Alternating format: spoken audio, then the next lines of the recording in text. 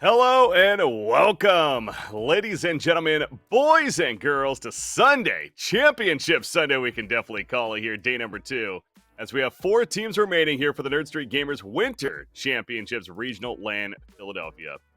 Looking forward to seeing a strong finish. They're competing for that $7,500 prize pool, as well as pride, obviously, on the line on top of that. And it should be a great day of Valorant. We have 3 best of 3s that's going to be coming at you. two semifinal matchups into the grand finals. Looking forward to a lot of fun. I'm Brick CBK, joined by Elevated. Elevated, you fun for day two?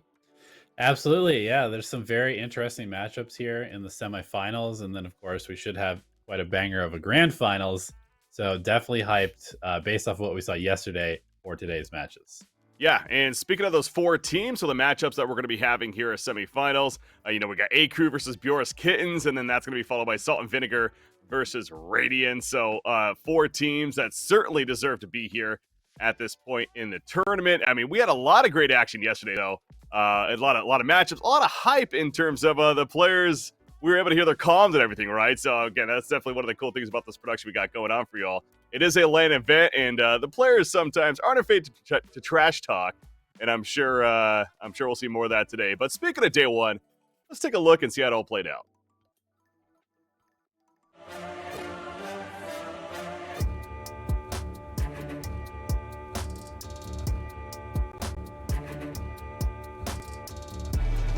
All the Seekers. Oh no! Shock darts flying in as well. Temperatures running up. Checking. No, somebody's to the right. Eventually the peak up. Oh my gosh. He ends up taking a little bit of damage, but it's like, team, help me quickly. Kills Jet, though. Gets two more logs before being traded by the shock darts. I mean, kind of bad, but covers two more. Diamond. Oh, what? Sorry, they're going to see one in the garden area. They check it immediately. Pancakes jumps out. Or Pancakes, excuse me, but gets traded. Nice hold by Redux so far, though. Down to 10 life. Oh, dash away. The shock dart, he avoids it. Some way, somehow, still alive against these three players. And now Verdi comes in to help, and Diamond's in the flank. Redux with the hold. He even finds a third. Oh, he had the spray initially, but Konpeki takes advantage of not being killed, gets three. And now he's got the doggo out. It's going to be killed. The distraction is wrong. Konpeki gets four. He has the sheriff kills for NSG. Although Neon sprays back with the Phantom. He gets killed by Pancakes. The Hunter's Fury. Calm on the camera. Hello. Redux. Just on point. As a shorty, Redux. A good amount of life and will hold to keep things good. MK. Those one logs. He's gonna get that kill, but just doesn't have time for the little off center there. And Cryptic catches Teak, picking up a TCAS gets two. Well, for a third, gets a fourth. TCAS, absolute clutch player. Who else is maybe nearby? Oh, the double pick and the Marshall. Remember, they don't hear it either. You can just hold. Well, that dart too. By the way, the spray through from Redux gets them both. Is planted for B main, though. Oh, and he lands the shot to stop the defuse, and he gets the second with the classic. Have a chance here, and he gets one, gets two, and he succeeds on the chance. Verdi, knives are out. Can't land this, though. Good re-peek by Bing. Jeez. Okay, well, that's not going to work. Immediately killed, and oh, no, it's a disaster.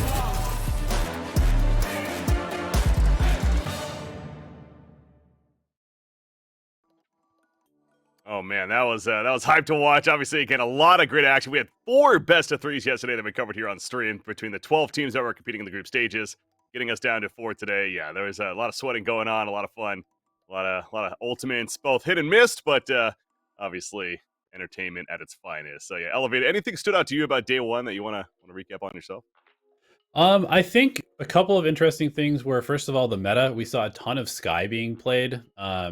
And as we talked about it a bunch yesterday, so if you just the fact that we had almost no KO when that has been kind of a prevalent pick at Valorant Champions and also at the last LAN that NerdStreet hosted at the Frag Major, but almost entirely replaced by Sky. We saw a decent amount of Chamber being played, specifically on Breeze. So the meta is definitely still kind of trying to settle, it seems like, even though we are closing in on a new patch that'll probably shake things up again. And then as far as the teams themselves, I was really impressed with Radiance specifically. This is a team that just showed really good fundamentals and team play that really impressed me in the field of Puggy teams. Obviously, they are a team that is playing together and practicing together, so it's kind of to be expected. Yeah. But they just kind of stood out to me as the first match that we saw. Yeah, I mean, you look at the bracket right here on your screen. Radiance is in the semifinals. They're going to be playing Salt and Vinegar a little bit later on today. And that should be a great matchup in itself. Bjoris Kittens versus A Crew will kick it off. And speaking of a actual team coming together, A Crew is certainly bringing that to the table here. Going to help prepare for, a brighter future themselves. And this is an event that's obviously good for that. And speaking of the roster, we'll start with A Crew. We got Neon. No, not the agent, actually the player itself. Pancakes, Calm, Kenpeki, and Guck, or Gucci 07, as he's also appropriately named by.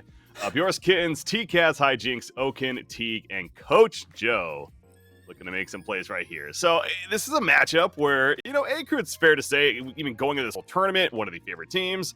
Again, they struggled off the bat. Booster Seat Gaming, a quality squad themselves, certainly, but a makeup of players that are kind of coming together for this event. They took the first map against them, and A Crew was shook. You could tell. It's like, wait a second, this isn't supposed to happen.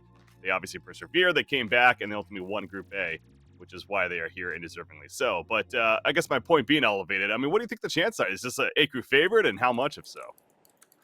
Yeah, I mean, I think that they kind of showed maybe just a little bit being slow starters, perhaps, because their map 2 and map 3 were fairly dominant, especially that map 3 against Booster Seat, as you mentioned.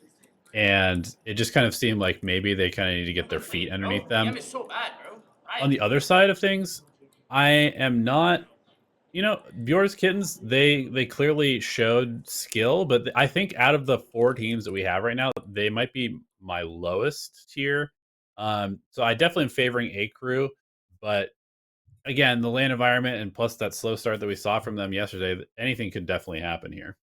Yeah, let's kind of clarify a quick recap of how they got here. A Crew had to defeat Squishy and Friends was their first matchup, and then Booster Seat Gaming in the winter finals, as we mentioned. So I guess that wasn't the first match they played, but still in that winter finals. And they dropped that first map, but then won the series 2-1. Looked pretty decisive in map 2 and especially map 3 to close it out. So that's how they're at this point. As far as their opponents in Bjor's Kittens, they were down there in Group C. They lost to Salt and Vinegar after beating CLG Red, a quality squad themselves. Lost to Salt and Vinegar, who is another hype team. Again, we'll talk more about later on in their series. But then they went on to beat Mugiwara in the decider match, the elimination match, which is why they are here right now. In fact, well, actually, on top of that, then they had to win a playoff match yesterday against Kawareta, which they did. And there you go. So that's been their journey. A Crew, a little bit more, laid back because it goes back to with Group A. They actually had the bye in the first round as well, being the team that won it added there. So A Crew's only played 2 series where Bjor's Kittens did have to play 4 series yesterday. So it was a very long day for them as well. I know they've, had a chance to rest now, at least hopefully, and, good sleep and everything. But you got to wonder a little bit, is that exhaust going to play a factor, with so many more matches that they had to compete in yesterday? So we'll see. Yeah, it's one of those things where did they warm up more and kind of get the land jitters out because they played so much, or are they tired? Mm-hmm.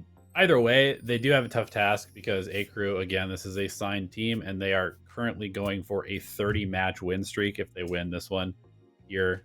They are 29-0 in their last 29 matches. God.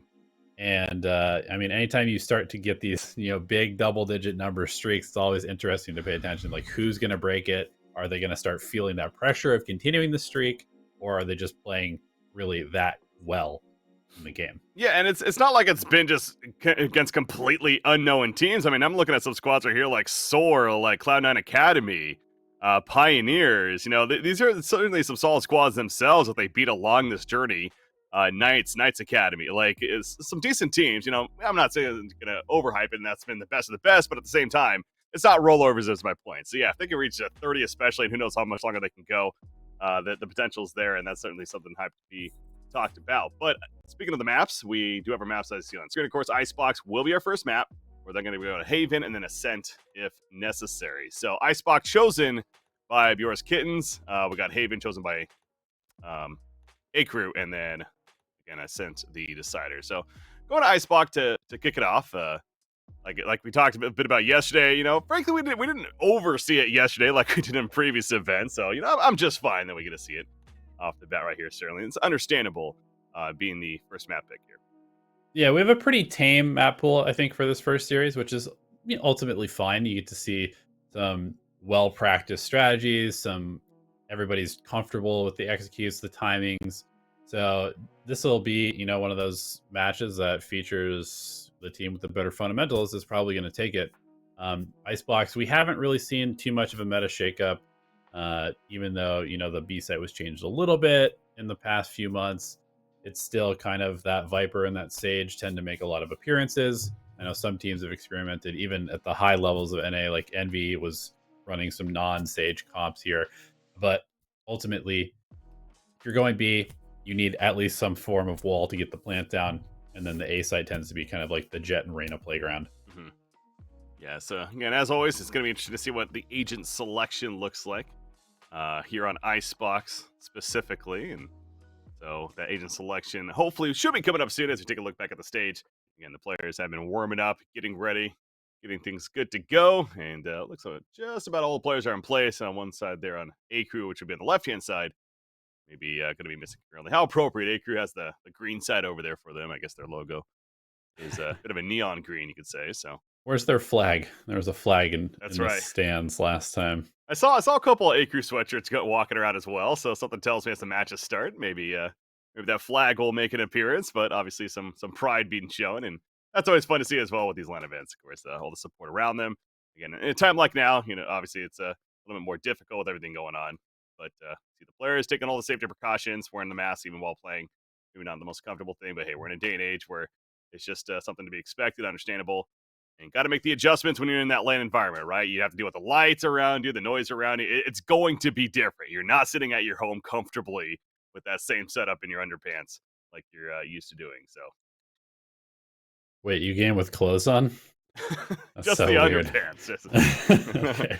Gotta cover something up there. Yeah. I mean, to each his own, I suppose. By the way, have we been saying it wrong the whole time? Is it a crew? I feel like I've been seeing some people say that it's a crew. I literally have always called it A Crew, but are people calling us out here? Is it? Yeah, the last couple of days I've seen people say it's a crew. So A crew? maybe a crew, yeah. Crew? Is it really a crew? I wonder what the meaning is behind that. I don't know. I always call it A Crew, but if it's wait, now I'm confused. A crew. Now you confused me. A crew is the pronunciation that we're gonna go with now. Okay, we'll go with a crew. Let's do it. We'll switch it up. We did A crew all yesterday. Let's do a crew today. You know, they're not going to switch up the meta on Icebox. We'll switch up the meta of the name. Fair enough. There's a chamber being picked. Yeah, we saw Konpeki play it a bit yesterday. In that did series. on Breeze. Yeah. That's right. That was on Breeze though. Now we did not have Icebox in that series. I don't recall. So I don't know if this is just kind of a change up of just in general it wants to play chamber or if it is an Icebox thing. But be running it, and who is that going to be in place of? I'm guessing the Reyna, right? Because Sage. Yes. They got a flash still. Konpeki is kind of like their secondary duelist player. Gucci tends to play the support. So yeah, I mean that's definitely an interesting one. This is definitely a map where we've talked about kind of the debate between running that double duelist versus the Killjoy for having a Sentinel. And Chamber is kind of a hybrid, right? We've been talking about like where does he actually fit into the agent meta? So he's both a Sentinel that can leave a trap middle so you don't get those lurks up through Boiler or up into Kitchen. And he provides a little bit of that interesting kind of elusive firepower. Plus, this is definitely one of those maps where the operator can shine. So I kind of like this adjustment. I'm very interested to see how it turns out. Yeah, you are right. Chamber really is that hybrid. I know he's labeled as Sentinel, but let's be honest, that duelist rule feels like is where we kind of see him be played against Konpeki, a secondary duelist even. So that it makes sense. On defense, they're going to be great, but on offense, they also have some strong firepower. I will say the obvious thing that they're missing, though, are flashes. They don't have the Sky. They don't have Reyna as a secondary duelist for flashes. They obviously don't have, when they don't have a single flash. So that's going to make things potentially a little more difficult in terms of getting into fights or initiating into sites as well. So we'll see how that plays impact here. Yeah, I mean, I think the Reyna's flash that we see is basically just used to kind of like break onto A a lot of the time. So we might just see a little bit more kind of tactical lurky style coming out from a crew. That's gonna okay. Yes, we'll go with that. All right. Anyways, you see Bjor's Kittens now on attack. How about this aggressive play for Konpeki? That's what Chamber can do, and that's exactly what you're looking for. The Headhunter one tap, and he teleports away safely. That is powerful chamber presence right there. However, that's not going to stop yours Kittens from hitting the site. Tom is making his way over as well, as this is clearly an A hit. Spike on default, looking to plant, but here comes a response from a crew. They stop the plant with this, the arrows right there of Sova, and now Pancake's also looking for a dual win with the go. So this is not going to plan for Viewers Kittens. It was a bad start, unfortunately, with the chamber kill, and now Neon gets teed, and there goes Okin to finish the job. So very solid pistol round. Okin, you're bad. You suck. Here we go. All right, yeah. I mean, I remember a crew. They were pretty loud yesterday. I thought it was perhaps maybe they just particularly wanted to get in the heads of BSG. Street Gaming, but it looks like I believe that's Gucci. I was gonna say, which player is that? That is Gucci? Okay. He's a vocal one. He's a vocal leader, at least. With a name like Guck107, yeah, it's understandable. True that. Mr. 0-1 over there, doing all that. Nah, anything else. We're having fun. Neon at 2-0, obviously a very successful casters. Crew, though, up 1-0, and it's gonna have to be hold time for Calm because they're clearly hitting B this time around. He has the arrows in hand. And gonna have the Viper wall up for defense. There is an aggressive Viper wall also on the B side, a little bit further deeper in, as we see right there. A nice shock dart, though. Gonna do damage on 2 players. Spike down. Coach Joe goes down to the spray from the Ares. Flanking the timing's there. He hits a headshot. He got a kill. He did some more damage, so I would say a fairly successful flank in the end. Those kind of break the contain, so they could potentially rotate out, but I mean, without the Sage, they're kind of just going to try and do damage or going down with 2-0 for a crew. But obviously, the buy is going to be coming out now for Viewers Kittens. See, TCAS already picking up the Vandal. Yeah, TCAS certainly one of the players that I recall standing out quite a bit for Viewers Kittens when we did cast them yesterday. Again, 0-2 start, but again, first couple of rounds, don't want to judge too much from. Hijinks will pick up the operator as well. Certainly another player to look out for. Yeah, it's an attacking operator in round 3. That is a very heavy investment, but comes at the right time because Neon has an operator of his own. Yep, well, we'll see. Wins that duel or not if it comes into play. Looking for some angles. A hit looking possible. Calm is here, though, on defense, playing the Viper. As a Viper wall here, so it's almost like a crew may have suspected this, and there goes that Viper wall, but slowly moving up. TCAS, of course, in front on Arena, doesn't have any Leers currently. Gonna get a chance right here, flicks up, gets Konpeki, and then quickly gets out of there. So far looking decent for Beerskins. See on X-Ray, there is a Sova dart waiting to stop. Neon finds a pick with the operator. Now they know he has it for sure, and Okin's already making the move, though. Lurking around mid, walking up too. And he's going to be in a great position here for this rotate flank, as the team is heading towards B. Especially because Chamber's down, so that trap is deactivated, so be very careful, or not even bother to check kitchen at all. Oh. Okay. Spike planted. Game sense. Spidey sense is tingling. Absolutely. What are those Spidey senses from Neon? Hits a couple of op shots now. Hijinks, though, still has an operator behind yellow box, so certainly work to be done still for a crew. Spike planted in the default spot. The Sage wall, of course, there as well. Look at this angle from Pancakes. Tom gonna throw the orb over. Set up for the retake. Neon up front with that operator. Not the most ideal position, but you gotta try something. Teague on the other side of the wall. Takes out one. Goes for the swing.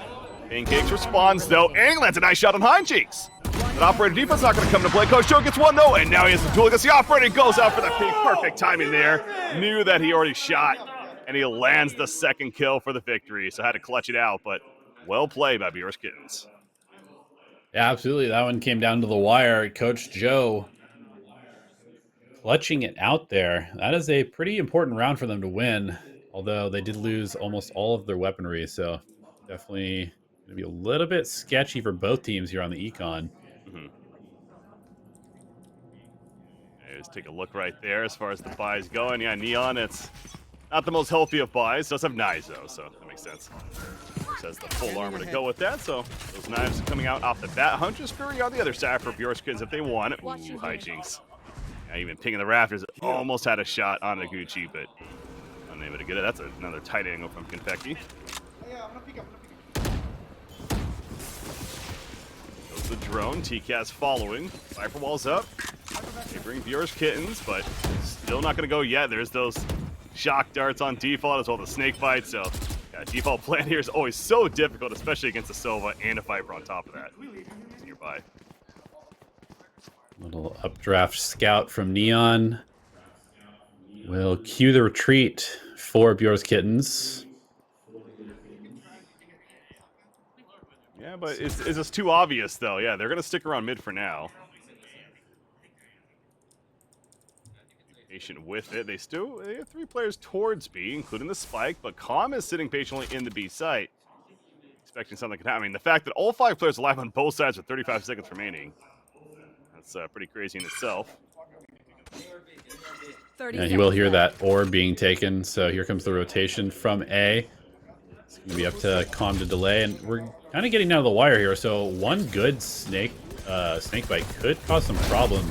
Oh. It does. It absolutely That's does. the round. Pecky capitalizes as well. Yeah, that might be the round because now the spike's not planted. You're down to 10 seconds. They're getting desperate. They got to go Oaken. Good coverage, though. Takes out it, and they do still get the plant some way, somehow. Team gets another. Combo's running in, but it's just too much firepower. And it all started with Pecky running in as well as the snake bite, pushing them off, as you mentioned. So, yeah, not a lot of time left, and that's what happens. You wait that long. Yeah, especially at this B site, knowing that there's a Viper on the map, I mean, it's just so risky to wait until those last few seconds to go for a plant, because especially if you're going to do that little kind of like corner plant where you only have one spot that you can actually put the spike down. If it gets mollied off, what are you supposed to do? I mean, just die. Just die. Not the strategy you're looking for, but at that point, obviously, again, goes to it's a very difficult task waiting that long and making that play. But to the credit of Accru, they were very patient. They didn't overextend. That's clearly what Bjor's Kittens was hoping for. And that's what allowed Accru also to become victorious in the end. So Calm, early action is a bit of a save round, as we see, though, from Bjor's Kittens. Sheriff in hand for TCAS up early. All 5 players currently in B main. And they're slowly walking up, but feels like will be a death trap. Yeah, the timing, not quite there. Gucci backs off, but there's still plenty of rifles available. Watching the cross to yellow. Neon getting a little frisky. And Vandal's a little stronger here. Calm does go down, and well, there's Neon getting taken out as well, but Gucci will be happy with 3 and waiting for it. No pop. No, yeah, that's, well, we saw in-game, he's having some fun, but pop off, all right. Calming down a little bit there. They're up 4-1, feeling pretty good for Accru. They're on defense, of course. As of late, especially, I mean, is it fair to say Icebox is lean more towards the attacking side as far as favored? I feel like I remember looking at the stats and it was pretty 50-50. I can double check for this particular event.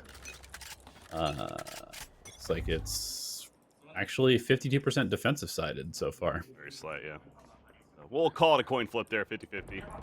But still, point is, again, 4-1 start for Accru on defense. Definitely feeling themselves right now. Hijinks, though. Another operator. The offensive operator. Also the ultimate status. Wow, all 5 players for Bjor's Kittens actually have their ultimate ready. You got to think something's coming out this round. Being that they're down 4-1 especially, and they have guns. Also interesting to note that Kempeki has an operator on the chamber. So Jet is rifling, and Chamber is using the op for Accru on defense right now. I feel like we saw that yesterday a bit, too. It's one of those cases, yeah, and then he uses his ultimate in a later round if they need to, and he buys somebody else guns, like, as you'd expect. So, yeah, he just obviously loves those sniper guns. And shots. Double peek this Kempeki. Kills TCAS meanwhile. With that operator, as mentioned, again, all the utility from Viper coming out, the Sage slow. It really is so difficult. In fact, Pancake's going to throw the Hunter's Theory through and actually do some more damage on top of that. And finally, they take out D. Took a hit from the Hunter's Fury. Gucci will get Oaken, and Calm gets the hat trick as he takes out Coach Joe. So several times now we're seeing Accru hit this A site, go in slowly and try to really kind of force their way in. But Accru's just throwing out utility and making it nearly impossible. Yeah, we saw this very heavy lockdown defense from them yesterday. A couple of maps, specifically in that Booster Seat Gaming series, I remember, where it just felt like their utility layering was so good that they didn't really give the other team an opportunity to even get near the site. It was always like, okay, now there's a snake bite. Now there's, a gravity well. Now there's, X piece of utility that's stopping you from being aggressive. And it really just throws off the tempo and allows for these picks to come out. And once you start getting picked apart, start to kind of panic, start to try and press a little bit, and you end up just running into even more of a buzzsaw on the attack. I got a timeout as you see. This one, of course, taken by Bureau's Kittens down 1-5. I got to think, too, we'll see the scoreboard here in a second, but their economy not going to be the best. Likely to see some saves. But I also go back to last round as well. I mean, that's the thing. Yeah, there's all that defensive utility. Gotta, I don't know. I guess, you look at what the ultimates they have. They can't really force a Viper spin, not necessarily. Huntress Fury, you don't want to just randomly throw out.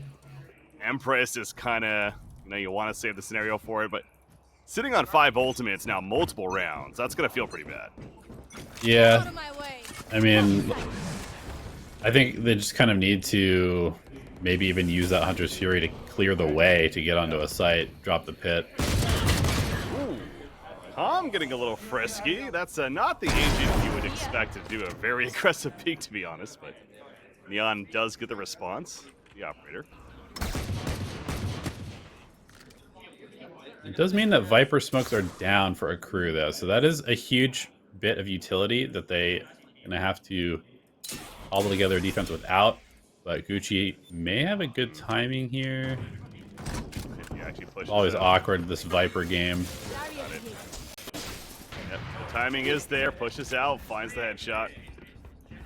Player advantage for a crew. We'll make it back to 3 versus 3. Coach Joe catches Neon. Get distracted. He does have Resurrect, so speaking of those ultimates, this might be a reasonably good time. Your duty is not over. Try and find one, but Gucci actually hits the res on Neon, and Coach Joe has no access to the body in middle. Doesn't really have access to the body in A main either. 30 seconds left. Yeah, and that goes back to, that was Gucci walled after that kill on Viper, and I think that's for that reason specifically, right? To not allow the other stage to get in there to resurrect the body. And also to just naturally prevent them from going mid. So the spike is planted, but this will remain numbers advantage in favor of a crew, and they also have the gun advantage. On top of that, Gucci gonna push very aggressive, takes out Teague, knows where the other two are, flicks to 1, Hijinks gets over the knives. Is a 1 versus 2 right now, so still hope for Hijinks with that spike planted. Oh, hit the head, no, he missed the knife kill. Damage, but now he only uses classic, and that's not gonna win him. Solid try, but yeah, I think realistically that kill middle and then the wall, like you said, it prevents Sage's access to the body, at least without giving away information, and also just that information, they know if somebody's coming middle because the wall has to be broken to do so.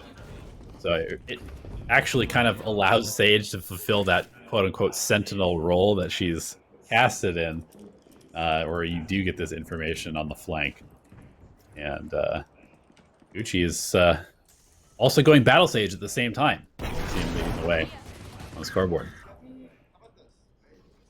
And yeah, and a nice shot right there with the operator. The communication, as soon as that Viper wall went down, boom, headshot. Neon. Right, back to Bizo for Bureau's Kittens. Again, they still have those 4 ultimates now. The Knives used the last round. There's Chamber, Tour de Force on the other side, but who needs Tour de Force when you have an operator already in hand? Falling victim to that already. Neon also with the operator. Gets tagged, has to fall back to 2. Looking to go elsewhere, make a play. But how about this? The spike is still in spawn with Sage, as she's still being careful, figuring that they could be flanking, doing that flank protection. Calm with the Viper spit, though. This is just total lockdown right now, once again. Saw maybe a little bit of a gun barrel peeking through there for a second. Just on the edge of... the timing is not good for Calm, and that's... Pancake's doing a great job anchoring, though. No, gets it. He actually had to go back to that kill. Thought he had it. He ends up getting 2. Does fall, though. TCAS, there's the Empress. 2 versus 2. Double duelist versus... we can call it double duelist. Konpeki, especially. He plays it. Going low. He was high, though. And now a 2 versus 1. It's up to Neon with an operator. It does have a Vandal right there to pick up. Phantom, whatever it is. Choosing not to for now, though. Sticking with the operator. Being in, does have a couple of clouds. This is a gun barrel, free kill. Knives are out. Waiting. Almost advantage Neon at this point. I feel like knives are so good in these types of situations. Yep. Right. It's the kill on hijinks, and Neon absolutely clutches there. How did you guys make it this far? Very well played by Neon specifically, and a crew claims another round, 7-1. I mean, that was a hopeful round for Bjork's kids. It's been a struggle here on attack. We thought maybe they were going to finally break through right there, but shut down by Neon. Yep. I mean, that's just one of the spots where that extra kill that Pancakes got when they were trying to enter onto the site was really crucial because it gave them a pretty even shot at the defense, and really is not one that he should have gotten, right? He got one kill and then gets a second one on the stage, kind of locks down the Reyna who's trying to push in as well. Well, fully exposed in Nest. Tour de Force is activated by Chamber. Goes back to, he's had that operator for a couple of rounds, but finally dies, and it's like, all right, well, let me just pop out my free operator now and buy some guns for my teammates, I'm sure. It's Joe, he was suspicious and couldn't land the headshot, though. Jet's able to quickly get out of there. But they're going to rotate back into this. Interesting. Well, they know that Viper is on B. They also figure one op is probably on B. Maybe that means that A is less stacked, and they are right. That's where those mind games coming into play. Pancakes is going to drone on mid. Sees pretty much nothing, so and a bit of a tell in itself that they're going to be pushed up either B main or A main, and they're pushing B main themselves, so it's 100% A really at this point. And Hunter's very aggressively there. That's what you're talking about. Using the zone really, and it comes to Viper's Pits, are really forcing these ultimates, and so far it seems like it's working. Hijinks gets one, TCAS gets another. At the player advantage, Viper's Pit down. They're going to get the plant. Now is a chance to win this round for Bureau's kid. Gucci, though, has other plans. Viper is so good against these double ops, especially with that pit, which makes it almost impossible to play. There's no way a crew retakes this, right? Okay, well, Neon trades on TCAS. Oh, almost hit that. Gucci. Last player standing. Second around, the Viper's Pit, though. The vision is lost, and Coach Joe will finish the 2. Makes it 2-7. So, yeah, Bjork's Kittens, again, get in there, force your ultimates. You do exactly that, what you said earlier with the Hunter's Fury. Hey, you've been sitting on there for so many rounds. Really, use it as a zoning tool. It worked. Yeah, I mean, I think that's one thing that people tend to get locked into ideas of, like, I want to use this for this particular purpose, but the utility in Valorant tends to be fairly flexible, and it's up to like creative application to get the most out of these characters. So the Sova ultimate, you don't necessarily have to get a kill with it. You can use it to clear the path, like we saw there, especially when you're lacking something like a flash. Becky has a shot here. Nope, gonna be seen by the drone, and presses his teleport back safely in the B site. But of course, got a bit of information there. Double op setup is close to paying off. It does feel very nasty. You can just have so many operators with these two characters. Free weapons that they get for their ultimates. Well, one was B, one was mid, so they're like, all right, let's just hit A as soon as possible. Let's go again. Snakebite kills Coach Joe. Meanwhile, Neon got an off shot on a Teague, but TCAS trades. Empress active, but Gucci shuts it down with the slide out in for the headshot. So now it's up to Oaken as well as his Jet teammate. Hijinks. Checking the flank would be correct, just a matter of where. Oh, losing his teammate though, and now Hijinks in trouble. Okay. He is. There's more to deal with. Gucci does clean that one up. We'll reclaim the operator as well. 8-2. A crew, even. Look at the economy right there. Got the operator once again for Kenpeki. So, yeah, it goes back to when he doesn't have enough money for it. He just pops the ultimate. Now he's back to actually finding the operator. Let's see Neon picking up there. So, yeah, this double op strat, it definitely is just assisting the way they're playing and the utility that they're using to make it extra difficult for Bjork's Kittens. Get out of my way. Ooh. Missing that one. That was close. Lines are out. Hijinks in. Cannot hit a shot though. Gucci again shuts him down. Gucci is definitely feeling it himself, as we both heard vocally and seen frankly in game. Tom gets another, but Jing, that's headshot there. The Sheriff, but quickly cleaned up. Gross Kittens, that was a round where it's pretty much accepting the result at that point. They are going to be able to buy this final round, but again, what do you do? Like, there really is no obvious answers here. It's sometimes maybe the best strategy is just hit that W key and go. I don't know. The two operators, that is a rough proposition. Yeah, I mean, I feel like it's just hard. I think this is one of those spots where having the chamber introduced to the mix kind of throws off the game plan. And seeing this double operator, I mean, I have not seen a team go double op on Icebox ever, actually. So I'm learning right now. The potential's certainly there. Oaken, though, gets Konpeki, so much for that operator. Nice job taking out Oaken, as he was obviously pretty deep in there. Bit of a distraction, though. You look at where on the minimap, 4 players are currently in the B site with that resurrection happening from Gucci, but the rest of the attackers are all in A site. They're going to get this plant off, so Bjor's Kitten's going to get a free plant. That distraction ends up working out well. Now can they hold from the retake? It is a 4 versus 5. Yeah, and I really do like that adjustment. You know, operators are a gun that you kind of need to have in the right position at the right time, and so you can fake them out like we just saw. Suddenly you neutralize a huge advantage of that op, which is being able to post up on an angle where you know people are coming.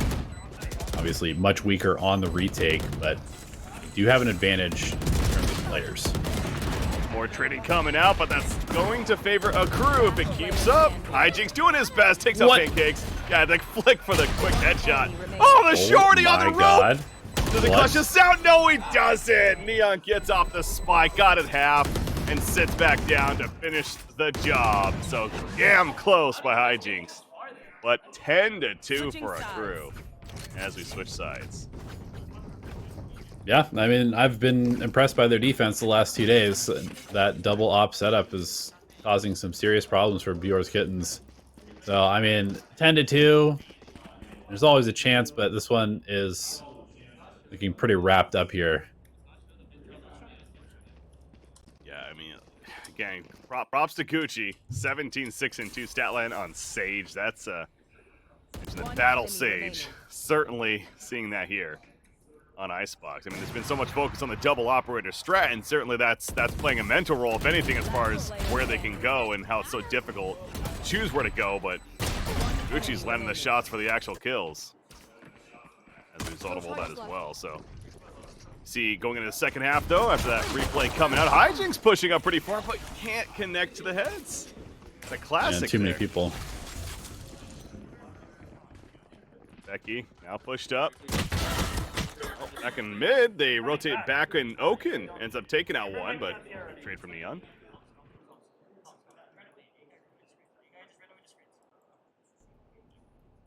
Now Crew bringing the spike back towards the A site.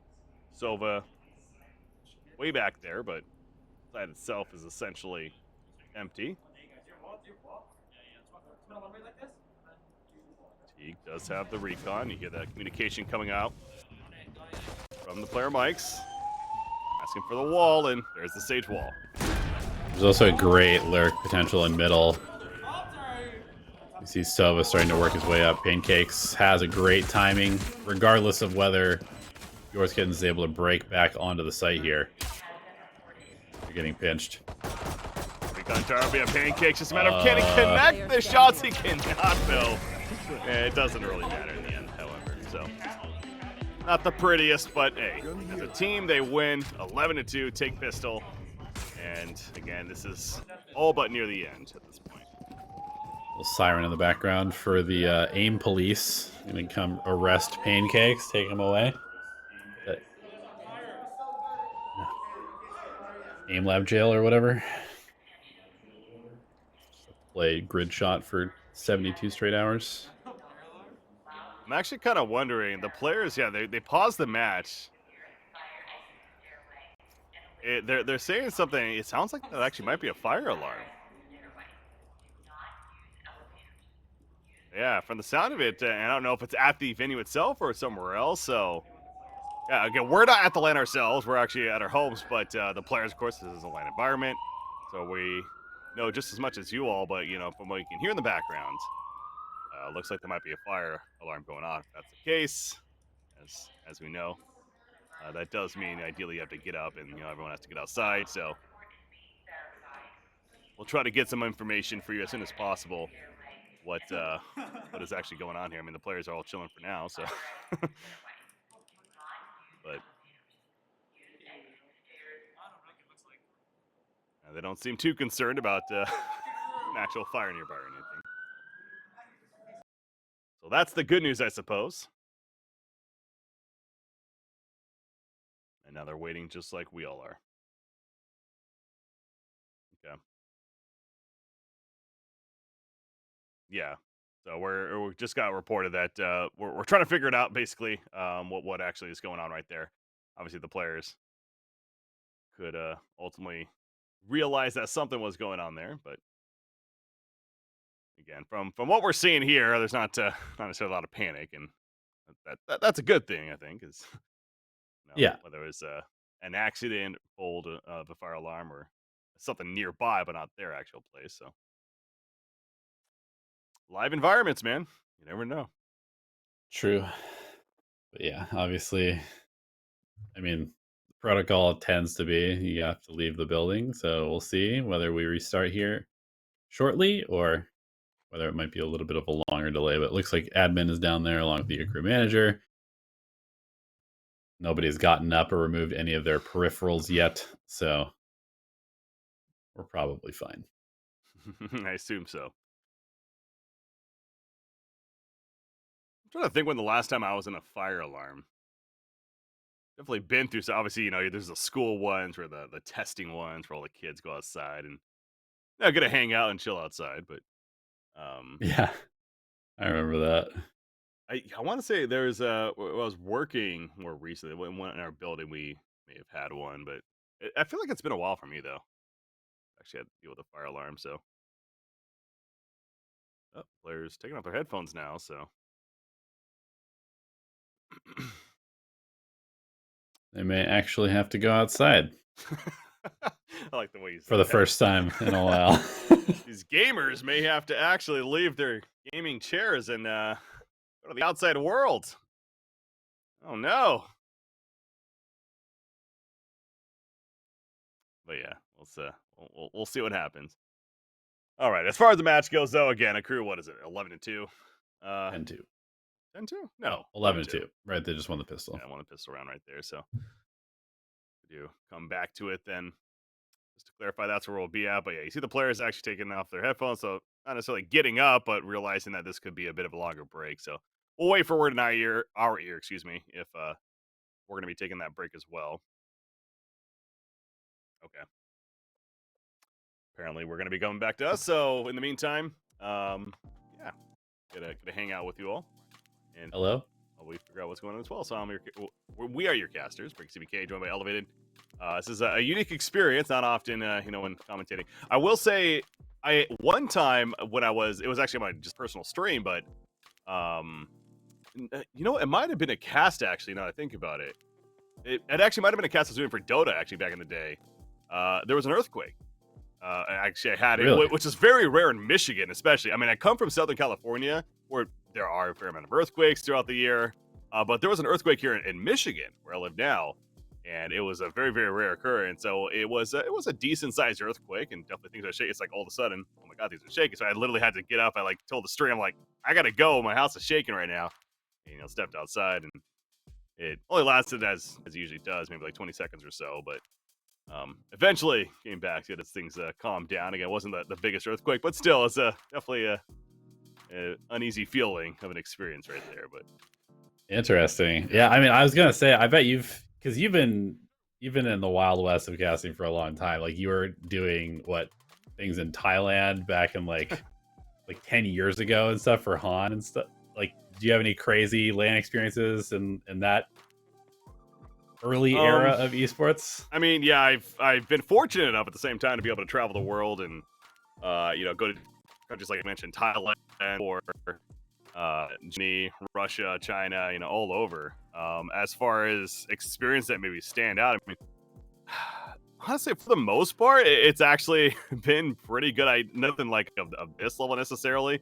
In Thailand, I will say we were base casting like in tank top shirts because Thailand naturally, especially we were there at a time, I think in April, which is when it's like at its hottest, like one of its hottest months. And we were in this big venue, but it's not. They got some fans going, but it's definitely not like AC or anything like that. It was really hot, so like sweating and like crazy while trying to do these casts, and we're like in this small tiny booth. That was like this black box booth that's like sucking in heat as well. So yeah, that was definitely a little bit rougher and a different experience. The outside elements affecting you while you're trying to cast a video game, Right. you didn't normally expect. But I guess that's kind of the closest I've done to some odd things taking place. But overall, no, it's been pretty good. Yeah, I went to a LAN in DC maybe like 3 years ago or something like that. Is that the Dota LAN? Yeah, the Dota LAN, and I wasn't casting it. I was just there as a fan because like one of the only NA tournaments that I could go to, and it was in like a school gymnasium, and it was during I think the coldest week in the history of DC in the last like 50 or 60 years or something like that. It was like I was there as well. Yeah, it was like negative 20 outside. Everybody's in like parkas. The players are like in parkas while they're playing because they didn't have like heat set up correctly. I remember, everyone just like in sweatshirts and like blankets on them. It's just like this is not ideal. But that was a Moonduck event, right? That was fun times though. Overall, that was a good event. But yeah, that was definitely the outside atmosphere affecting things certainly. So. Yeah, it's funny too because you had people like coming over from like Southeast Asia and like South America, and then they're just like negative 20 degrees, like trying to play. What is happening? What is this white stuff coming out of the sky? I remember there was a bit of snow, at the time frame we were out there as well. But all right, we are getting word now. So we're being told that they do need to. So that's what I was afraid of. But at the same time, obviously, again, this goes back, at least here in the States. I mean, it is precaution where if a fire alarm's pulled for whatever reason, if there's actually a fire or if it was an accident, etc., no matter what, you do need to get out of the building. The fire people have to come, police, whatever, and make sure everything's fine and before they let you back in. So it sounds like that's where we're at right now. So we are going to go to that break. Don't know how long it's going to be. We'll try to keep you updated as much as possible. But ladies and gentlemen, stay tuned. Unique experience, but LAN events that can happen. We'll be back as soon as possible.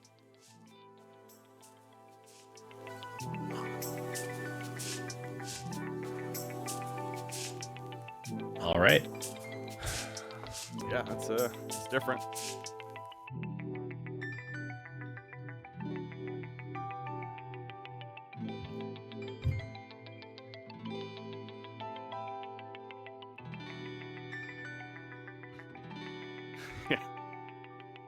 Okay.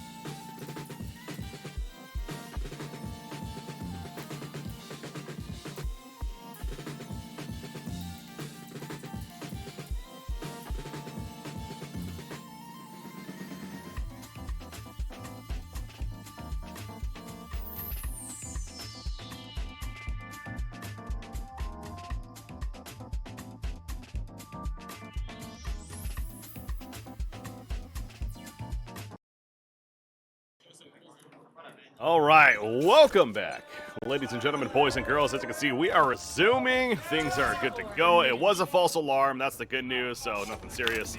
And we are back sitting in the seats and playing some video games, aka Valorant. And here we go. A crew starting out strong. Calm gets one on mid, and Oaken pushing out, though, flanks him quickly, but Neon there to trade. Again, a quick recap. This is 11-2 right now, currently a crew, and on the verge of trying to make it 12-2. In a pretty good spot, especially with Neon fighting hijinks right there. Spike's been planted at B. Yeah, great little angle. So we know Icebox tends to have a little bit of this spawn camping meta, stopping the rotations from coming on the flanks. One enemy remaining. Neon gets Teague as well. Gonna finish extra strong. Gets her 4 kills. Oh, Tikaz. There's a headshot with that Sheriff. So not gonna win this round, but trying to do as much damage as he can. Ah, the strafing Sova. Hard to hit sometimes. Gucci will add to that frag total. Final kill. So 12-2. Again, a crew on the verge here of claiming this is map 1. So recap it all. Best of 3, map 1. A crew trying to close it out. Bjor's Kitten's map choice, by the way. Worth reiterating too, but at least they're gonna have buys on the side of Bjor's Kittens, including an operator for hijinks. It starts with round number 15 now. Let's go. Yeah, I mean, realistically, we're probably heading to map 2 pretty quickly here, but you know, with the operator in hand, we've seen hijinks do some pretty great things. Unfortunately for him, he doesn't hit that corner quite quickly enough. Gucci does a ton of damage, making him fall back. Some jump peeking there as well, pretty aggressive. This is quite the ace stack, by the way. From Bureau Skins, 4 players in a gun round like this. That really is them just making the right call, frankly, because they were hitting A. Was a crew, so they lose 1. But now our crew having to adjust and going to start working their way towards B, and Viper's naturally already there. And mid control's already been taken by Bureau Skins as well. Going in. Spike on Gucci, playing that Sage. Sitting inside the box, though. There's the wall, so hijinks. The operator shot's gonna be cut off. And oh my god, how did he hit that shot? Falling out. Watching here. It's the headshot, takes out TKaz, and that makes things a little bit more difficult as a crew. Still looking pretty good. There we go. Hijinks finally found the shot. He's being so patient back there with the Viper wall being up. Going down, finds Sage, so 3 versus 3, but still difficult to retake. Calm, the timing catches Coach Joe. Look at the other direction, of course. And with that flank presence kicking in, T gets a tray, but oh my god, another beautiful shot. Takes out Neon in a 1 versus 1. The problem is, though, that Calm showed presence middle, and he's since rotated back to be long. So really, really well played from Calm there to close that one out. Gets the pick and instantly starts rotating back to be long. You saw it there. Teague hits some incredible shots to give himself a shot to win that one. But he just has no idea where the Viper is because he was middle last time you saw him. So he could be kitchen, could be snowman, he could still be middle. Ultimately, he's B main, hits that shot. The crew wins a pretty convincing victory here on Icebox. That they do. So, again, had some unique experiences there with the fire alarm. Like we said, in the end, it was a false alarm. That's the good news. So, no one in danger. Just had to do the safety precautions. Stop mid-match as it was already going near the end there. But in the end, a crew, they sit back down and they take care of business and they make it official. 13-2 on map 1. So we are going to be naturally going to the break after the fact. Of course, I know we just were on 1, but got now set up for map 2, which, where are we going for map 2? It's been so long now. We're going to Haven, right? That was chosen by Haven, and then Ascent is map 3. Yeah, we saw a crew yesterday, I want to say, on Haven. That was that map 2 against BSG. It looks pretty good. So definitely understandable why it was it. But before we go on the break real quick, I want to shout out some of our sponsors, including Mike and Ike. Take your candy game to the next level with a pack of Mike and Ike original fruits or Mike and Ike Mega Mix. The delicious, fruity, chewy flavors will help fuel your game and power you up to keep playing at your best power up with Mike and Ike. We're going to go power up ourselves after a short break. I'm Break CBK, joined by Elevated. Stay tuned. Map 2 coming up next.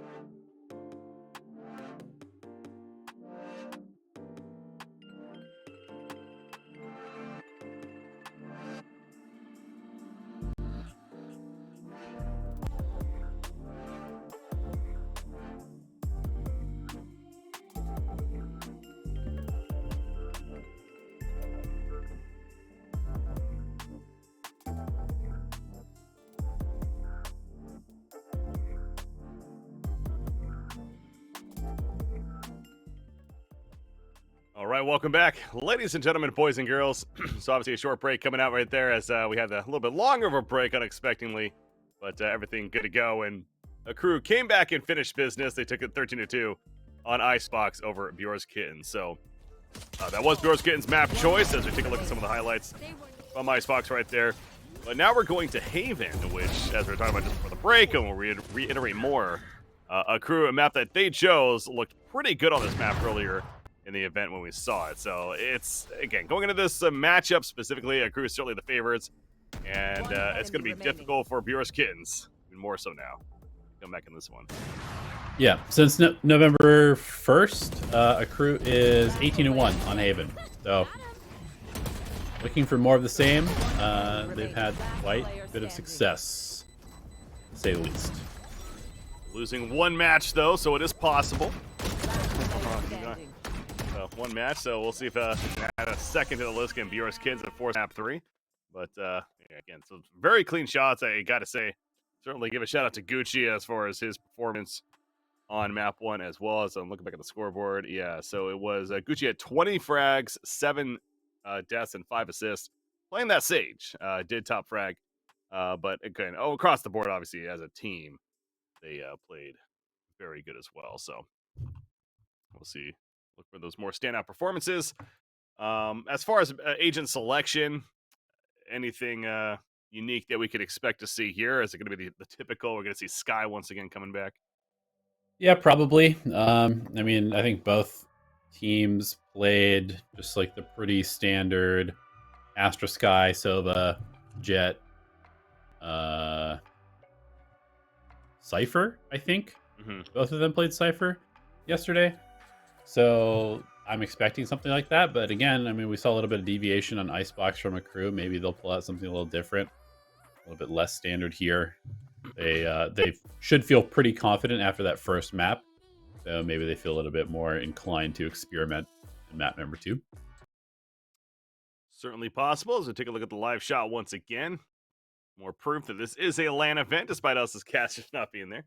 All the players are there in person and having some great competition and a lot of fun. And of course, at the mics that are set up as well. That's more evidence that certainly some excitement happening. I will say a little bit more of a crowd as well there in person, as you can see. That's see those chairs filling up. So excited crowd coming out. And also to clarify, this is the first of 2 semifinals. I know people are wondering about the other semifinal match as well of Salt and Vinegar. Salt and Vinegar versus Radiance. That'll be after this series, and then the winner of that will play the winner of this in the grand finals to finish it off in a best out of 3 as well. Again, these teams competing for that $7,500 prize pool. If you made it to today, then you're already guaranteed at least a portion of that. But as it always usually works out, naturally top heavy for that first place of the prize pool. So the goal of the way, Pride and prize pool, pretty nice. I know Radiance, I've also seen them ready for a couple other events in the invite side of it. So yeah, Radiance really seems like that they are picking up in terms of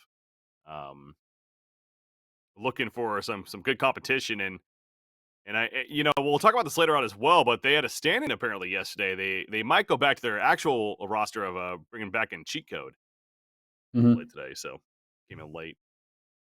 Yeah, I mean, I don't have anything to fully confirm that. They were playing with temperature yesterday, obviously, which made a lot of people who are ex-Moon Raccoons fans pretty excited. Yeah, kind of bringing the boys back together. But G-Code has been playing very well for them also. So if he is playing today, it's not like that's a downgrade by any stretch of the imagination. Sure. All right, we got Haven though upon us. We have the agent selection and everything just about locked in. Gucci still waiting for that one and shadowing the Omen, but see players do this. They kind of tease a little bit of an agent that we don't really see at all, and they just don't pick it anyway. So expecting that'll be the case here as they still need their smoker to be fair, but I assume it's going to be the Astra. Astra is the OP smoke agent right now. Smokes, you pretty much go her every single time. So Brimstone, maybe a little bit of love, but Omen, not so much. What kind of changes are you thinking Omen's going to be receiving in that patch? What does he need? Well, I kind of wish they would just make his teleport less clunky, like his Shadow Step. It's very hard to use, and it makes a lot of noise, so it's kind of not that good. And then his smokes, I think they should probably revert the travel time on them, because that was like one of the first things that they did when he was very prevalent, was that they just made his smokes travel very slowly, which means that when you're trying to execute, it's like the most telegraphed thing possible. Whereas Astra, you know, the stars appear, boom, smokes, brimstone, boom, smokes, viper. You never know, because the whole thing is conditioning with her. So Omen is just, he's stuck in a weird spot where his smokes, like, they don't do what they're supposed to do. You know, they kind of ruin your timing of an execute because they're so slow. Yeah. Certainly an agent have some expectation as far as some changes going to be taking place in the future patch, and we hope that it's going to be coming soon in the weeks to come. We see the new season upon us and everything, so new agent, as we all know about with Neon. That was the other thing I was thinking about randomly is Neon over here, the player. What happens if Neon picks Neon in the match and has that hidden where it shows what agent you're playing? I guess it just stays Neon, so. It's going to be very confusing. You're actually playing Neon, what's going on? Anyways, we got a B hit early on from a crew. They're going to start in the back and see that it's clear initially, but we've seen this before where it can be difficult to hold this B side naturally, but oh, that's a shorty to the face for Teague, so did not expect that. Coach Joe does manage to get one with a classic, but B has been taken, but they're going to control A side. You mentioned this, and we saw this a little bit yesterday. If you're going to hit B, you want to make sure to take control at least one of the sides as well. Yeah, it's something that I remember Sentinels and FaZe doing a lot back on like early stages of the VCT, where you push through B into at least A connector, if not all the way wrapping into A itself. The quote-unquote collat there, insane. Oh, we saw that come in as I was sitting there like, no, oh no, they're in so much trouble right now, and Neon even gets a fourth as he picks up a ghost. But getting 3 shorty kills in the pistol round, that should not happen. That's not legal. I mean, there are very few times that the shorty looks good at this point. You know, it used to be very, very strong, but moments like this are far and few and far between. Whatever that saying is. Beautiful. Run it back one more time. Obviously, Sky distracted for the Jet as well. I mean, the Sky was like, oh yeah, come shoot me, and Jet just the one tap on both. Beautiful. Okay, apparently it's the lineup for Neon here. That was, wow, a very fast round, and it wasn't even done yet. Konpeki will finish it. Takes out hijinks. That was just a complete firefight in mid. And that crew comes out on top, I suppose. Yeah, I suppose. I mean, I'm not even really sure what happened. We can't even fault the observer for missing half the kills because they all happened at the exact same time. We were on Neon getting a double, and then everybody else was dead, so... All right, round 3. Don't have too much to analyze there. That's just a case of like, yeah, okay, we don't have guns. Screw this. Let's just run on mid and, you know, let's end this round fast if we're gonna end it anyways in our loss. So that's they oblige, and yeah, beautiful shot off the bat from Neon, but not much else to say about it. So 2-0 crew, but of course the gun's coming out for Heroes Kittens now, and naturally they're playing a bit more defensive as C hit looking to be the name of the game, and that's exactly what we're going to see. It's left open now. He did a good job using utility to kind of push them out, and Heroes Kitten's going to play a complete retake as all 5 are still alive. In fact, TK has found Neon elsewhere. I was in the site even. Yeah, from spawn before that smoke went up.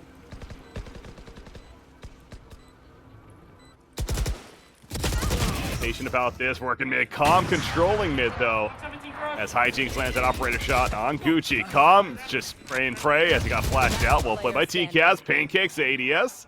That's not going to be helpful. And now Konpeki. 1 versus 4. Just going to go for a flash out. Hits the shot, but it is going to be a defuse for Heroes Kittens. So bonus round going the way of the attackers or defenders. One of the teams won the round anyway, but yeah, it's going to be a 2-1 advantage accrue.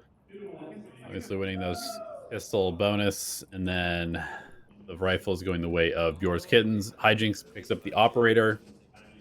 Again, we've seen him quick to go for the big gun. And this time he might get some action as most of a crew is over, kind of shaded towards the A side.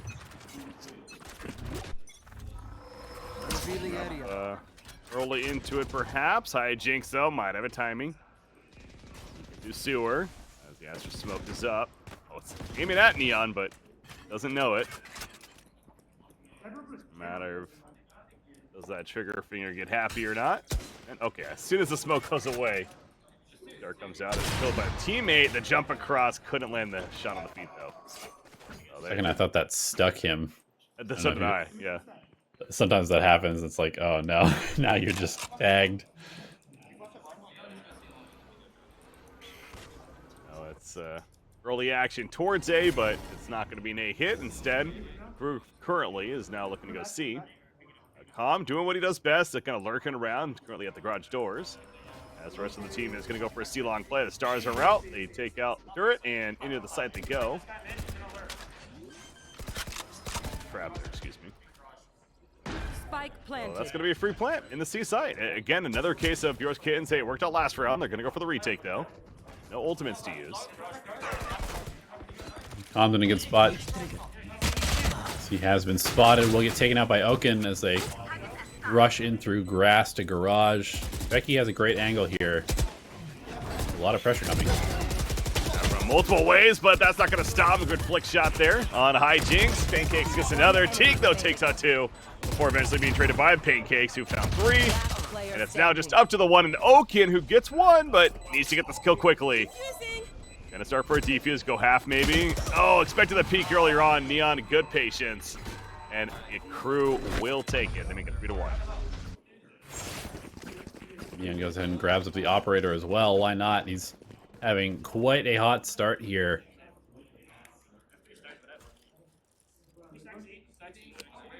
Sitting at 7-2. You got Spectre in the hands of Calm. So not necessarily a full buy across the board for them, but certainly not a healthy buy either on the other side. We are seeing ultimates now make an appearance on both sides. Coach Joe, you got Lockdown ready to go. You have Sova, Hunter's Fury. You have the Cosmetic Divide, also from Astra. On the other side of the Cosmetic Divide and Seekers, ready to be used.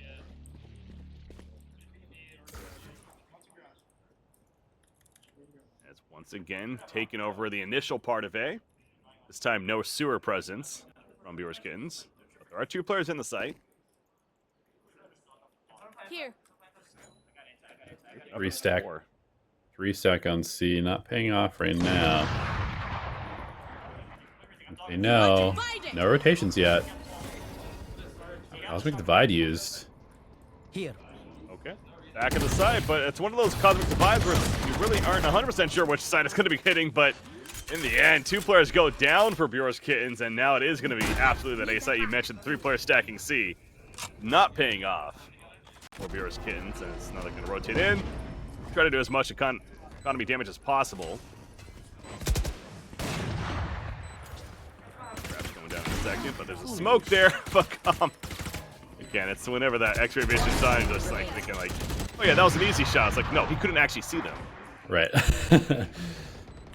Just testing the waters, seeing if anybody is in smoke. No more secrets. You're gonna try and hold on to this rifle. The only one who had one to start the round. 3-4. Almost 0-4. Again, the victory for a Crew, but yeah, that is a lot of damage. Taking out three and taking off the armor of another. Yeah, especially for just a hero rifle in that round. Should be able to fully buy next round as well. Again, to clarify with that production shot right there, it's just awesome production coming out. They aren't actually facing each other as we're on day 2 now, so to reiterate that, they are kind of at angles on one side or the other at that stage. So they can see each other and hear each other. Not hear each other, but they can see each other. But not exactly that close. Nice peek from Hijinks. Hijinks can see Gucci. Chase, though. However, it does respond. It can't back get the Seekers used as well, so getting some more information from that. Going to take out Killjoy. Beautiful play from Kenpeki.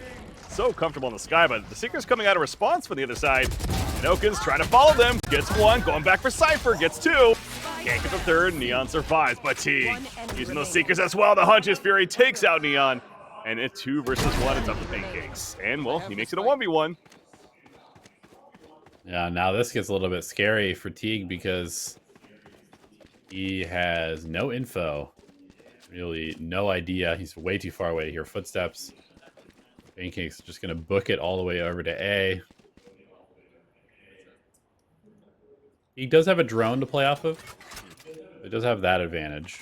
But there's a Hunter's Fury for Pancakes, which in a 1v1 is pretty good trump card. That and double shock dart still, so unless Pancakes gets completely caught off guard here by T coming from a different direction he's not expecting, this honestly should be a free win. Feels like it. Not to put the pressure on him, but especially when that dart doesn't hit anybody. Well, that's one way to do it. Now, his positioning was a little, I mean, he pretty much played for the I got to hit this op shot or else this could get a little spicy. So I'll say that, but he hit the op shot, so credit to him. Yeah, it is LAN, right? They're on 10 ping. True. So, I guess online servers, but regardless. Kind of LAN. 10 ping, op. Feels a little bit better than 70 ping up. Yeah. Certainly does. Taking advantage there, and Pancakes, nice clutch round by him. Again, that was a 1 versus 2 to start, so he still has Hunter's Fury. They have Girl Theft as well. The other side, though, the crew. More so, Heroes Kittens does have 3 ultimates, including knives, and Jinx will pop them right away. And I'm pretty aggressive up towards A. Try to catch them off guard as he's on the right-hand side. It's always funny watching somebody play anti-flash. He's like just running with his face into the wall all the way down A long.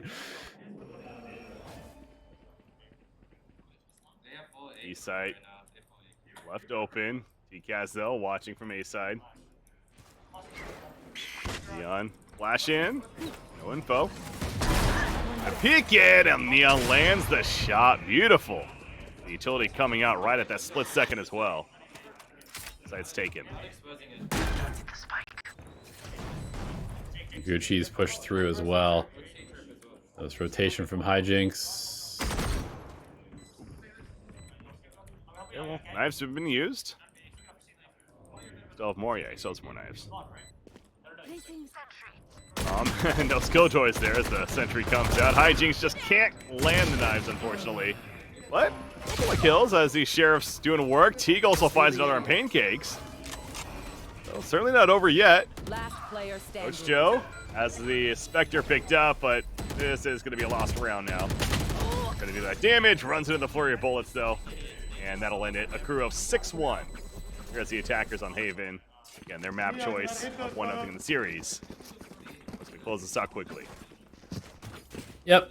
I mean, they're just looking clean. They're getting on the site without a ton of resistance. They're getting a couple of quick picks, getting the spike down, and then just playing fairly aggressive post-plant. We saw them kind of peeking out, pushing out even into both A and C link there to get a little bit of extra control outside of the B site, which I really like because B site is such a claustrophobic spot if you're just trying to hold, or even just holding from middle like we see some teams do. Fast A hit this round. Neon really pushing it. We've seen them play A initially quite a bit as a crew, but they've rarely done a very aggressive push. But how about this? The fake, essentially. They get the rotation, and look, then they're just beelining towards C. And if they go there like this, it's going to be an open site once again. Mm-hmm. And you kind of have to rotate quickly just because this is one of those rounds where you don't have the weapon advantage for Yours Kittens, and frankly, they have been giving up early picks and giving up the site too easily, so trying to defend against the push, but ultimately they faked themselves out. Yeah, Gucci's going to do a great plan spot for long. The dog going to be killed off right there, and again, this is like the third or fourth time this half where they're having to play for a retake in the C site as Cosmetic Divide even comes out. Making it that much more difficult. Goes for the knife kill right there. Neon in the face with the shotty. He did get hit down to 35 life, but look at Joe is just like, okay, I want to get that kill. Show up on the kill feed. Does he go for it? Oh, the knife play. Okay, trade with the shotty, but Kenpeki gets 2. TCAS managed to get Kenpeki, but calm, quick trade there, and Gucci finishes it with Okin. So that Cosmetic Divide is about to run down, but they couldn't wait much longer. Had to make the play. It's not enough. Yeah, both teams actually invested Cosmic Divide there. We saw Okin drop his block off Garage and C Long. So they will be without that one heading into probably the rest of the half at this rate. But I really like that. You know, we criticized a couple teams yesterday for not using their ultimates seemingly quickly enough. And I like how the crew, they get Cosmic Divide. They're like, all right, just straight C execute, drop the wall, make it super hard to come back into the site. And then when you have a judge watching the other side, it just becomes even more difficult. Again, remember, that wasn't even necessarily a straight C execute, right? Yeah. I mean, the whole bait towards A to start that round off. It's just, it's these kind of simple things that they make look easy, but it's certainly what helped them win that round in the end. So Accru clearly showing that the strategy, the practice is paying off. I mean, this is a team that's on the verge, as we keep talking about, is getting their 30th match win in a row in series, that is. So if they get the victory here, already up 1-0 and looking very strong on Haven. So clearly they're confident when it comes to their strategy. They've been playing together for a long time, and it is showing with stuff like that how smooth and easily they do it. But yours Kittens, we're going to see this B rush once. Oh no, they're just going to run out. We saw what happened last time, so expect a firefight. Not off the bat this time. Watching here. Drew playing a bit more defensive posture. Flashes out though. TCAS up on the window. Trade happens.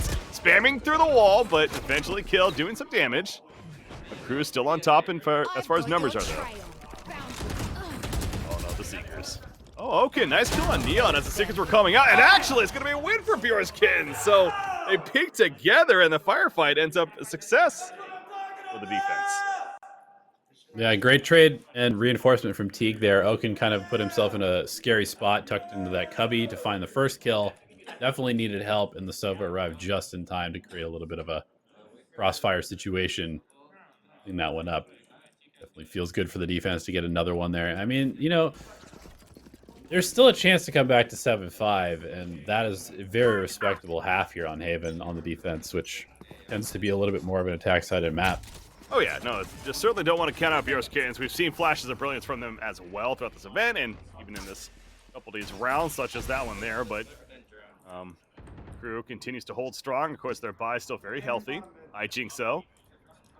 Looking to catch them off guard, but as soon as this smoke goes down, or the drone doesn't look, yep, it catches Jet. Jet knows it. It's just going to start running as much as he can at least. The Hunter's Fury on top of that. Neon goes in. He sees him through it, but actually going to get taken out by the counter Hunter's Fury. Coming out for Bjorn's Kittens, so it is a trade. Yeah, it was actually really nice from Teague trying to protect his Jet there with that Hunter's Fury. He does find a kill plus some damage. Seeker is not doing too much right there. It just confirms that they're in the area still. Neural Theft for Cypher. For Calm is the only ultimate currently left. They really like this A area, though. They don't even necessarily push it. They kind of control up top here. Teague, the time he got one, he managed to find one of the four that were there. Yes. Push, but the flash gonna connect. Couldn't get the shot off. The counter flash would happen. And yeah, full panic mode right there. That's what we call that. Coach Joe on the flank, but probably too little too late. Spike is going to go down. Though Crew don't seem to be aware that he could be coming from behind them at the moment. They're just going to tuck themselves both into hell. One way to deal with not having good information is just play off of each other when you have a numbers advantage. Nice little crosshair placements. Coach Joe, obviously no clue where they are. They're both held as we see. Now confirms that. Can he actually land these shots, though? Not get traded out? The answer is no. Very difficult task, and Pecky finishing the job. Takes an 8-2 Accru. So Bjorn's Kittens, in the previous round, in firefight, they have that mid, but this time around, the much more slow round takes place, and Accru coming out on top yet again. So the buy situation for Bjorn's Kittens, they got a Phantom, a Vandal, more so a couple Vandals instead, but 3 Sheriffs around it, so they're really at a point where they're desperate and would like to get 4 rounds here. They can help it, so they're pretty much going to force. Yeah, I mean, last round of the half. 2? No, not quite. No, I was going to say. Close. On 10, or run 11. Sorry. There, so almost there. Inhaled too much smoke from the fire alarm. It was a false alarm, just to be clear. Gucci, sure. watch double doors. If somebody would peek out, is gonna have a chance maybe as somebody was jumping up window there. Yep, hijinks. And Gucci eventually re-peeks on hijinks and I the know headshot. exactly where you are. Set up a neural theft. Yeah, as soon as that neural theft went off, it's like you see them start rotating towards C because nobody is in C, but maybe it's the mind game, right? It's like, oh, they think we're not C, so we're gonna go defensive C, so instead they're gonna hit A. Who knows? But they're going A. Found them. Right here.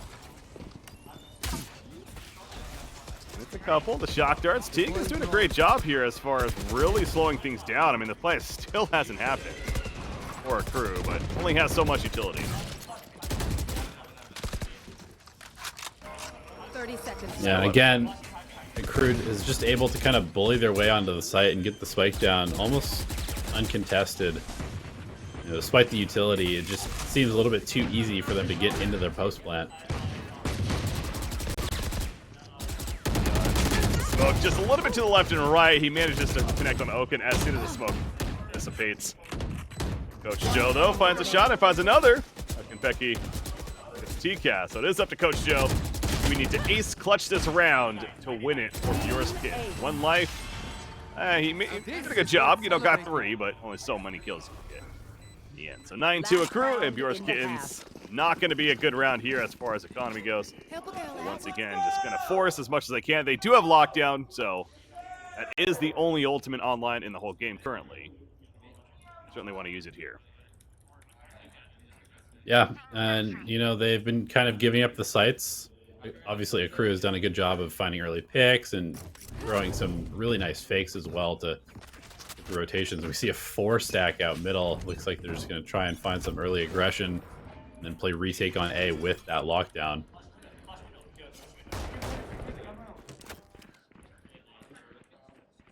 Once again, the A controls mentioned. Cypher, Calm has the spike, is up sewer, and this time it's not going to be any sort of fake. They are certainly hitting A. And yeah, that lockdown retake is going to be a factor now. Other side of yours, kid. There's the lockdown plays. Does Neon get aggressive here? Thinking about it. You can hear them, they're communicating, but just gonna get hit by it, so it's pretty much a case of team, help me? Sitting in the trap? Okay, this runs out the shorty though. Got a couple, they do get 2 kills with the hijinks meanwhile. Oh, the bird, didn't kill the bird right there? Yeah, he shot the bird instead of the head. That was in front. But it's still winnable, and it is winnable. So the lockdown retake, the 3-9 is here, and you know what that means. Comeback is upon us. Okay. I'm not a believer, but we'll see. Free low, they say. All right. Well, I mean, they've been using their utility quite well on the side of Yours Kittens. We saw the lockdown there getting them the win. We saw some nice delays by Teague earlier on. So they're definitely playing well, but obviously we can just kind of feel the difference. There's one team that is drilled and constantly practicing together, and then we have a bunch of skilled players coming together for this LAN. And definitely just the level of strategy is showing on this map. Absolutely. So countdown just about finished as we enter into the second half. Of course, swapping sides, Yours Kid's going to be on attack. And they are also going to try to control this A spot here. However, 2 in sewers and hijinks dashing into the wall to make sure. Take too much gunfire. Doggo's going to come out as well, and we'll push them out of it. But Neon pushing up long. So confirm really 3 players at least are there, and we see 4. C is open. Calm there with the camera. Camera taken out. He's going to make a call, but here comes the spike. The rotations will start. Good patience by Calm. He's not exposing himself too much. Going to re-clear Garage and gets the kill on hijinks. That's pretty big. Oaken does find a kill on Neon, but Drew has the player advantage. Not so much. Well, back to it. Gucci gets Teague, despite a nice right click from the classic there, but Oaken got Calm, and he also gets Gucci, and Coach Joe will take out Pancakes to get the pistol round in favor of Bjor's Kitten. So, not saying a crew is going to be sweating right now just yet, but starts with the pistol round, and We're not looking at 4 to 9. Yeah, a couple of uncharacteristic misses there from Accru players, but definitely Oaken stepping up with a 3K there. And yours kittens, I mean, if they want to come back, that's the right way to start off the second half, winning the pistol and not losing too many players either. You see the buy situation as a result of that. All the Spectres happening, hijinks. The double doors there to start. Gonna control mid this time around, not as concerned about the A side. The turret going off. Kenpecky lands the headshot though from Garage on Coach Joe. They want to take this B. Jet goes into the site. TCAS also trying to assist. Hijinks went up top, but Kenpecky finds Hijinks. So player advantage does favor Accru. Make that back to a 3 versus 3. TCAS the spray down with a Spectre. He'll take it. And suddenly it's just calm. Yeah, there's some collateral damage there. He's going for the sky and sprayed through the smoke to find another one on the backside as well. TCAS gets 4 and is only 2 away from Seekers now. So Bjor's Kitten starting to build a little bit of momentum here in the second half. Obviously, that was an eco round, but it was a pretty clean one. Yeah, and well, I mean, to that point as well, I mean, again, 4 kills for TCAS, as he talked about. He's only 2 away now from Seekers, and a very, very relevant ultimate, especially on the attacking side. We're trying to help secure a round. So yeah, just like I said, I mean, that was a little bit of luck involved, but at the same time, credit where credit's due, some good shooting as well. And he'll take it. So 3 kills right there, 4 kills in the round. And this time, now with Bjor's Kittens understanding their gun disadvantage, I'm gonna start playing C-Long as they push off Calm. And now they're gonna go in with the drone further. Attack randomly, but the C side, if they want it, yeah, at least could be theirs. But Gucci hiding in the back right. So Crew's certainly not giving those up easily, but Hijinks will change that a little bit. Takes out Calm, but Kenpecky gets 2. Spraying with that Phantom. Yeah, this Logs control has been huge for him. Oaken has a nice lurk up through middle, which has not been spotted or detected in any way. And Spike is rotating towards A. Oaken really needs to win this duel against Neon, but does not have the range advantage here. See that call's being made there. They're trying to go A, and they would be right. And in fact, they take out Oaken along the way. So 4 versus 2. Pancakes also has the drone. Spike planted. Gonna wait for a teammate to send it out. Figure out where they're at. So there's the drone, and Coach Joe is gonna be in trouble as soon as that goes out. Gets spotted, tagged, and the flash. No chance for Coach Joe to live through that. Teak, though, sitting in hell. They know he's here now. As he gets 1, just going for the random spray. Can't blame him. But Kenpecky will get 3. And defuse, or set up the defuse, because he is full, so. So nice retake there from Accru, but again, that was a bonus round from yours. Now they got guns.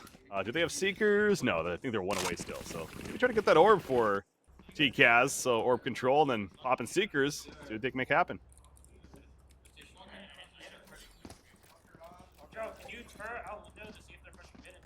Actually, really curious if they do go for that or not.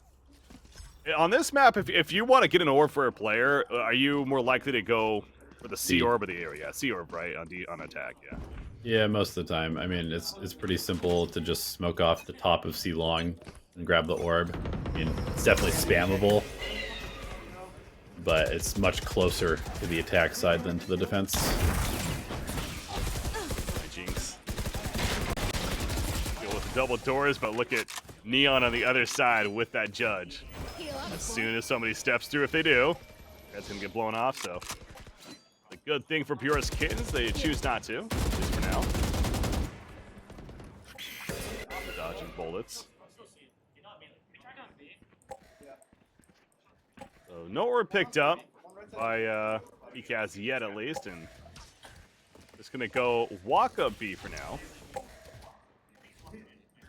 We'll take out the tripwire with a shock dart, but definitely gives away their intentions, and Kenpecky's ready with Seekers. Counter this aggression. Flash in, Oaken, got pancakes. Becky just trying to shoot after the Seekers. He gets skin as well. Neon just charging in, judging a couple players. And he gets a 3rd. Gucci takes out Hijinks, and the round has fallen to pieces. Yeah, running it back to early 2021 with the judge meta on Jet. Neon He's a shotgun gamer for sure. Seen the plays with the shorty and now the judge. He makes great use of it. Guns are there. Advantage of it. 4 kills that round for Neon as a result. And yeah, going for that beat, I honestly am a little bit not going for that orb for TCAS to try to pop Seekers that round.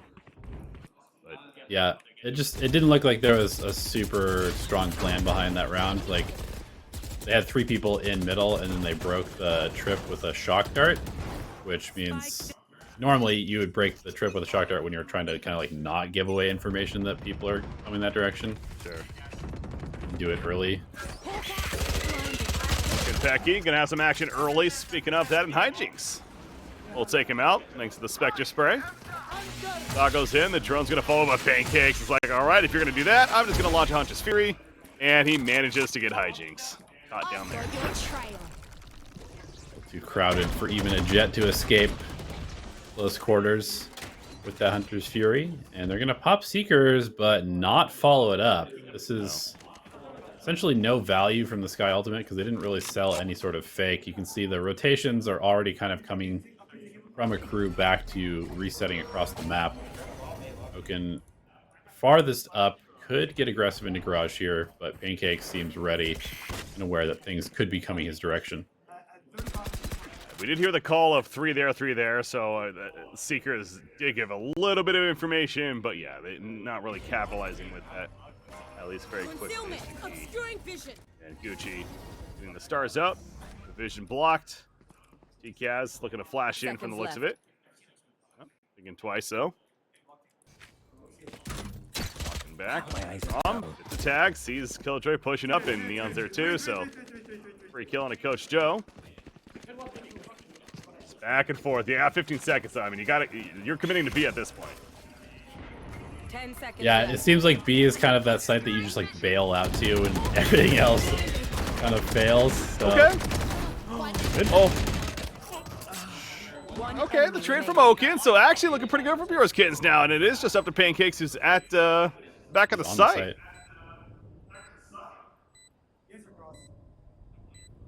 Oaken towards A. Teague in mid. So a good crossfire setup here.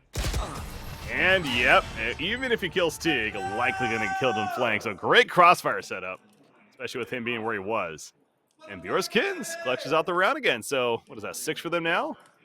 5 or 6. Either way, they're climbing back in. They continue to do so, and they're going to have some, hopefully for them, some decent guns this round. As it is 6, so yeah, 6-11. Going to have knives for a Jet as well, some Phantoms, some Vandals. Full buy available for a crew though as well, so not necessarily getting any easier, but both teams kind of suffering economically. Either one could essentially be ruined by a loss here.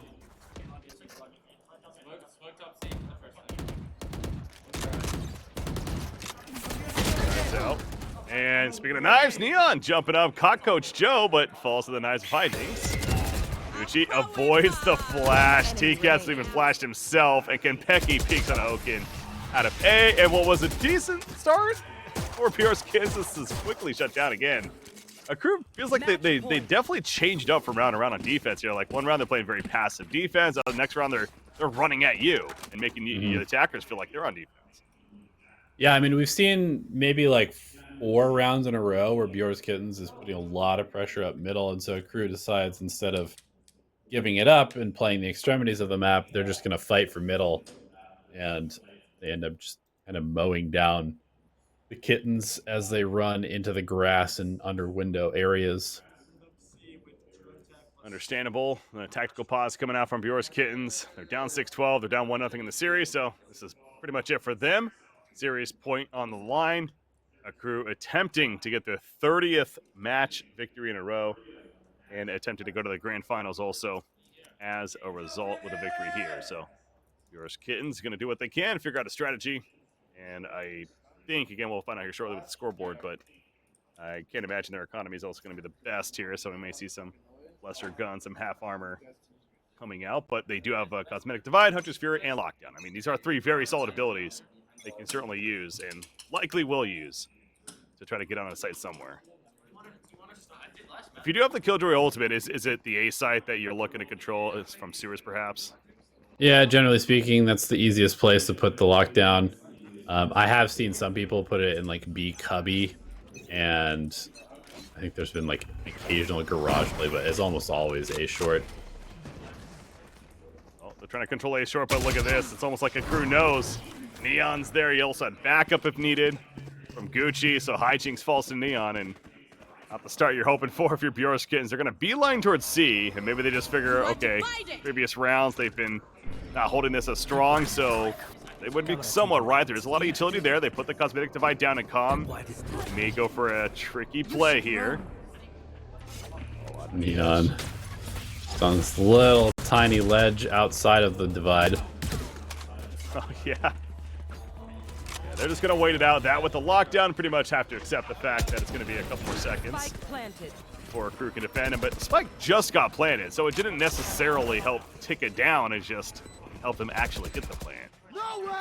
Yeah, it's a little unfortunate for Bjork's Kittens. You'll see a hail of utility coming out. Teague using the Hunter's Fury very early to try and get some damage in, but it is too little too late even then. 2 players go down. Neon gets the final kill, and will get the defuse to close out this series and give a crew a 30-match win streak. Yeah, big congratulations to them. That's got to feel good. But again, the mission here still certainly isn't done. They are now in the grand finals.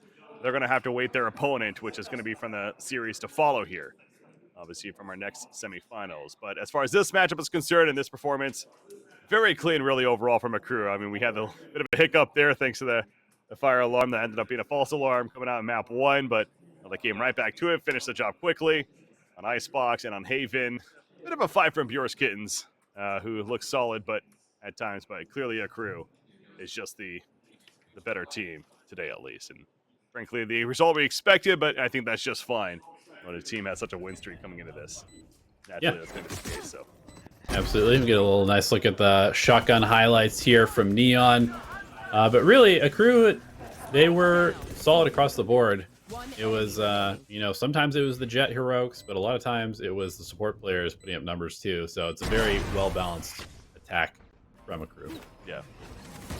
I'm with you there. It does feel like we have different players every time we watch them, on top from game to game. Kenpeki and Neon naturally are going to be those two, but Pancakes, the previous map also looking pretty good. Obviously, we've seen Gucci, an Icebox, leading the way there in the previous time on ice with Sage, so they got that shoddy judge play from Neon. Also just sitting inside the smokes. That's just your old school judge play right there. Coming out from Neon, and this is the final round to finish it off officially. So we are going to be heading to a break, set up for the second series, second semi-final, Salt and Vinegar versus Radiance. That should be a good one. But before we go on that break, big shout out to another one of our sponsors. That being Mavix. Experience Mavix Gaming Chairs, the exclusive chair partner of Nerd Street Gamers and local host. All Mavix Gaming Chairs features the Future 9 functions of critical ergonomics to support gamers everywhere. Get yours today for as little as $24.69 a month. Use code NSG55 to save $55. Shop at mavix.com/nerdstreetgamers. So check that out. But that means we are ready for our break. Gonna set up for our next semifinals. That should be a banger. Can't wait for that one. Stay tuned. We'll be right back.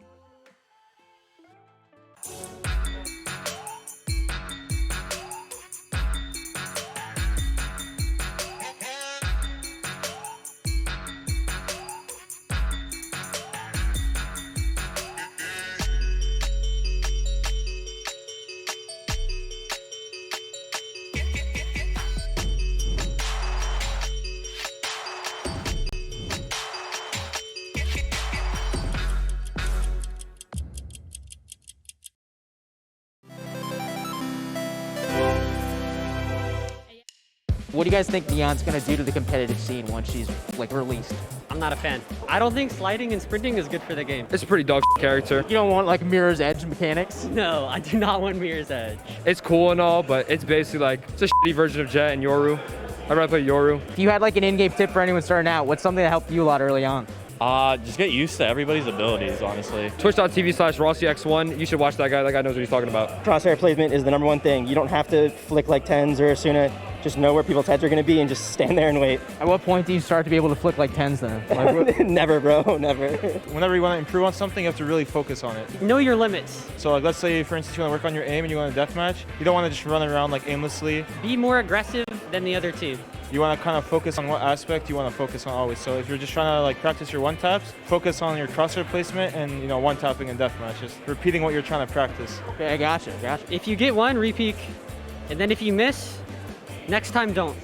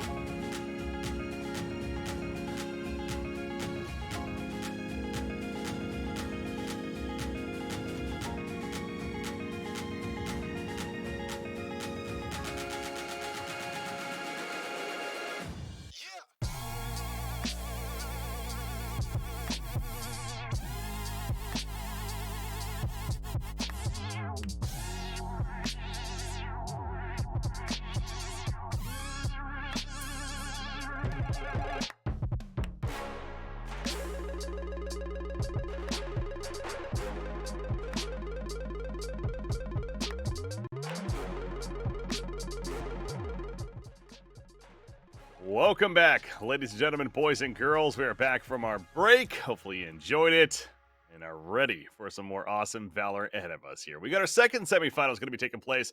The winner of this, of course, going to be playing a crew who just got done defeating Bureau's Kittens. The matchup we have in front of us, though, is Salt and Vinegar taking on Radiance. Now, Radiance, a squad, has put together a very good team, a signed team. Definitely competent players, and looking forward to seeing how they perform here. But Salt and Vinegar, also a very good team, just happens to be players from a plethora of signed organizations coming together for this event, as obviously some of these squads are. But Salt and Vinegar, even better above the rest, as they've proven so far. So this should really be a good series, and who knows what's going to happen as you take a look at the bracket right there. But Elevated, this should be fun. Yeah, it should be fun, and it should also be a pretty potentially loud series. We know that Rossi on Salt and Vinegar likes to talk. And I would imagine that Radiance, they weren't really pushed too hard from what we saw them yesterday, but I'm sure that they've got some fire in them as well. I mean, they looked very, very strong, but like you said, they're going to have to compete with some very talented players on the side of Salt and Vinegar. So even though it is, just a stack against a signed team, that's always kind of an interesting dynamic, whether just like the run and gun kind of just out skill style can beat the more kind of practiced and strategic side of things. Yeah. So we take a look at the rosters right here. Again, Radiance, we're looking at Fiend, Venture, Rebo, Ceph, and Temperature is on there. So we had mentioned Temperature played yesterday as well.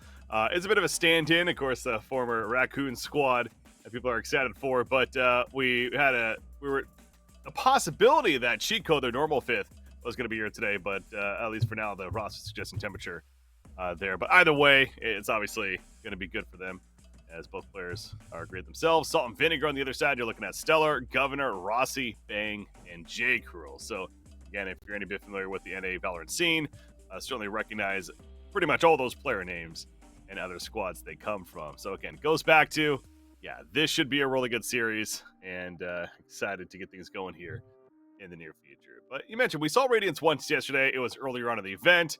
They definitely took care of business, and it looked pretty clean. So we haven't gotten really to seeing a lot of them.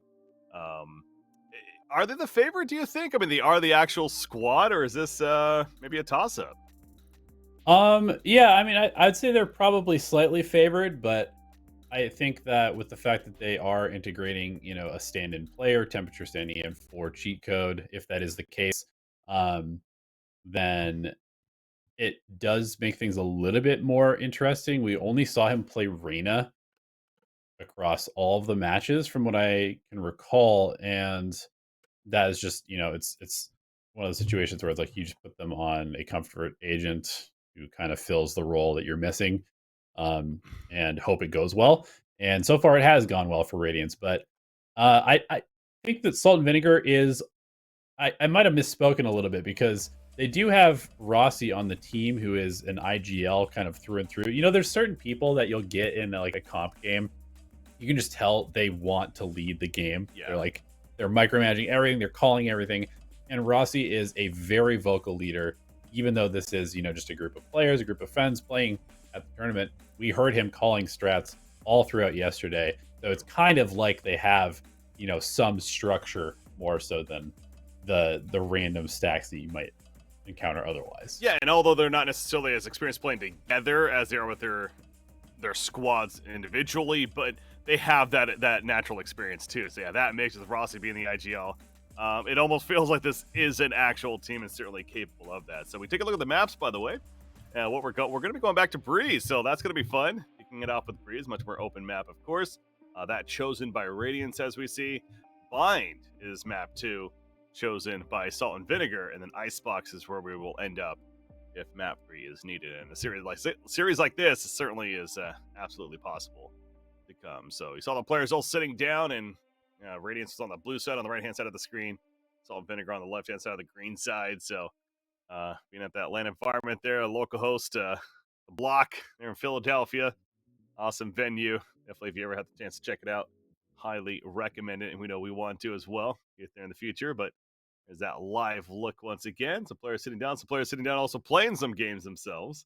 Nothing better than that. You chilling nearby, playing your own Valorant while looking over and seeing some legitimate tournament Valorant going on.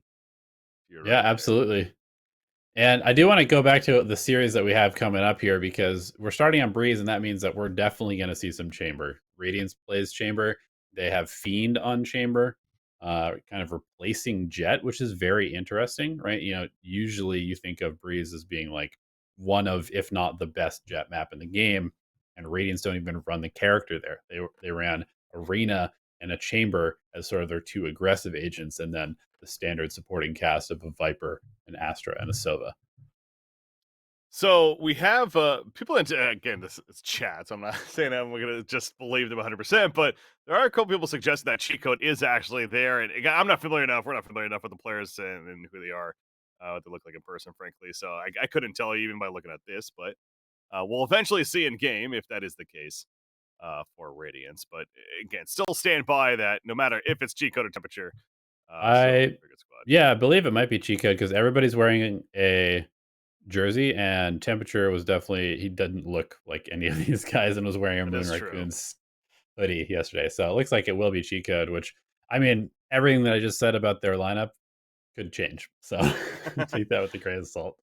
All right. So yeah, we'll see once we get in the actual game. See some final preparations taking place with one of the computers right there.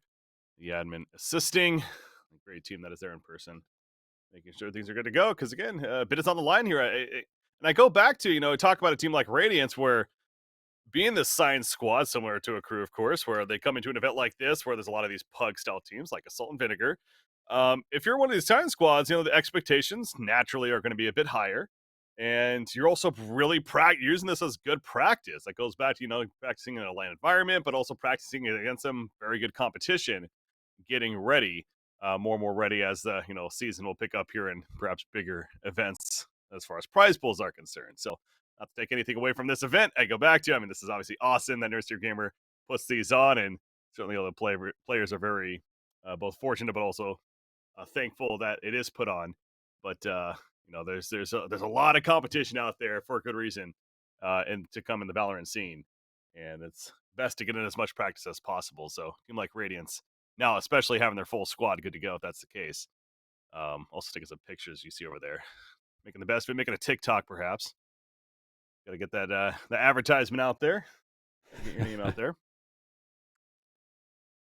But yeah. I have to admit, I don't understand TikTok. Oh boy, you've made it. You're a boomer. Especially there.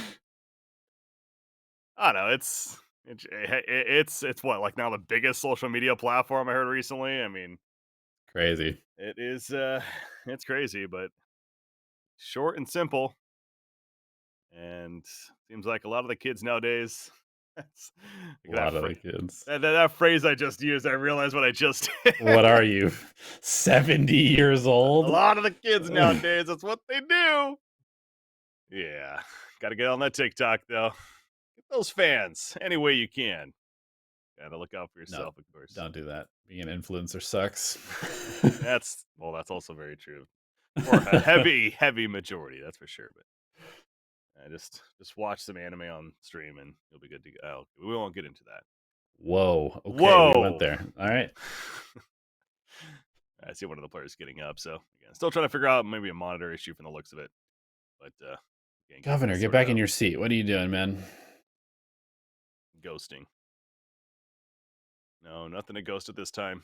But again, excited to see how the series plays out. Again, the winner of this, a crew is sitting nearby, I'm sure. Maybe they went to go get some lunch or who knows, taking a break themselves. But obviously going to be keeping a close eye on this series as they play the winner of it and haven't played either team, at least in this event, as of late. So I want to say when I was looking at here, I'm looking to double check again, that when I was going through that streak that accrues on now 30 matches in a row, they have matched up against Radiance a couple times, yeah. Yep, that's what I was getting at. They there's one right here that's back in December 14th, and then their last loss actually was to Radiance.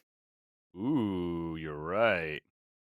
Yeah, that's what then eventually after that began this win streak. So that's interesting, actually. Okay. That was a couple months ago. So yeah, definitely they know a little bit more about Radiance, perhaps. Again, individual players are certainly aware of the squad of Salt and Vinegar too, but don't have that actual playing against this full team necessarily. So you got to wonder, for them, if they have a team they'd rather face, would it be Radiance or Salt and Vinegar? But it's going to be tough either way. So yeah, definitely. One thing to note actually is that after that loss to Radiance, the group made a roster change, and they brought Aiden Pancakes as their Sova player, and since then they haven't lost a game or lost a match. So with the current roster, they have not lost.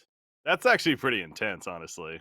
Like being a player that steps into the roster and literally haven't dropped a match in 2 months since you've come into play. Like that must be a pretty good feeling.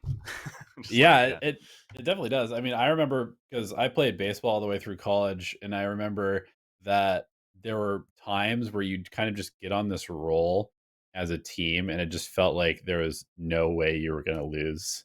And you almost get a little bit like superstitious, right? And obviously baseball players are pretty known for the superstitions, but just athletes in general, they do weird things, like wearing the same socks every single time they play, or who knows. Yeah. I'm sure there's some gamer things as well. I know that in Dota land, one of the players was famous for listening to literally the same song every single time he would play an official match. He would just listen. Envy, Eternal Envy would listen to the same song on repeat for like an hour. Song?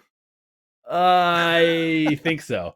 I think it was an anime song, and he would listen to it for an hour and a half or something like that, like before every single official match that he played for his entire career. So it's just funny the habits that people come up with to get themselves in the zone to compete. Yeah, no, it's definitely have your methods and superstitions, as you said. Mine, I don't know if it's really a superstition. It's more of like, so for the longest time, this goes back to the Counter-Strike days, but I find myself doing it in Valorant as well, where I know it literally does nothing, but it's just I've trained myself to believe that whenever going into rounds, specifically more for pistols, you want to shoot the pistol once or twice and then reload it before the round starts, because that in turn makes it more accurate. Okay. The logic makes zero sense, and it doesn't actually exist. But for some reason, it was really when I was much younger and early like Counter-Strike days, like I said. I remember like hearing it from somebody that at that time was a lot more gullible. It's like, oh yeah, no, okay, I'm gonna start doing this, and it's just stuck with me ever since then. So it's something like a sheriff I won't necessarily do because I don't want to waste those bullets, I guess. But well, dude, then you just resell it and buy it again. Are you saying you need to have the actual gun with a couple less bullets because it's warmed up that gun? In the code. I guess in Valorant, I do find myself doing that and then rebuying, so it's not as negative impactful. But yeah, so it's really more of a tick, I guess, than anything than a superstition. But that's one thing I found myself doing. I remember in the very, very early days of Valorant where I would like waste a bunch of ammo before the round, forget to rebuy, and have no ammo on my classic and pistol rounds and stuff like that. And I'm like, wait, Or with Fracture, you throw your gun off thinking it's going to just come back or whatever, and it doesn't. And you're like, oh, well, I just wasted a Phantom. Okay, I have a Classic now. Never done that, but I have played the basketball game on Fracture. Or you know about the basketball game? No. Okay, so you use a Classic for the very reason where you're not just throwing credits down the drain, but you take the zip across and then you shoot your gun as you fly across that middle, whatever the generator thing is that has a hole. It's got like a little basket. So you can literally play like trick shot and try and land it in the hole. I've definitely gotten like a whole lobby of people doing that in one of my games. Get the unrated match going, and you just both squads are doing that back on the zip line, back and forth, not actually trying to shoot each other, just trying to play basketball. Yeah. That's the dream match right there. Coming together in camaraderie and playing basketball and Fracture. All right, I was always so skeptical of those posts on like, you see somebody like, hey, we took a family photo with the other team. Like the Cypher cam picture of like all 10 players. Like, did that really happen? Or are you trolling right now? It's a custom lobby that you set up just for some clout. I don't know. What's going on? It worked. Reddit karma. Thank you. It's all those Reddit internet points. That's what you're looking to get nowadays. TikTok views. Kids these days, let me tell you, that's all they care about. That's the internet clout. No. All right, I'm sounding way too much like a boomer now. Stay away from that. What do the kids say nowadays? Oh God. Chat, I'm sorry. Chat, let's go, casters. Start the match. Yeah, we're trying, guys. I'm not pressing the starting button because we have more things to talk about, guys. So we want to just keep rambling on about nonsense rather than start the match. So I'm holding everyone hostage here as far as starting the game. It's on me. All right, I'll start the game. Here we go. Production finally took Breaky's button away. They said they didn't want to hear any of his Zoomer talk. And so here we are on Breeze Agent Select. We get to see that KO. Yes. Yes, we do. Okay. We also see the chamber locked in. Very happy already. Yeah, that is right now. That's coming back to me as well. That was the first match with Cassie yesterday, but Fiend living up to his name, honestly, especially on chamber. I do recall him doing very well. So looking forward to some more big shots and big plays, as Radiance is as well. We also have confirmation more than the agents, but the players. It is cheat code. So there you go. It is their full roster. Absolute confirmation there. Is playing. As far as the lineups go, you mentioned the KO over there for Salt and Vinegar. They have Chamber themselves. They got Sova and Viper looking to pick that final agent. And I don't think it's going to be Phoenix, again, in case of ghosting. So probably going to be Jet or Jake Roll. Yeah, I mean, we've basically only seen him play Jet. So just get it over with, bro. You're not fooling anyone. Let's go. But yeah, it is interesting. I'm always a little bit worried when a team, I mean, obviously they have scrimmed together probably like hundreds of times now, but they kind of were vibing out yesterday with the Reyna on temperature. They were rolling teams, and now they have obviously their regular player, but he hasn't gotten warmed up on LAN yet. This is his first match on LAN. And so it's going to be interesting to see whether he comes out swinging or whether he needs a little bit to kind of get up to the same level as everybody else. Understandable if it may take a little bit of time, but looking forward to a fast start here on Breeze, as it is Radiance on defense and Salt and Vinegar on the attacking side. So interesting to know, actually, speaking of that, again, this is Radiance's map choice, yet Salt and Vinegar choosing attack to start things off, and that goes to because this is more attack favored, right? Mm-hmm. Yeah, so making that decision.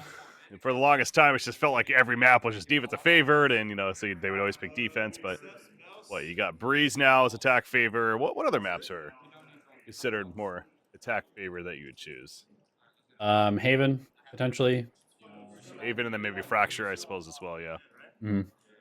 We haven't seen Fracture. Speaking of that, we got one more series, maybe in the grand finals. It's been banned pretty much. It's been banned every series we've casted, though. So Fracture looks like another tech pause, unfortunately. So got into the match, but gonna get that sorted out first.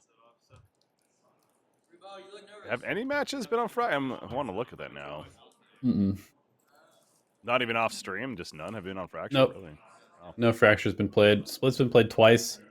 So that's the lowest pick. Then Bind, which actually has a 56% attack win at this particular event as well. So it's another one that's, it's kind of, I think it kind of depends on the teams that are playing, but it can be attack sided. Okay. But yeah, no Fracture picks. You know, like we said, the Frag Major that we casted a couple of weeks ago, there was a lot of Fracture being played, but now it just kind of seems like people are maybe not super into just running that one out there. Got a little bit more practice on it.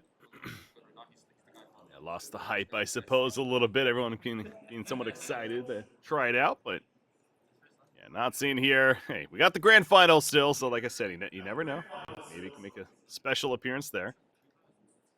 Winner of this gonna face a crew, of course, and I mean, I gotta say, I know a crew has that win streak, but honestly, looking through their opponents, whether it's Radiance or potentially Salt and Vinegar, I think you could argue it's going to be one of their, if not the toughest challenges they faced. Again, they've beaten Radiance, as we mentioned, once, but then, like you said before, the previous time before that, they lost to Radiance, which is the prior match to them starting the win streak. So, point is, that 30-match win streak is certainly going to be very real on the line, and no guarantees there, but we got to get there first. Wait, didn't they get 30 matches? As far as the win streak of 30 matches being on the line to go further. And so, yes, they did get 30, but 31. There you go. I know I'm bad at math, but 29 plus 1.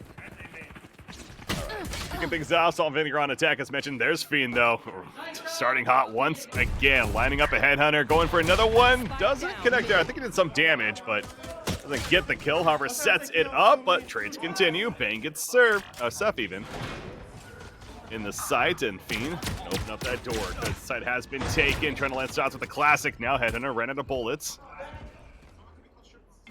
Spike is currently on the ground. It's actually near a double door and being controlled by Astro over there. He has one bullet to work with. Will not count. Governor gets the headshot. Rebo tasked with just holding the spike. Let's go. Get the chance coming from the crowd, but yeah, that Headhunter shot. He did hit Governor, but obviously not in the head. Just in the body, so doing 50 damage right there. Uh-oh. Rebo, I know he's there. Oh, nice job. Well, actually, no, he covered himself, didn't he? I thought that was going to be the Astro on the other side, but Astro's dead. So. Frenzy gets the kill on the Governor. Can't kill Bang, though. Bang, one shot from death, down to 22 life. But managed to win it, so there's the top. This is just round one, ladies and gentlemen, of a best of 3. At the same time, you've got the Pug team. You know they're going to be talking, right? Because every round they win, it's like, why are you guys signed? That's always the ammo that you have, right? It's like, why am I not signed on your team if I'm beating you? So it makes it a little bit extra fun. I do want to say I have been really impressed with Bang's KO. You looked really good on that yesterday, so I'm really curious to see whether he continues that trend. Sleep pistol around 3 kills. Nice way to start. Yeah, it's safe to say he is definitely continuing that trend. After that round, Rossi jump picking mid. Spike currently towards the A side, but that's a 4 stack from Radiance in the side currently. Of course, Radiance the ones losing that first round, so finding themselves holding on to pistols here. Drone scouting out. Stellar finds a Headhunter shot on Rebo elsewhere. Jayco jumps in, gets one on cheat code. One more in the back, he'd be on default spot. That's Seth, gets taken out, and this is going to be an easy round at the end. Venture manages to get one at least, but cleanup is there for Salt and Vinegar, and then we get a quick tune-up. Fiend, look at me, Fiend! Fiend, look at me! Tell him to look at me! I just love this. Yeah, it's like, I love how we can be quiet. It's kind of like casting an actual like sporting event where sometimes you gotta just let like the sound of the game speak for itself, you know? Oh, it's so good. Yeah, we're probably gonna be doing a lot of that, by the way, in between the rounds, because I want to hear what they're saying. Certainly. Seth, warm up pretty early, gets hit by the dagger. Got the orb up, though. The orb. Bang's going to grab the ultimate orb there. Run away now. We've seen this from Fiend quite a bit. Last time we watched them play Breeze, where he just walks down middle. He has no teleport to escape right now. I think he can place one. No, he actually, both of them are placed already. So yeah, he is without an escape mechanism, but just taking very aggressive map control. Yeah, I was noticing that too. Very vulnerable right there. It's like the thing is like, oh yeah, no, he can just teleport. Wait a second. No, he's actually just naked there in the middle and hoping to win a gunfight. But hey, Fiend, he's certainly won plenty of those, so I'm feeling confident. Obviously, as we see, not even necessary here, at least yet. Instead, you got 4 players towards B on the side of Salt and Vinegar. And there's Viper Wall. They're going in. That's going to be the suppression activated by Bang. So Rebo can't pop those stars, and that makes it extra difficult now. You're going to go for the spray instead. It goes around the corner, gets 3. Wow. What a hold from Rebo. Pulls up the classic, gets some damage. Not getting the kill, though. 2 life on Rossi. This is all but lost. Yeah, that was an excellent anchor there. You know, Astra, they tend to rely so much on their utility. Gravity Wall is just enough time for him to set himself up to hit those nice shots. Clean movement in between. Oh my god, it's a bonus, goddammit! It was a bonus round, that is fair. But yeah, Rebo. Very good hold right there. Again, being suppressed and still managing to get 3 kills, doing damage to a 4th as Astra. Yep. Very impressive. All right. More buys, though. This time for Salt and Vinegar. Full rifles across the board. And that's a very early Astra wall right off the bat. So what is Radiance going to do with this now? Well, they're going to walk 2 players in the middle, potentially 3. Stellar going to get caught at elbow, and that is full mid control for Radiance. So Salt and Vinegar essentially can only go one direction right now. They're just going to freeze and then try and retake. And now Fiend could be in trouble. Well, Fiend's going to peek out and goes to wins a duel against Jet right there. Gets another, and it makes it a 2 for 2. Governor got both of those. Rossi gets Rebo. That's over in the other side, it looks like. And the Spike making the way over. So it is a 2 versus 2. Yeah, that Astra wall to kick these off with, I actually love it. It's a very unique one. I can't say I've seen many of that before for the defensive Astra. But really just to cut off that middle of the map and allow you to push up as aggressively as they did. And it seemed like at the start it was actually pretty good, but you know, now ending up in a 2 versus 2.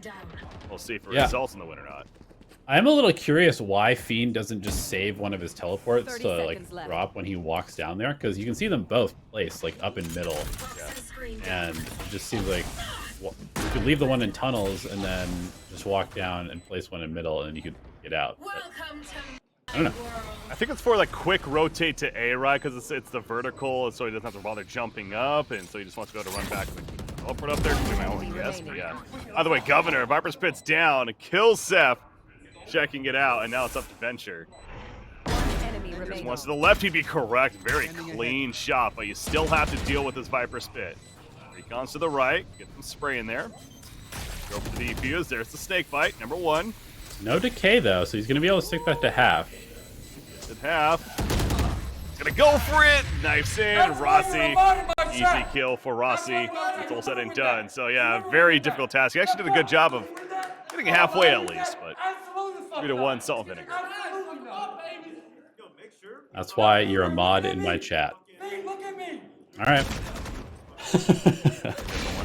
But I'm with you on Chamber though with Fiend. It is a little funky. He's done this now several rounds naked. He's not taking advantage of the teleport getaway. But that's just what we see all the time on Chamber. So, yeah, very curious on that.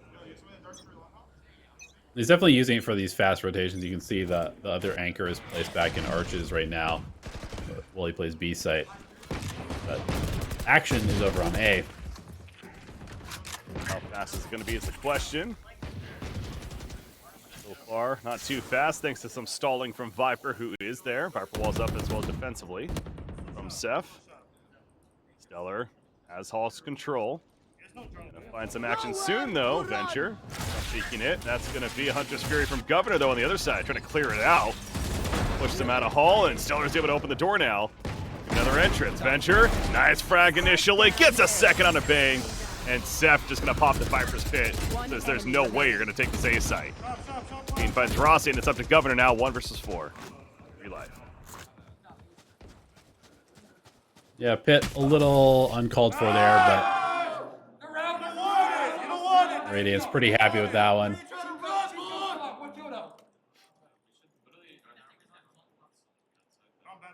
All right, just love the chanting, and then it's just like stops. Like, all right, back to focusing. Yeah, back to talking about strats. Venture's aim's looking real clean right now in this sub. I've seen him hit a couple of really nice one-tap shots. Found Bang through the smoke there. 3-2, Salt and Vinegar. Ultimate status, True to Force already active for Fiend. He's gonna have that to use. That's the only one. The knife. Got to be careful about that whenever you're going up against a KO. That's the worst feeling as Chamber. You bust out your ultimate, it's like you hit by dagger. It's like, well, 8 seconds. Gotta wait this out. Silva. Spot Rossi. Ooh, nice shot from Bang. Takes out Seth in the back, but Venture, again, speaking of the great shots from him, he's able to respond. Fiend missing his initial shot. Viper wall's up, though. J. Cruel's in with knives out.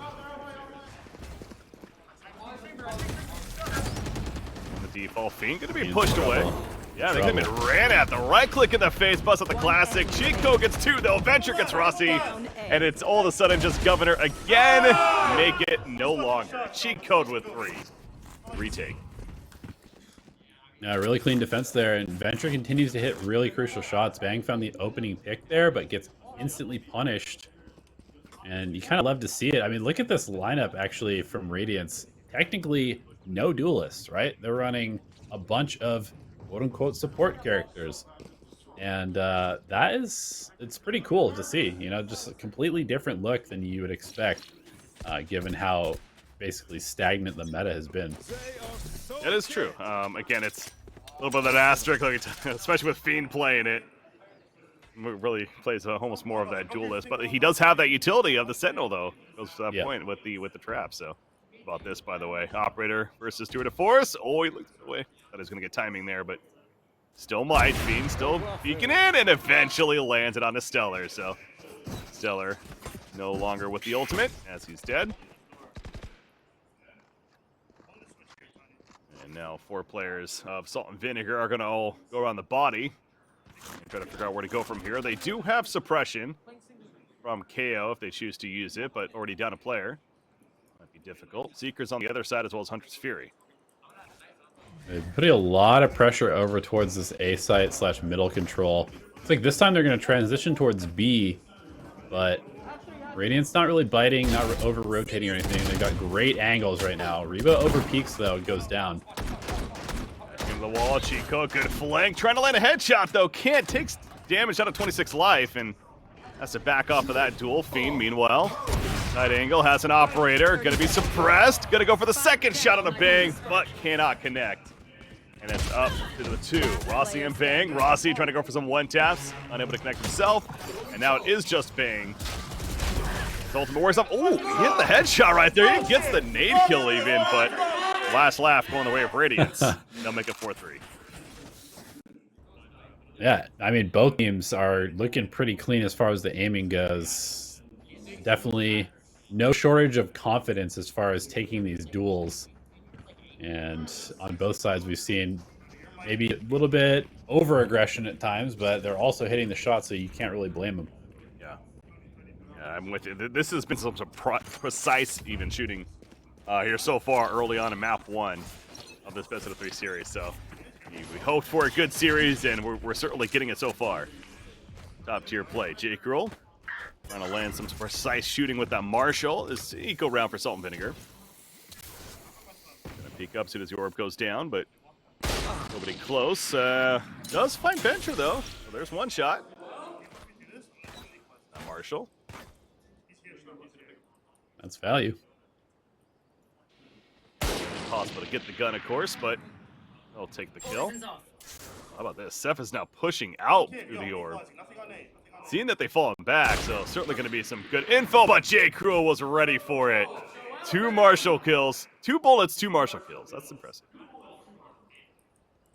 Yeah, absolutely. I mean, I like that push out from Seth because he feels the rotation happening and wants to try and catch them unaware, but J. Cruel reads it perfectly, and his aim is on point. I almost want to say maybe going back to A, especially with Viper dead, but they are going to hit B in the end. They Viper wall up in the B side, and Fiend just can hope for a little bit of spray damage. Stellar will catch Rebo checking in. And this round is quickly falling apart for Radiance. Salt and Vinegar. Eco round. Obviously, behind the Marshal of J. Cruel, though, got the 2 kills initially. On the verge of getting a bit of an upset here in this round number 8. Unless Fiend can do something about this. And cheat code. One enemy remaining. Oh, well, they tried. Should be able to hold on to this op. Yeah, they're aware. Going to try to hunt him down, but he's going to go for a drop down. Oh. No, he's just going to hide in the cubby there. Elon might need to drop down. Okay, well, gets a kill. He dropped down here. Oh! Oh, God! Oh, yeah, a little bit of grief. But, you know, to be fair, they could have been watching the drop down below, so he probably figured he had to fight it, so. Holy fuck, it's disgusting.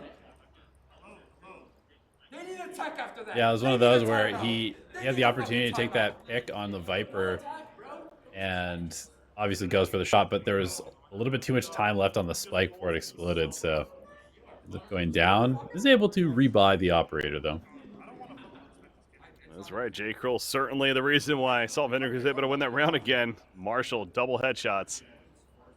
Opened it all up into a 5 versus 3, and they take B site, get the plant, and they kill everyone in the end. So we do see Fiend managing to buy another operator, so not of concern there that, at least in the sense of, oh, well, he died with it, but hey, he has another one, so that's good. Currently, Venture doesn't have a gun as we are in a timeout. Guessing another tech timeout, unfortunately, but they've all been pretty quick for the most part, so back into it. But Venture is just going to buy a Sheriff, it looks like, as things have now resumed. Back into it. We're going to see some aggressive presence from Radiance. Both sides, it seems like they're getting pushed through initially. At least in the B side, Fiend, and as I say that, well, takes a 1-tap from Governor.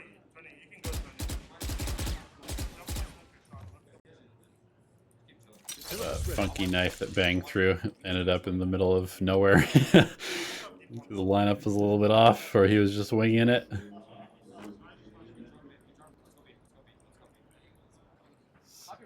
Vaguely here, right there. Let's go B.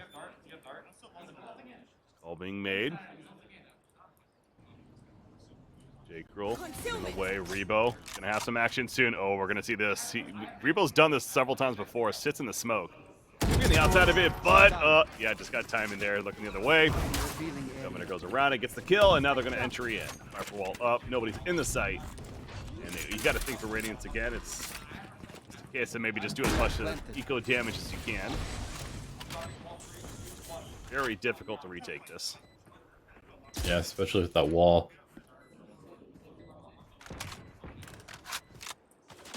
Try and just maybe even box them in to die to the spike. It seems like even trying to push in is going to be almost impossible. Rossi will find Seth creeping around. Venture gonna go for a peek with that Sheriff. Might as well. J. Cruel takes him out though, and suddenly it's just cheat code. He's gonna hold on to the Vandal over in the A side. So a deja vu right here of the previous round. Try to hunt him down. Don't think they're actually gonna find him this time though. So we'll at least hold on to the Vandal, and we're gonna see some buys. I'm guessing coming out for Radiance. I mean, well, mentioned Fiend. I genuinely want to know. Operator the previous round, so maybe not, right? Yeah, actually they're pretty broke, so never mind. Yeah, that was a buy round that they just lost. So Salt and Vinegar is doing a really good job after losing a little bit of momentum. They've suddenly seized it back and have been dominant in the last 2 rounds. That triple Marshall, only on Breeze. I love it. Such an open map, so yeah, love those ranged rifles. J. Cruel. Marshall for him, he's got the full-on operator. Takes a little bit more. Go for it. Reba holding. Sees him, and he wins it. Yeah, it was close. Nice little jiggle by J. Cruel. Almost got caught, though, but finds another one on Venture this round. Done and dusted for the most part. Fiend will be able to find a bit of damage here. That goes down as well. So pretty quick save, round 6 for Salt and Vinegar. With the attackers currently. But ultimate status also looking pretty good as it's going to be a pause for Radiant. So got the 3 ultimates, 2 to Forest, which actually it looks like it's already activated. They have Cosmetic Divide, Hunter's Fury. Talk off of that now. I can't hear you. I can't fucking hear you after throwing all those rounds. I can't hear you. Well, the tack pause from the coach perhaps being a little bit interrupted here. Strats maybe not communicated as effectively as they would be otherwise. 10 rounds in a row, doing his fucking job. Oh man, I can't imagine being on the other side. It's like I will say that like he is definitely winning the mental warfare right now. Oh yeah, I mean, even though you don't really see anybody reacting, there's just always like this noise in your ears. I mean, obviously they have white noise, but he's yelling loud enough for them to kind of, at least they hear somewhat of what he's. And they see the hand motions going on. It's like, okay, saying something. He thinks it's clever, I guess. But well, in the end, we have to deal with it. And welcome to the LAN environment. So coming out back into round number 11, Salt and Vinegar again up 6-4, but as I mentioned, they got those 3 ultimates, 2 to 4 is already popped on the other side, Hunter's Fury, Knives, and Viper's Pit to be used for the attackers. So talk it over, and it's going to be some aggressive A push. That's the plan. They get a trade. There you go, trade for cheat code. Hunter's Fury from Venture, going to scout out really with it, but nobody towards A anymore. Instead, they've rotated to the B side. Now Fiend's going to have a chance. He's got a great angle here with the teleport to escape, but it's going to be a pit. Not even bothering to push into the back corner yet. He gets spotted by the drone. All out. Jet's got the plant. Throw the bomb down. Nice shot from Seth. Down to 30 life, but got the kill on Stellar. And Astro Wall going to be wearing off now. Actually, block timing. Sees the back, but not enough. And Governor's not going to go back in. It's going to go to the window. Yeah, this might actually come back to bite Revo. Well, Rossi did a charge in. As, Revo goes down. You're right. Jayco ends up finding it. Fiend, they pushed up. They wanted to defuse this. It's down to Governor. Hunter's Fury will hit, but he only got the 1 hit. Seth gets the kill. And Radiance will take it 5-6. Yeah, it's one of those spots where he rotates back the window to play off the Hunter's Fury, but his team needed him on site. Obviously, you can't fault the decision with that ultimate, but the timing just a little bit off in the favor of Radiance there, and they come back with a pretty strong retake, considering that there was a Viper's Pit down and the Sova ultimate used, too. Well, going into our final round, ultimate status, there is another Viper's Pit, this one for Radiance themselves. And Salt and Vinegar has the suppression. Suppression to use KO, which is popped right off the bat. They're going in, but look at that. Seth put down the Viper's Pit, and he runs away. They're going to drone in, but Seth, he ain't sitting in the pit. Dang is in, though. Dang is in. He gets taken out. Can he get a trade, though? They can still resurrect him. Nope, Great Seth recon. is holding. Recon scanning in the Viper's Pit. Rossi could get flanked right here if not careful, and there you go. The timing of Rebo's there, and Radiance looking to close us out, make it 6-6. Yeah, I think we're going to hear something after that, because Rossi was talking directly to Rebo a couple rounds ago. Spike down A. Sometimes letting your play do the talking is best. Stellar 1 versus 5, final round, so gonna go for some miraculous comeback here, and lands 1 shot. Gonna win that duel though, and 6-6 is where it will end in the first half. You only got 6. You have no duelists and you're on attack now. Governor asking the real question. It goes back to what he said earlier. I mean, that's kind of like true, right? A strategy point of view. It's they don't have a duelist and they are in attack now, so. Yeah, I mean, luckily Sky kind of turns whoever you want into an entry fragger to some extent, but without that gap close, it can be a little bit awkward. So I am very curious to see how Radiant's attack does look. They can't get in as fast. You know, they don't have that jet. The rain to just run at you, even like the raise the course, you know, whatever else. So yeah, that's where the duelists not having those disadvantage. But yeah, you're all right. You know, they still have flash. They still have good utility and certainly capabilities as far as landing shots. They're going to just charge up Hall. Yeah, they're just running it down hall, opening the door already. Eco not spotting Governor. Ton of damage as well on Steph. Certainly did, but Fiend gets two more. The Headhunter coming through once again. Rebo got banged, and it's a 2 versus 1. J-Kroll make it 2 versus nobody. So they hit Hall hard, and we're going to let them hear it. Do it again. Goofy ass down, boy. Good job, goofy ass down. Bloody shot, Brandon. Good job. Bloody shot, Brandon. You got the trade. My fucking 5-year-old cousin could have got that shit. Put him in. Put him in. Put the 5-year-old cousin in. Let's see it. Oh, don't include family, man. Isn't that one of the rules? Like, if you're gonna banter, I mean, it was his own, I suppose. But. His own family. You know, he's putting himself and his loved ones in the line of fire. So, fair game, I suppose. That's how serious this match is, man. A lot on the line here for these two teams. You can tell. Tell me they're not playing for much after all that. Rebo goes to the Viper wall in the back. J-Kroll, fire from both sides. Not much you can do there. Stellar though. One Headhunter. And this is gonna be a very quick round. They're just gonna absolutely destroy an A. They lost 2 players, but of course take the gun advantage. And on Breeze especially, you got pistols against any kind of guns. It's not gonna be easy. A nice little shock dart kill there as well. So now we get to see kind of the real Valorant start. Obviously, J-Kroll gonna go ahead and no armor operator. This is pretty risky, especially facing something like a Marshall that can one-shot you to the body on such a long map. So has to be kind of careful with his positioning.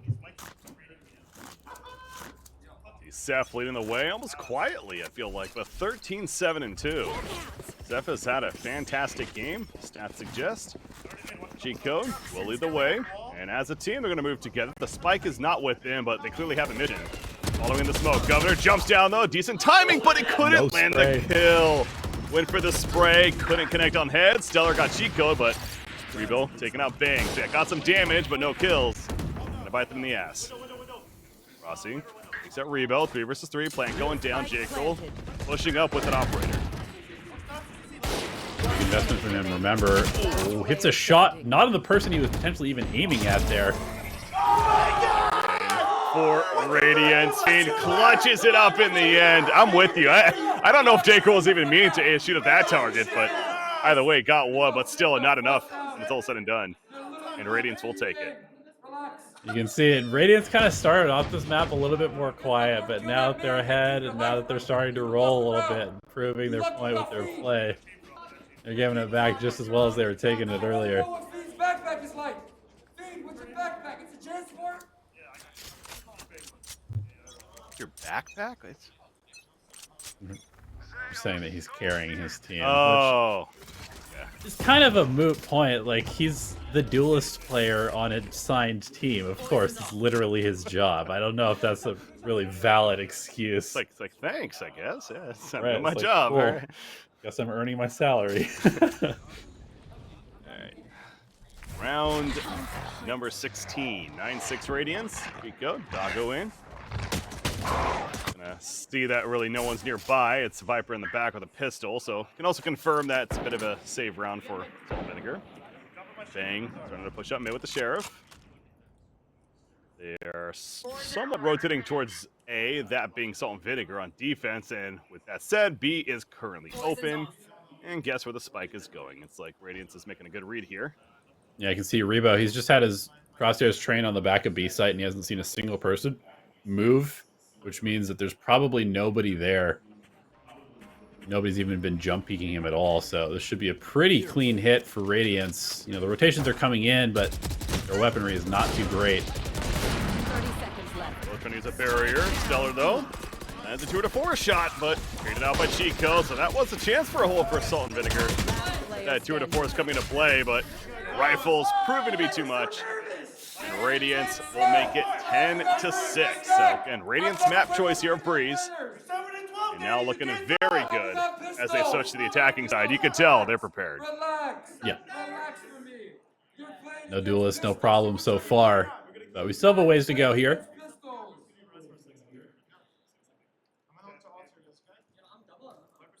Again, to clarify, especially with all this trash talking going on, they're not actually facing each other like that. They're at angled and a little further away, but still close enough to certainly see each other. So round 17 now going to commence, and Chico immediately, once again, we saw this in the pistol round. Looks like the pistol round strat. They're going to do the same thing. They're going to open up the door. They protect the hall. The Governor in the same spot as well, but Venture gets one kill and a bang. Rossi finds two, finds three in the side, and it's going to be hold time for Salt and Vinegar. They say, yeah, we've seen this before, and we're more prepared. Wow, yeah, I hit 3 shots on people at the switch, cleaning them up as they tried to pour into the site. And now Venture is like, wait, I had an awesome Hunter's Fury, but my team's gone. I did my job. Yeah, unfortunate for Venture. He's got plenty of money, though, so definitely not going to be any kind of a safe play. So very, very, very difficult round, though, especially on this map, and they'll make it a little bit easier. Seth doesn't have, or not Seth, but Viper doesn't have the most life on the Salt and Vinegar side, so it's kind of 2.5 players. Venture pretty aware. Stellar's been creeping up. Obviously, he's not going to try and make a rotation because he has no idea there could be a flank middle or something, but will be punished by J. Cruel, obviously winning 1v3. Tony, hit the fucking ult, Tony! Do it again, do it again! Hit the fucking ult! Don't come in here! Which ult is he talking about? He's talking about Hunter's Fury. There was a kill and a half damage. Again, I mean, listen.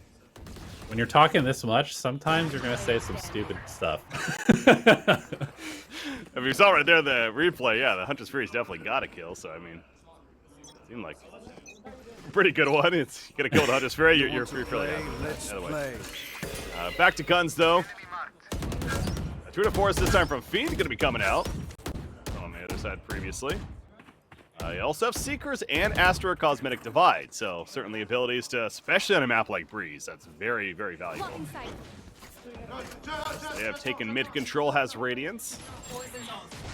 All control from Seth as well, pushed up to the door. You are divided. You can see the value of Chamber, though, with the halls, because Seth is going to run into this little alarm bot, the trademark there. Presence detected. So the Cosmetic Divide used to cut off B from mid. This is an interesting position from Radiance. We'll see what the game plan is. Are they going to just wait for it to go down to charge in? Yeah, here comes the Seekers. They're going to follow these in. Okay. They're J. doing Cruel. exactly that. Stellar in the back. They knew he's there for the Seekers, so the Seekers doing their job, but J. Cruel still managing to live. Dean watching mid.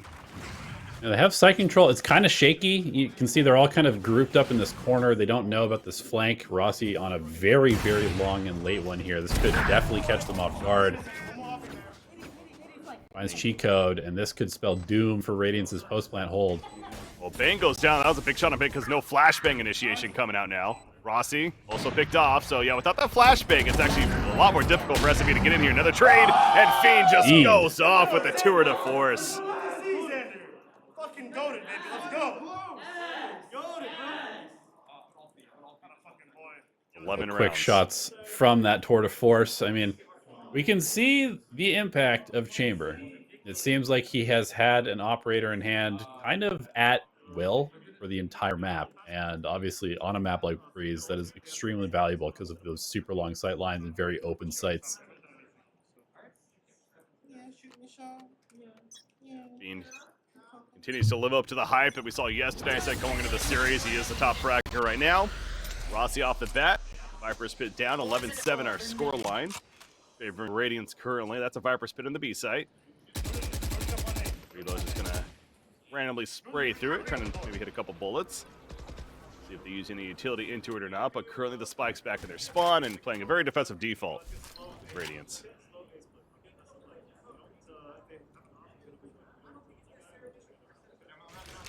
Operator holding from J. Krill as well in mid. Deploying drone. Everyone holding in mid. Radiance playing very, very slow this time.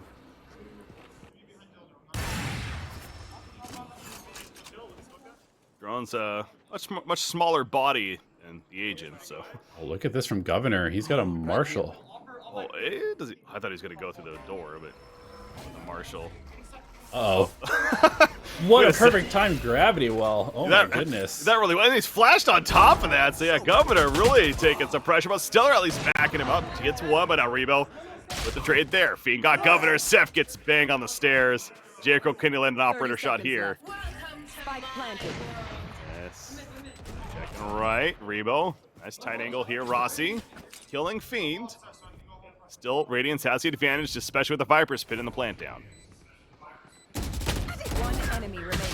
Shooting through the little barrier there. J. Krill picks up a Phantom to run in and try and contest this. Obviously has to with Radiance heading towards 12 rounds. Not to be, though. Seeing Jet players do that, man, I mean, I get why, take advantage of just creating chaos, just dashing into your own smoke like that, but in the end, it was obviously a very difficult task for J. Krill, but 12-7. Now our score favoring Radiance, looking to close out strong here after all that back and forth, the 6-6 first half. That's really been all Radiance here in half two. Yeah, and I mean, I gotta say, like, that gravity well, just to go back to that, it looks kind of crazy. Like, how does he know to do it there? But these guys are playing this map so often, and there's specific angles that everybody holds. They're just better angles to hold towards certain angles for defensive purposes. So it's like there's probably going to be somebody there, and if there isn't, at least I know that there's nobody there when we push in through the double door. Yeah. Some top tier Astro play coming out. Cheat code, Doggy. To the A site. A site fairly open as far initially goes, but you look at what Salt and Vinegar is doing as a team. They're pushing through mid, so a bit more unique from previous rounds. Governor even going to Huntress Fury, nothing. Almost as if they thought that they were actually initiating right there, but they're not. In fact, they're rotating back to the B site as Cheat Code picks off Governor in the mid as well. A little insult to injury there on the whiffed Hunter's Fury. They're a little bit slow to get into the site. Two players have already rotated in, but the weaponry is not there. Jake Poole has to do a lot with these knives, and he's being punched through the smoke down to 4 HP. Oh, he got the spike, though. Stops that. Yes, might as well. Maybe some lucky shots. Seth, though, cleans up two. And it's up to Rossi, who gets two with the Bulldog. 30 seconds. Keeping hope alive for Salt and Vinegar. Nope, gotta be peeked on. Cheat Code will finish the job. 13-7 Radiance on Breeze. Y'all get shit on by me. I ain't gonna lie to you. Couldn't come to my site once. Come to my site once. Hey. It's BO3 though. It's a BO3 though, bro. Don't lose. It's true. That's a good point being brought up. It is a best out of three. Where are we going next, Breaky? Where are we going next? No, I'm blank. Was it? I believe it's Haven. Or Bind. No, I think it's Bind. I think it's Bind. I was going to say, Haven was the last series. So yeah, Bind here on map 2, that was chosen by Salt and Vinegar, yeah. So yeah, I mean, we saw some pretty fast-paced gameplay here. Good tempo changes in general. You know, there's quite a few fast rounds, some slower ones, but ultimately both teams playing pretty aggressively. And heading over to Bind, I would expect to see more of the same. Obviously, we'll probably have that, funky Viper gameplay down A short, which has become the meta on that map for everybody. But everything else has been pretty fast-paced from these teams. I'm excited to head into that second map. I think we all are. There's certainly a lot of hype going on. The trash talk is real. We'll see if they can come back in map 2, that being Salt and Vinegar, potentially force a map 3. But before that break, another shout out to one of our sponsors right here, that being Mike and Ike. So take your candy game to the next level with a pack of Mike and Ike Original Fruits or Mike and Ike Mega Mix. The delicious, fruity, chewy flavors help fuel your game and power you up to keep playing at your best. Power up with Mike and Ike. Power up needed right here for Salt and Vinegar to come back in map number 2. Ladies and gentlemen, stay tuned. We'll be back.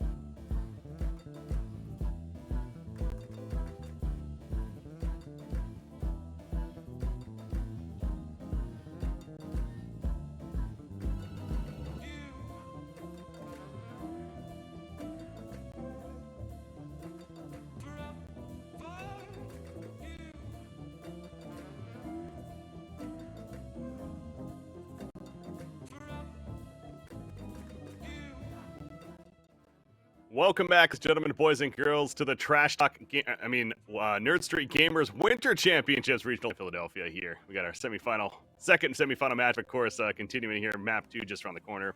Going to be heading to Bind. Salt and Vinegar versus Radiance, with Radiance up 1-0 as we take a look back at some of the more highlights from that first map. And again, the first half, it was 6-6. Radiance on defense, Salt and Vinegar on offense, so it felt this could be actually a very tight one all the way to the end. But the second half, a much different story. And Governor asked the question, what are you going to do on attacking when you don't have any duelists? But, well, the answer, they're going to win 7-1 on attacking, and they're going to win the series or the map as a result.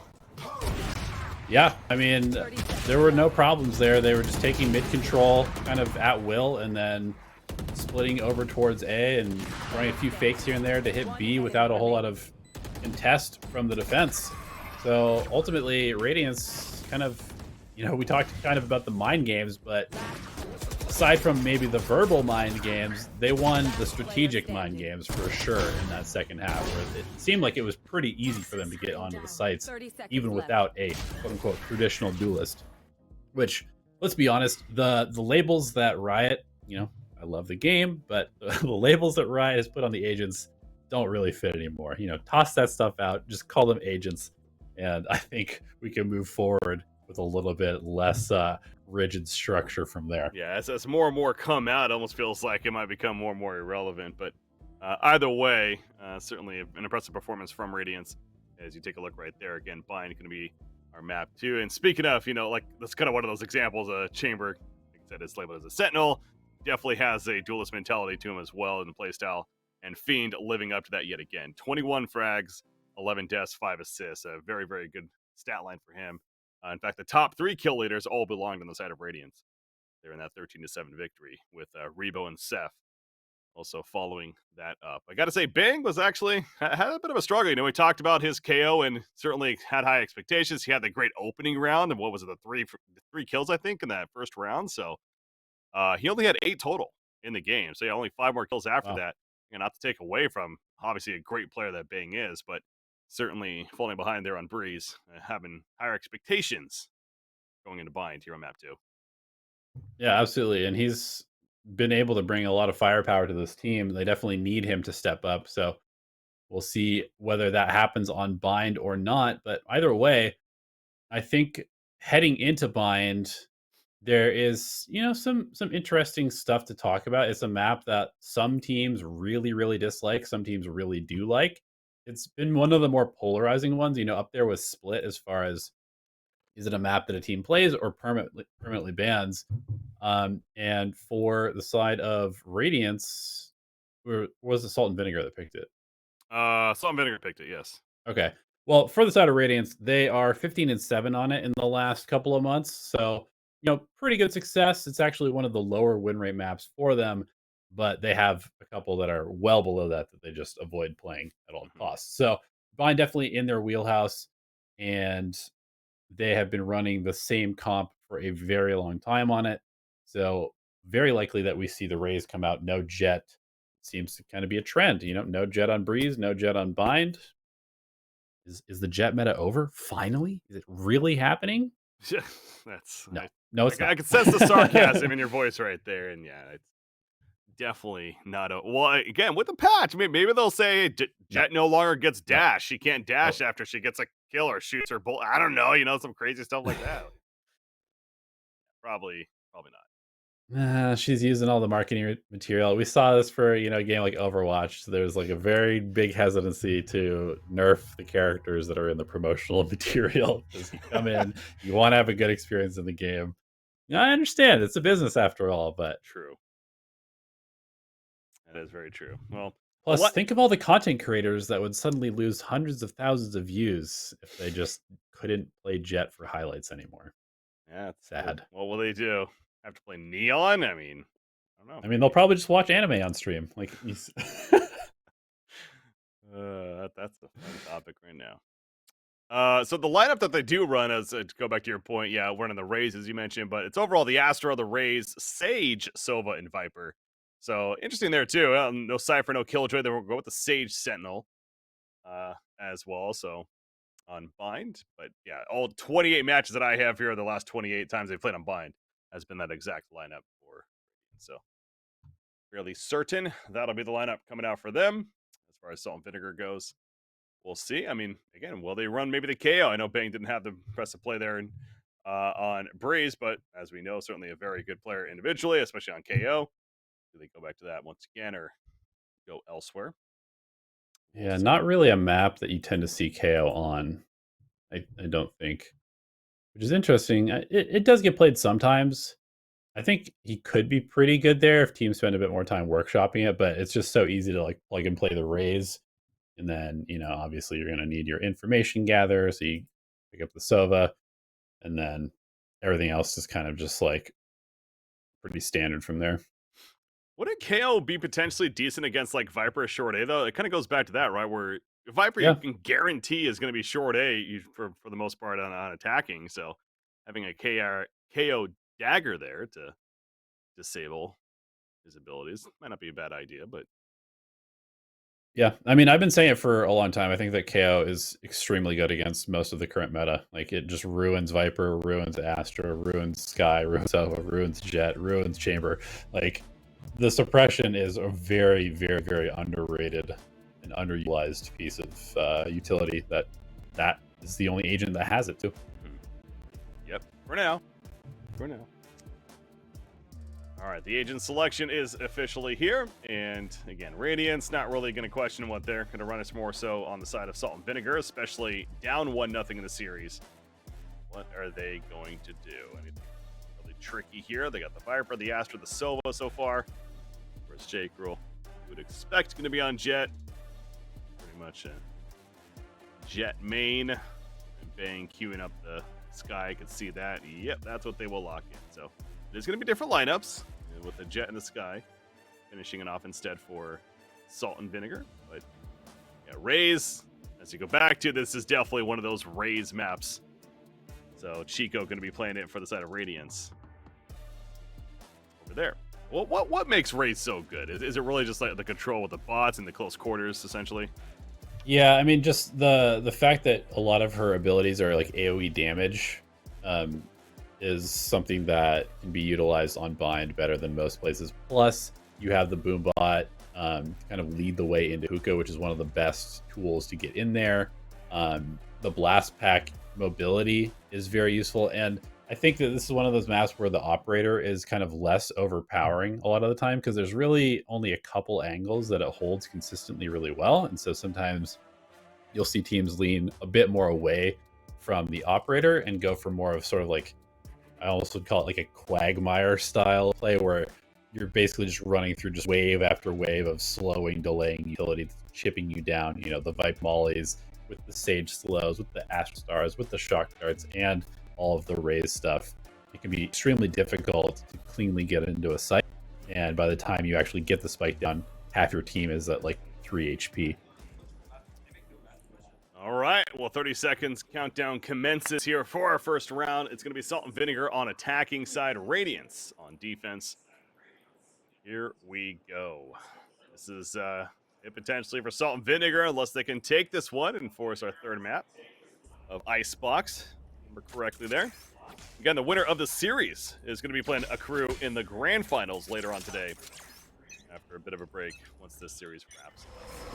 Vinegar, though, aggressive showers play. We see this a lot. Wow, 3 versus 3 off the bat. The Astra Star, the Viper Wall coming down. J. Crew holding the angle against Cheat Code. He kills Race off the bat, so favor S&B initially. Oh, not so much, though. Shock Dart and the Snake Bar. That is so much utility, especially for a pistol round going to be used at this orb. That's what I'm saying. It's just so hard to cleanly push forward, and it's funny, the Boombot got caught in the gravity well. Cheat Code, maybe even just forgetting that the Boombot was not leading the way, gave up the first kill, but Radiance, with their utility, pretty much cleans up the next 3. Ooh, nice snake bite right there. Venture having to respect back off. Stellar takes advantage. Albert Fiend kills Stellar with the classic from range. Bang! Good jumping away. Couldn't land the precise shots. Will land a precise shot on Seth. Missing the headshot there. And look at the wall off his wall coming out against him. So making this extra difficult for Bang now. Has to get close, and it gets a right-click classic. That's not too fun. Well played by Fiend. Yeah, and interesting to note, Fiend is playing that Sage. So this is the Ascend comp. You know, you move your Jet, your Star Duelist, your Sniper over to a Sage, and just rack up Resurrect after Resurrect after Resurrect. It's a pretty good ultimate to have. Yep. More so on attacking, but very valuable on defense, of course. Gonna be just pistol upgrades for side of Salt and Vinegar. Fiend getting aggressive at Hookah. He's gonna jump out though before the players eventually get in there. All 5 players towards Hookah right now for Salt and Vinegar. Now they're gonna slowly walk towards Long, so they're doing the let's all stick together strat. G-Code has a nade, a boombot. Blocking vision. Blocking the vision, the spray through. Here comes the flash. Gonna hold with the Spectre though, and Revo lands a couple of kills with the Ghost on top of it. The Classic comes out with the nade. The lockdown of Long B is complete. Obviously, not too heavily of an investment for Salt and Vinegar there. So they get kind of shredded, but that is one of those things where you get the Astra and the Rays together, and it just becomes almost impassable terrain. Fiend, Operator, going to be purchased. Round 3 after winning 2-0. Getting the Operator, so a big investment coming out from Fiend. But managed just to pick it up. On the other side, it's just 4 Phantoms and a Vandal. Sounds like the beginning of a sitcom. Revo. Smoke it off. Show about guns. Don't know where we go from there, but popular in America. Hey, it worked for Seinfeld. You don't need much of a plot. Governor droning up through Long Beam into the site. Didn't really see anything, I don't believe, as both players are in Hookah. There on Revo. Speaking of that, Jinx one, sprays through the Spectre's reel. Down to 2 life, though. He's dead. Gonna melt into the Viper Snakebite cheat code in the back of the site. Unable to stop this plant from going down. Slow rotation over the other 2 Radiance players. It's almost one of those situations where you think about maybe not pushing this too much. Fiend gonna look for a pick over the top here with the Operator, but his head, ooh, Rossi, moving while shooting. Yeah. That was missing those shots initially. That was gonna be the death of him, but yeah, Fiend unable to connect. But yeah, I'm with you. There's no way Fiend tries to retake this with that Operator from round 3. And sure enough, he's gonna fall back. Viper, on the other hand, is like, all right, I'll see what I can. One enemy remaining. Not much, unfortunately. And that'll do it. So, Salt and Vinegar gonna get on the board, but again, Fiend's gonna keep the Operator at least. Going into round 4, 2-1. And I'm guessing the rest of the team, as they all had Spectres, really, so gonna be plenty of rifles around that Operator still. I'm not sure about that. Yeah, they're fine. Very low in credits across the board, but they do have a full buy this time. Viper wall already put up at A. That's a Viper play. Or Salt and Vinegar, Stellar. Join the team for now, but talk about that short control that constantly comes out. The aggressive play setting up to happen from Radiance, pushing it somewhat in short there. Revo does have this smoke to play around if he needs to fall back. Stellar trying to do his best to condition. A term you'll hear used from time to time. Even though you may not be there, you're going to always think that you're there. I mean, well, he's right to think that he's here because he is around the corner, but Stellar hasn't actually shown anything yet.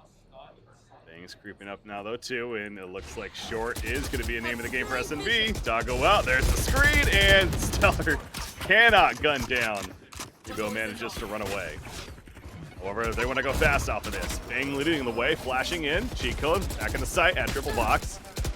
Coming up top, no deaths yet, some way, somehow. Flash once again from Bane. This time gets a kill, but Revo and Seth there to respond. Snakebite put down. Spike is currently on the ground. Not planted. Governor finds a very crucial pick there. Seth with the trade, but 2v2, one of which has an Operator. Fiend Oh, he's getting pushed here, Rossi. And they get Stellar. Yeah, I was worried for Fiend, but he hits it. Let's fucking go, boys. Dog shit. It's such a mixture of, hyping up your teammates and putting down the others. It's almost like there's no separation between them. You gotta kind of like use your brain to pick out, was that an insult to my boys, or I don't know. But hey, this time, to their credit, I mean, Radiance certainly has room to talk. That was actually a really good round for them. Make the 3-1. You see on the other side, it still buys for the most part, as Fiend is going to a very aggressive wall along B, allow for the orb pick. Oh, he gets pinged a couple times because they missed the recon dart, so he's going to have to fall off this angle. They do pick up the orb, but are pushed back by the drone, at least for now. That was Sova getting it, so I don't know if Sova... He's probably one or two more to get the ultimate as a result. Bang gets 2 in the showers, and now has Seekers, and he will activate them. Yeah, great patience there to find the 2 players who've been kind of posted up there almost every round now, and the Seekers will allow them to get onto the site pretty cleanly. Bang, looking for another kill. Oh, sees the shoulder. Timing. Oh, not going to work out. Governor looks left at the right time. Venture, meanwhile, lurking around into the other side, and we'll find J. Cruel. But a case of you have an operator for feed. Again, do they look to really take this? Probably not. Oh, 2 versus 3 now, but Positionally, yeah, we see Sova still on B site, trying to hang on to his rifle at this point.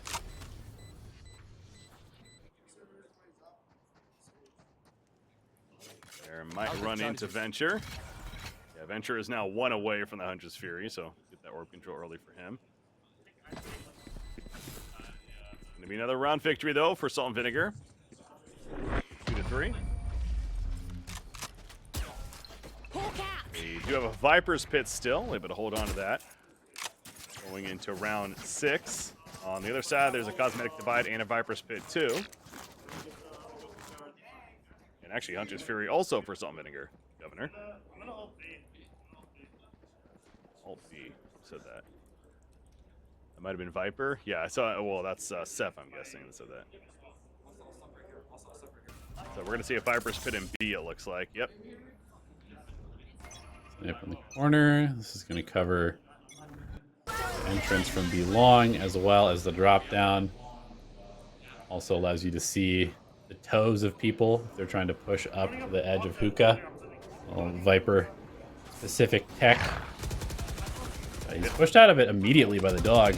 Yeah, they also used a Cosmetic Divide defensively, so really trying to keep them from going in, but Assault and Vinegar are not going to respect it. I mean, they make a 1-for-1 trade happen, but man, that is tough to push through. How about cheat code? Yeah, the Viper's ultimate goes down. He doesn't get back into it in time. Oh, wow. Maybe intentionally, maybe not. I would imagine he just didn't feel safe walking back in there. Sure. Ooh, can't hit the opening shot, but still stays alive. Strafes away enough. Cheat code still waiting, hoping somebody TPs to hit the headshot. Don't think anyone's TPing though. But he might have a good flank chance. I mean, they probably know that he's still in there, to be fair. Jake Roll, by the way, avoiding Governor. This Fury is not going to get a kill with it, but obviously causes a distraction. Seth gets 2, though, in the site, locking it down. He's doing so much damage here from this elbow position. Does eventually go down to Governor. Cheat code picks up a Phantom and takes out Stellar, which drops the spike in hookah. Yeah, Governor. That patience of cheat code was sitting in that teleport that whole time, and as soon as the firefight starts, that's when he comes out and you see the kill there. Governor gonna try to win this. Oh, the shock dart gets the kill some way somehow, but the jump down gonna fall to the bullets of Rebo. It was beautiful by Governor, but Rebo has other plans. Yeah, you were praising. I was a little bit worried there. You're praising his patience, and then he's like jump peeking when he has spike down, putting himself in danger. But Rebo was on this massively long flank to clean it up at the end there. So Radiance looking strong here to start off bind. So a little less talk this time around.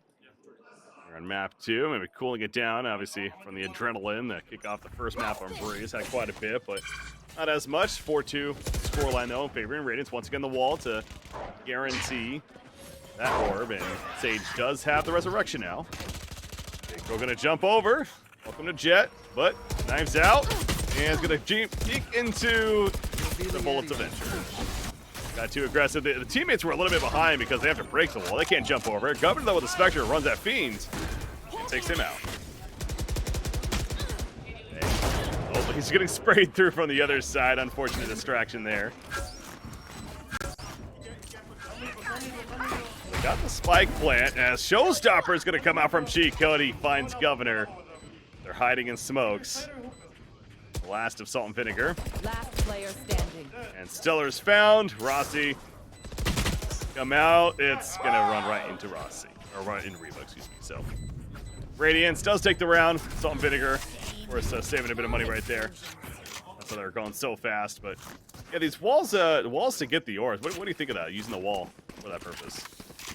Well, they're not doing it every round, but they're doing it when they're like 1 or 2 away from the orb. So it's just a really good way to kind of guarantee that you're farming the orb at a critical time. I think that's kind of the strategy, is that they're like kind of playing the game normally, using the wall for whatever purpose it might need for locking off or delaying things. But then once they get close to an ultimate, they're going to use it to make sure that they get that.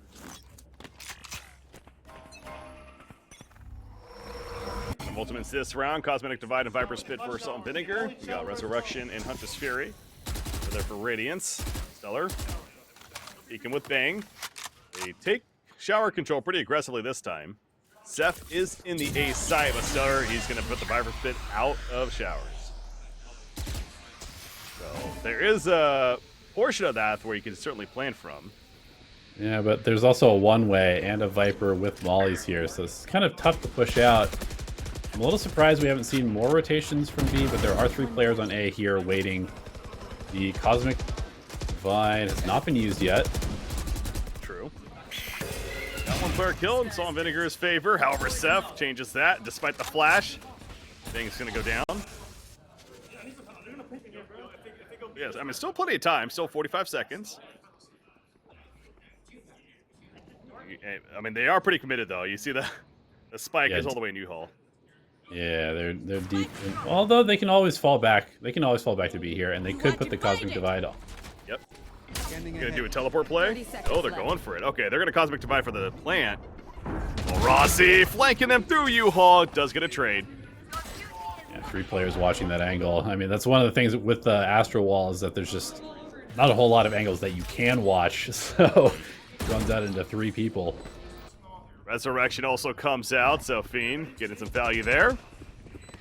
And now they're going to try to go for the defuse. J. Cole, nice angle, gets 2. Does he go for the spike? Defuse, he's sticking it, and he sticks it all the way. Fiend gets it and sprays back for 1 kill. Going to get killed, but who cares? Chico will finish off J. Cole. And you know they're going to let them hear it. Absolutely. I mean, it's moments like that that are so, everybody's so clenched. It's like you're watching your teammate defuse, or you're the diffuser. There's bullets flying around you. Come on, come on, come on, come on. Yeah. All right, there's the release afterwards. So slow, go faster. Oh yeah, big kill from Chico right there on Governor. So it's so good with J. Cruel, but J. Cole's like, he killed 2 players. There's no way he sticks this, right? He's stuck. Throw some fake. It is known. Time and time again, it feels like. Let's goes back to that. Nice little team boost there also. Oh yeah. At the beginning of the round to get Reba up there. Obviously, Astra does not have a jumping ability. It's definitely not something you see a whole lot of in Valorant. It's not nearly as easy to do as it is to, say, a Counter-Strike. Possible. Venture got some damage in response, but no kills. He will just freely pick up the orb, and it's going to heal up his teammate. No ultimates this round for either team.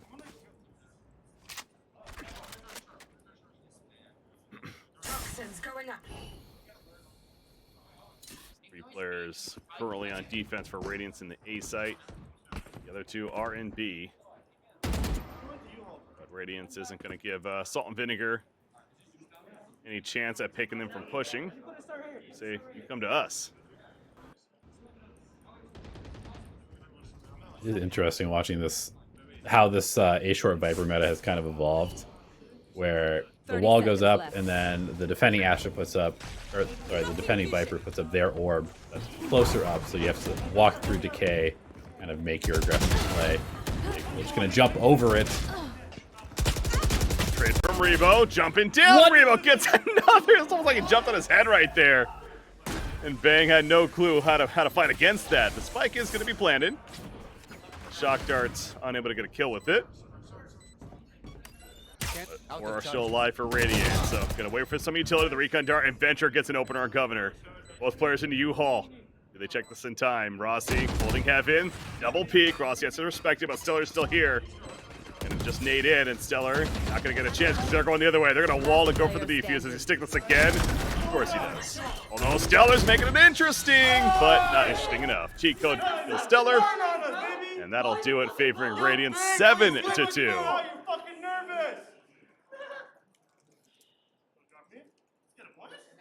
I mean, he did look a little nervous there, to be honest. There was an Astra who should have died, and he did not, because the bullets were not hitting the way they should have there. So there it is. Thank you, production. You're so good with the replays just on time. Look at that. The jump through. I mean, it was a good time by Bang, but he just whiffed. I've said it before, especially against Jets jumping in the air. Vertical shooting in this game, it feels so difficult sometimes. It really does. So when a player's jumping at you like that, what feels like it should be so easy can be oh so difficult. I have some bad news for you with this new patch coming. Oh boy. Yeah, little neon. They wall up on B once again. Venture and Fiend are over here. Bang's gonna try to come through. Hookah and do some damage. The knife's missing, and the lineup is there. Oh, it looked like there was a good chance for Salt and Vinegar. A beautiful spray back. Radiance instead. Venture right click. Nope, but he gets back. Distracting still. Governor finally takes him out. Cosmic Divide obviously used here as well. Another trade happening, and it's up to Stellar now. Manages to fight a Phantom. As soon as it goes down, though, cheat code appears. We're seeing 8-2 Radiance. Yeah, it's one of the situations now. We saw it in the last match with a crew where it's kind of the same vibe where the Pug team has a couple good rounds. You know, they string together some momentum-based gameplay, but once that momentum slips without, you know, some real structure, without having trained together a bunch, it can be very hard to kind of find your footing again. And right now, Radiance is just absolutely running away with the map. On the defense here, Salt and Vinegar. It is their map choice. Fortunately, finding 2 rounds so far, so 4 rounds still doesn't feel the greatest, but they'll take it at this point. Governor catches Rebo. Playing too aggressive. Yeah, pushing the smokes like he's been doing. Spike down B. He's trade after trade. I have the spike. Salt and Vinegar has the advantage still. They have a Viper Spit. There is a Resurrection, and Venture kills the Spike Carrier. That's huge. And the res comes out from Fiend. Oh, protection, not there. I mean, the bait was there. The idea was there, but just couldn't land a shot, so well played. But in the end, it's now Rossi with 33 life, and the resurrection does pay off as Seth gets 3 kills, coming back to life.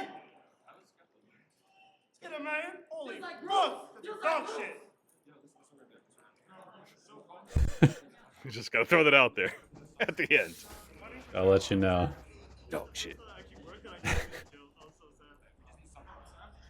9-2 Radiance on the verge of was really closing this out strong. And buys for Salt and Vinegar. Got a Bulldog, a couple rifles. They have a Spectre in there. Again, Viper Spit and Cosmic Divide. I know I've been saying cosmetic. It's a nice cosmetic on the screen, but yes. Yeah, clearing it up. You know, the keyboard wires are out there. If he says it one more time, I swear. Anyways, Cosmic Divide does come out, and one player dead on the side of S&V, though. Seth running through. Finds Stellar. Venture. Random Hunter's Fury. Not going to connect. And 3 players only remaining for Salt and Vinegar now against the 5. Rossi has the spike up here. Yeah, they're kind of boxed in. They've committed so much utility already. Like, even if they reset, They're down players and down utility. Governor hits a nice shot with the Bulldog. They're just going to brute force this down A? No way. Yeah, I mean, you look at that mini map. It's like, just go B. Come on. Yeah. Go B. It's pretty open. They're gonna start making the way towards B. And by now, if you're Radiance, I mean, you got to think. 30 Like, seconds left. okay, well, I guess they're pretty confident playing for retake, though. They have the player advantage. Yeah. So, not going to risk it too much. They don't want to leave Sova over there by himself, Straggler and something like that. Spike planted. Makes sense. There's a spike plan, and now you got to work together if you're Radiance. Retake. But again, player advantage. And they're just sending 3 through hookah. And we're going to drone through to kind of lead them onto the site. One tag happens, cheat code. Thinking about jumping down, but...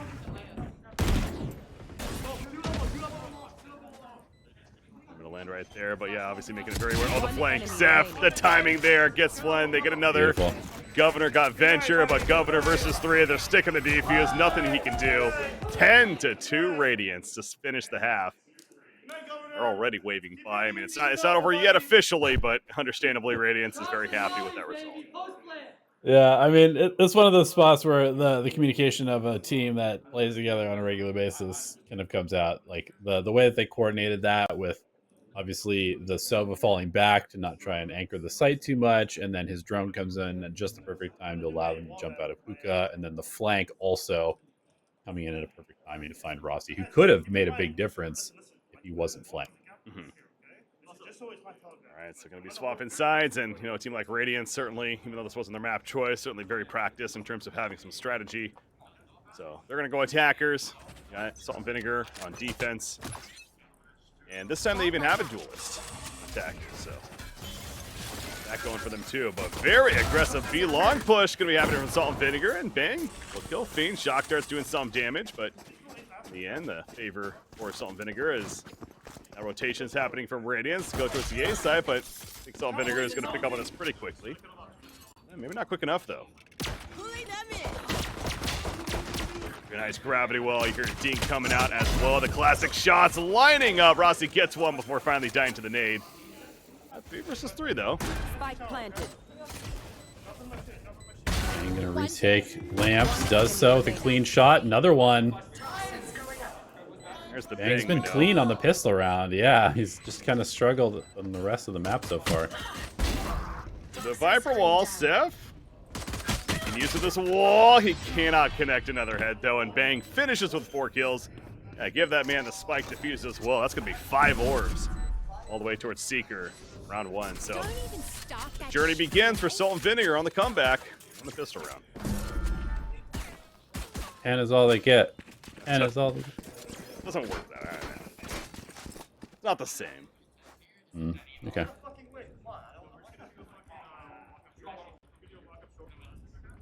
Well, looks like it's going to be a pretty clean save round for Radiance. Just a bunch of classics.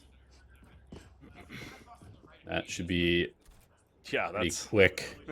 pretty quick mow down from Salt and Vinegar. I always find it interesting, though, like, because it is rare that this happens, right? Like, just true naked classics with nothing. Most of the time you see at least maybe a sheriff upgrade or some light armor, but yeah, this is just literally like, okay, kill us as soon as possible. Let's get this round over. Yeah. I mean, they are so far ahead where it's like, why even bother risking your economy? Yeah.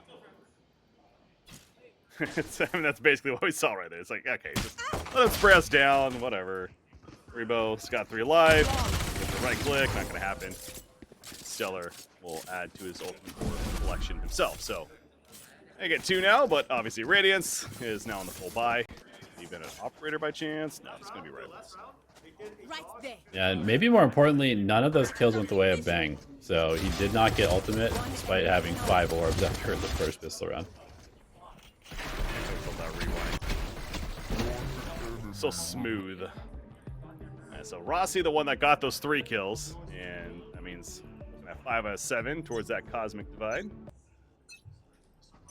But now operator is picked up by J. Cruel, that is. Check out Hookah. Not finding anyone initially, though.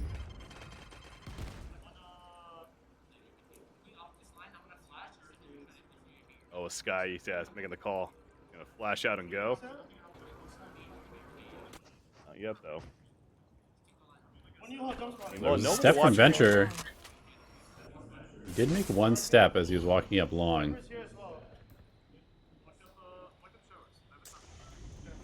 All that Viper over in the A site. So slowly checking out, was thinking heaven, but no, was below, and Stellar wins that duel with a Spectre.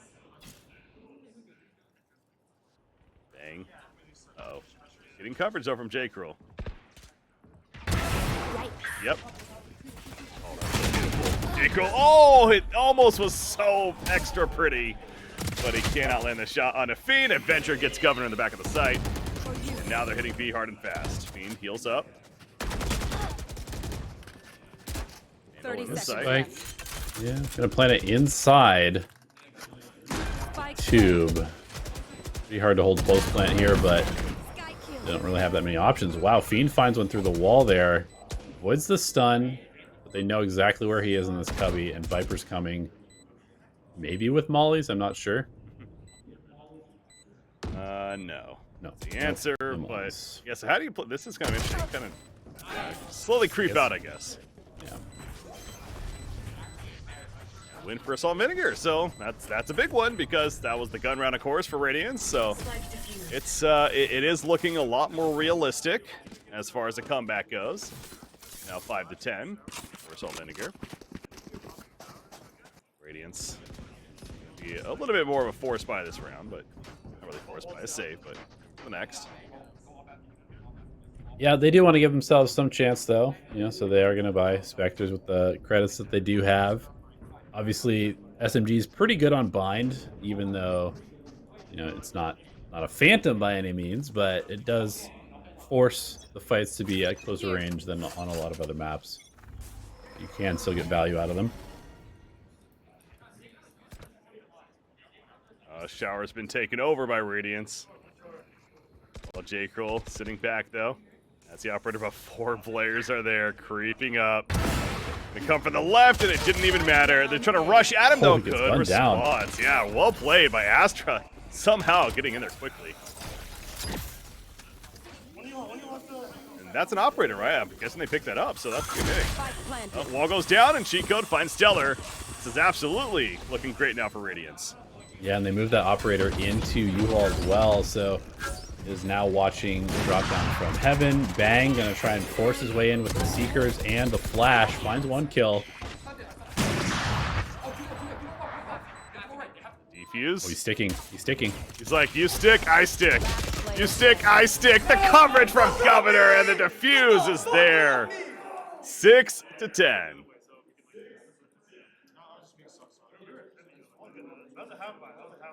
Bit of a pop off there at the beginning, but still, again, work to be done for Salt and Vinegar. But yeah, it's this next round now is really that could be that ultimate swing round, right? If Radiance loses this one, then suddenly we absolutely have a game in our hands. Yeah, yeah. Like they said, that was a half buy there. So, you know, the Spectres expected to lose, but it got a little bit closer than Salt and Vinegar might have liked. Rule. He is feeling it now. That's not a good thing for Salt and Vinegar, but again. Great gravity well there to catch him on the escape. Almost gets a second one on Bang too. Back-to-back rounds. Governor hits 2 players. The port's even used, so didn't get the kill, but caused a funky rotation now. Right, yeah. Fiend had to fall into the teleporter to escape, so they know that somebody's late rotating, and they're going to play aggressive off of that. Really like that reaction from Salt and Vinegar, knowing that 1 player is missing. Yeah, so that classic example of like, just because you don't get a kill, it doesn't mean it wasn't worth it. It certainly was. Now Fiend is going to come from Hookah. Bang watching it. If he creeps out, ooh, just looks away. Making sure not to make noise. Oh, now he's made noise. Can't connect. Stellar will take him out. And there you go. 7-10. Salt and Vinegar. The comeback is real. They do have Cosmic Divide and the Viper's Pit available, but looking at the ultimates on Radiance, 5 available. So plenty of options for both teams for this round.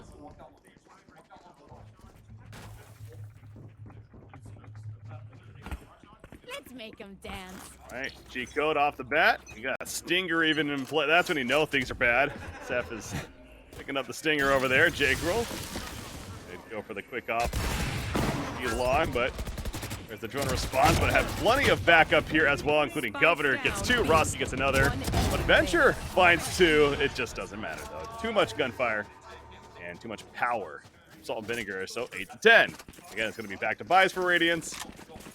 But yeah, they're going to call timeout. Radiant's definitely realizing now that suddenly this game is a very real comeback potential from Salt and Vinegar. And things certainly aren't as over as they thought they were. Yeah, and they have these 5 ultimates that they've been sitting on for a couple of rounds now, so probably coming up with some sort of contrived execute. 3 ultimates available, I believe, for Salt and Vinegar. They got 1 more off of that round. So again, there's the pit for both sides. There's Cosmic Divide, at least on the side of Salt and Vinegar. But I would expect to see some sort of, raise entry play, maybe with like following the Seekers in. Seems like a pretty guaranteed kill, at least. Definitely talking bits and pieces over about, how exactly they want to go about this. I'm trying to see if we can hear in. Hard to make, as they're talking a little bit softer there. It's not the yells and very obvious statements that they're making. Understandably being a little bit more cool, calm, and collected as they're talking strategy. But as you mentioned, all 5 ultimates available for Radiance. Just a matter of how and when you use them in what order. Jet Knives, you got Viper's Pit. Is it a Viper's Pit or is that a bug? No, it is Viper's Pit, yeah. Jet Knives, Viper's Pit, and for Salt and Vinegar. Yeah, this is going to be a massive round coming out of the timeout. Not only in terms of what could happen, depending on the result. Crunch play. Through. Yeah, going for the cross play with the teleport. No kills. But that's certainly going to throw Radiance off, and they take the shower control as a result of Salt and Vinegar. The positioning is kind of awkward. They just have the jet over on B, but that was a very aggressive, unexpected play, clearly. Revo having to fall back from that position. Scout destroyed. Still a lot of time. So, yeah, that was a bit of panic there in the beginning. But, again, no really big damage done. Still have all the ultimates. Now starting to creep up in the shower. Chico, does he go for showstopper play? Flash, there we go. There's the showstopper. Jumps around, gets the kill on Bang. So Bang was ready to flash, but not so much. The Cosmic Divide, Stellar just going to spray. It doesn't go through the Cosmic Divide, trying to do some damage to Sage, I suppose. So while Spike is now just being planted, though, so Rossi able to find a kill on cheat code to even things up here. So with the Spike down, how do you play this if you're Salt and Vinegar? It starts with that. Cosmic Divide up on the shower, so making it extra difficult to return fire, and Fiend had to go through. Already paying off. Meanwhile, Seth found Jet, but Jet dashing away. Has a snake bite. Being distracted, though. Hunter's Fury as well from Venture. So he's still on it. He's sticking. He's sticking the whole time. He didn't actually hit him. And Salt and Vinegar wins the round. All 5 ultimates. Not committed, but were ready to use. They used 3 of them, and it still wasn't enough. Yeah, I mean, we've just seen, like, the stats say that Bind is not that defensive-sided, but right now it looks like the attack is having a very difficult time here. See the one shot from the Hunter's Fury hitting, but way too late there. Bang, quick flash out, be long. Is he gonna go for the teleport play again? Almost looked like it, but no, not this time. Instead, they want to hold be long as Jay Cruel can have some action soon. Sees one, misses the second shot. Good distraction, and Chico capitalizes. Runs him down with a Vandal.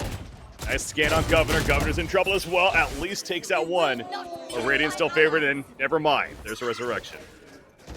5v3 here with the map kind of hanging in the balance right now. Stellar almost hits the timing on Fiend. Really wishes he had that kill. Spraying from Hookah on top of the box. All 4 other players are towards long. Stellar crouching out. Kills cheat code. Nice vision block from Astra coming out there. Viper's Pit from the Garden, though.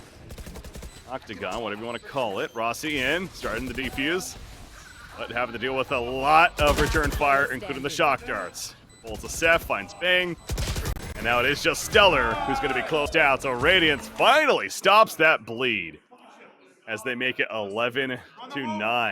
Was that 7 in a row to start the half for S&V? So, oof. That's got to feel good if you're Radiance at least, but obviously still plenty of work to be done. Yeah, definitely. And that one really was just them kind of stepping on the gas. They got up into Hookah very quickly, and J. Cruel, unable to hit that shot, got chased out and taken out. He does have enough money for an operator here again, and despite being at the bottom of the scoreboard, I feel like his impact has been pretty high. The operator, at least creating pressure points for Radiance to have to deal with. This is another one middle, though. Or legged him, at least. Viper's Pit down in the B site. That same spot as we mentioned before. Decode. Sure no one's being a little crafty there in Hookah. Calls being made to rotate back over. Seekers are available for Salt Vinegar as well as a Huntress Fury. Those two especially could be really important this round. Stalled him. Going in, jump peek strat from Bang. Eventually gonna see them here, yep. And gonna get pulled in or stunned, or trying to at least. They're just gonna run it down. Scan in. It's Pit, I mean, this is ambitious to say the least. Governor with a fat Hunter's Fury. Yeah, that was damage right there. And I don't want to say they hit 3 players, no kills, but I was gonna say they might just have to teleport. They do that, and it's like SMV is ready for this. They had 2 players sitting in the site the whole time. In come the stars, but Rossi, what did he have? Falls down, gonna try to spray it down. Jack goes in with a nice miss to right click though. That's a big miss. We'll continue spraying the plant. 20 seconds remaining, trying to get it off. They kill J. Cruel. Governor gets Venture.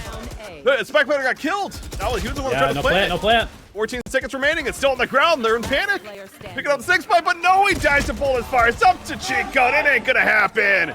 Bang gets 3. 10-11. Salt and Vinegar.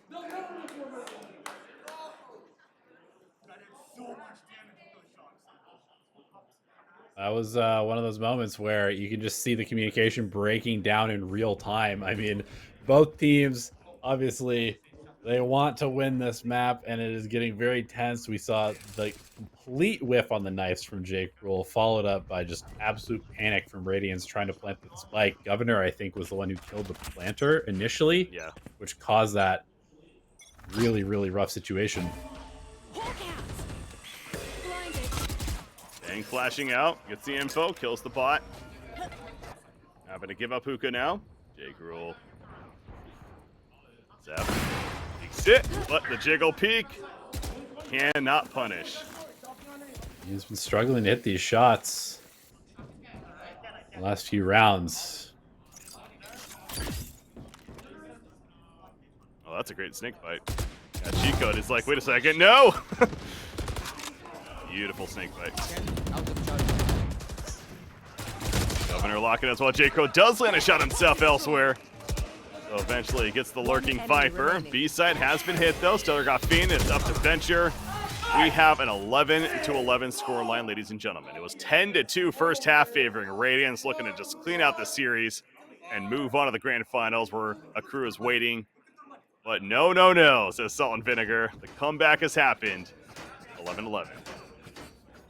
Absolutely, and Bang is starting to hit shots. I really like that quick peek into tube to throw out the bird and then follow it up with flash. Just lockdown defense on both sides for both teams here on Bind.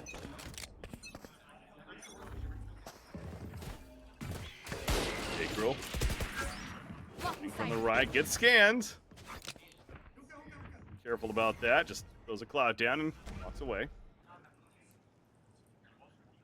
Well, you see over on the other side, it's just Viper and Shower, and Astro's holding very defensive posture.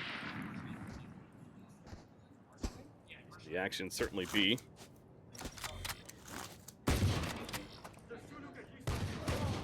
Sees T-Hookah, you hear the call coming out. Sheriff's really, though, for Radiance this round. Rebo. Had a gun, but no longer. Play elbow. Play fucking elbow. Oh, sees him. Yeah, Rossi catches Seth, but Seth wins the duel some way, somehow. The rotation's coming to A. It should be free lamps control. This actually could be kind of bad for Stellar. I don't know if he's reading this. Pushing through, Governor catches Seth. Stellar gets cheat code, and not so bad anymore. Fiend manages to get Stellar eventually, but nice shot. Figured he was going to run at him. Yeah. Right. Good anticipation by Governor there. And yeah, I mean, neither team has had any success on the attacking side. And unfortunately for Radiance, Salt and Vinegar is on defense for the second half. So here we go. We could be going to a map 3. This is either overtime with a full buy from Radiance, or I think we get a little Salt and Vinegar pop-off after this one. They win it. There's going to be some chance coming out, both positive and other way as well, but we'll see. Radiance certainly ready to fight. Cosmic Divide is mentioned. Ready to go. That's the only ultimate currently. There we go. Going to use it. And going into the side, Chico managed to get his. It's not going to get a kill, though. I don't even think it did damage. You just tried to hit the tag, but man, I always question it when Razes try to shoot jets with the ultimate.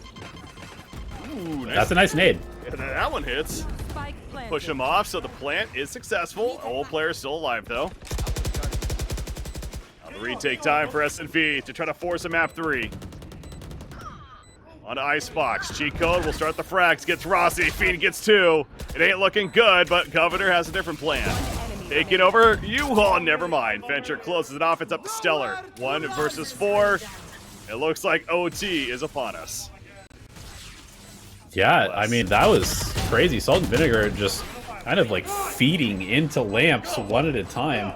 Being mowed down, trying to retake that. Cosmic Divide set up the attack well enough, and I guess, you know, again, it's one of those situations where he didn't get a kill with the ultimate, the Raze ult, but it did push the jet off the angle, clears the site, clears it for plant, and then they can set up. Wow, just look at that scoreboard. Again, the first half, all Radiance 10-2. That pistol round, though, won by SNV, and said it got to start somewhere. Sure enough, they go 10-2 on their side, and thus 12-12. Thus OT, so it's going to be Radiance going back to defense, Salt and Vinegar on offense. How do you like? I mean, we can talk about that more, but the fact that it swaps you after all that momentum and then swaps you back the second OT round, it feels weird to me. Anyways, Venture. Yeah, it does always kind of throw you off, but I mean, hey, it's extra pressure that you have to deal with. Oh, J-Curl's already in, doing jet things, dashing into the site, in the smokes, and gets the kill on Venture. Knows another Octagon as well. They're making the call. They get the kill on Fiend. So, site has been taken by SNV. Spike not planted yet, but it's worth noting. I mean, this is probably the most success we've seen on an attacking side. Clean. That was very clean. Okay. And that's the thing, too. Obviously, it took all this comeback being down 2-10 to get to this point. But when you're the team that does come back and heads into OT, I mean, yeah, talk about momentum right there. Yeah, absolutely. One enemy remaining. No, I wanted to go home. Bang has definitely found his footing here. In this map, 13-12, Salt and Vinegar. So Radiance calling the timeout. Obviously, no ultimates or anything to prepare for. It's just really what strategy do you go with? I mean, thinking back, they only won a couple of rounds, but is there a play you'd like to see them do here? I mean, there isn't a whole lot to draw from, right? We saw them just fail almost 10 rounds in a row on attack not too long ago. So we saw the tempo change from Salt and Vinegar. They just turned up the heat and they took B site very quickly, maybe something like that, or some sort of fake, because it does not feel like a slow default style has paid off for Radiance. Mhm. And also, I guess, watch out for the op, because they keep running into some early picks as well. Yeah, I'm guessing J. Crew will be picking up that operator. And sure enough, yep, has that. Of course, naked being OT, but we'll take that. Everyone else with the Phantoms or Vandals on preference. So let's see what strategy Radiance drew up in their minds. Talked over. J. Kroll at hookah with that operator. Flash out long B, gets the info. Everyone is over here for Radiance. Viper's even over here. Yep, the tempo has been turned up. They're following the drone up. They're getting onto the site. Look at this 3-man flank out of hookah. They find Seth as well. Yeah, they're probably suspicious at their hookah, but yeah, there's 3 in there. You're right. Oh, wow. And Nade doing so much damage. Gonna get healed up. J. Kroll can't connect in the dash in the wall. Uh-oh. Bang also goes down, and it's like the previous round, just going the other way. Turns out Bind is an attack-sided map. We just watched defense dominate suddenly in overtime. It's looking easy for the attackers. And you know what it is? Hey, both sides, I'm just saying, they pretty much beelined into B, held that W key and went, so maybe that's the strat? Not to, again, simplify things, but you only got one more round again. Thanks, coach. That would be a fantastic coach for these guys, I'm saying. I'm trying to sell it here. Is it working? No comment. OT2 coming up, though. Yeah, nice clean shot there from Reba to finish it, but yeah, I really do wonder, are they just going to set up for that B push immediately? It doesn't look like as YOLO this time around, at least. In fact, Fiend's going to... Oh, interesting. Walls for the orb. Showers.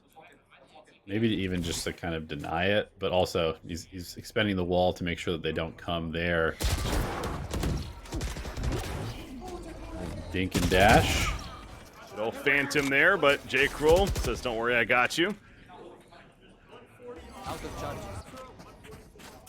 I guess that was himself that dinked him too, so stopping himself there. And that's going to allow for the rotation out to A side. Viper doing the short A thing, already controlling it. Viper wall there. And now the execution. Dang. Gonna set up as well. Fiend gonna slow and get into showers. Oh, Stellar finds the kill on G-Code though. Yep. Being suspicious that he's being flanked from showers, but not the case. It needs to be careful getting hit from the other side, actually. Oh, man. Fiend. On the mini-map, but Venture, meanwhile, dealing with short. The jump around her, and Fiend does get Stellar. So Fiend is actually 1 away from a res, but time is ticking, so. Yeah, they're going too slow right now. Seth is going to have to clear out.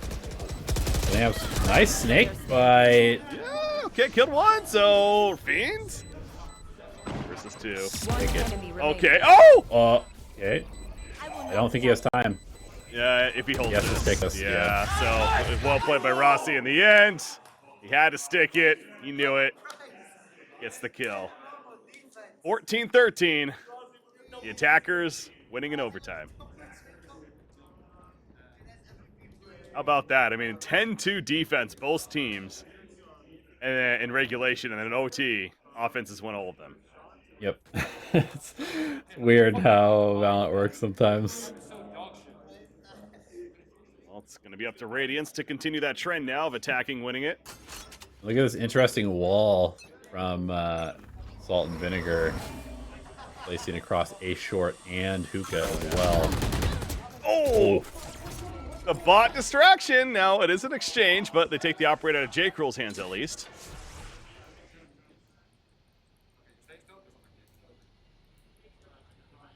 Two working up showers. Balls out 1 heaven, so Stellar, he's been found. You have this Sage wall, but Spike is on the other side, so can't really work together to get the plant down. And there's a very fast flank coming out from Sky. Bang is making progress through Market. might find the perfect timing here to blow this attack up. Bane doesn't have, he only has 30 life, but yeah, it doesn't matter if they're not looking. Unfortunately for him, they were. Venture peeks back, is just suspicious. Rossi in U-Haul control. Gonna have a fight soon, trying to walk this out in this slow, making some noise. Fiend not ready for it though. Gets killed. Rossi gonna spam through. There's only 2 alive though. Rossi and Governor. Spike been planted. Nice shot from Rossi. Makes it 2 versus 2. One enemy remaining. Spray through. Governor gets worried about this. Could be it. It's up to Seth, and Seth gets both. We're going triple OT. Oh man, that was. You can see the nerves there. I mean, Seth, even on the spray down, he was all over the place with his crosshair, but the Phantom at close range pays off, and my goodness, this is going to be very interesting now. Like you said, it's been all attack here in overtime. Will that trend continue? Who's going to be the first defensive team to step up, say no? However it is, it feels like it's going to win this match. It's back. S&V on attack, Radiance on defense. And this time, there's no aggressive push. It's a very safe default strat. Salt and Vinegar. Fiend. About Fiend picking up the operator.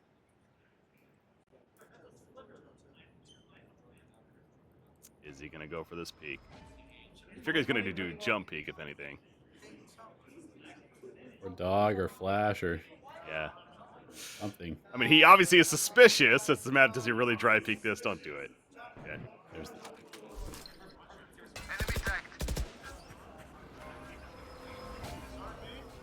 Sure. Octagon, we'll see Jet eventually. There's Silva Dart, so is this the cue? It should be, because they know the operator's on the other side. True. They make a teleport play. This is bind after all.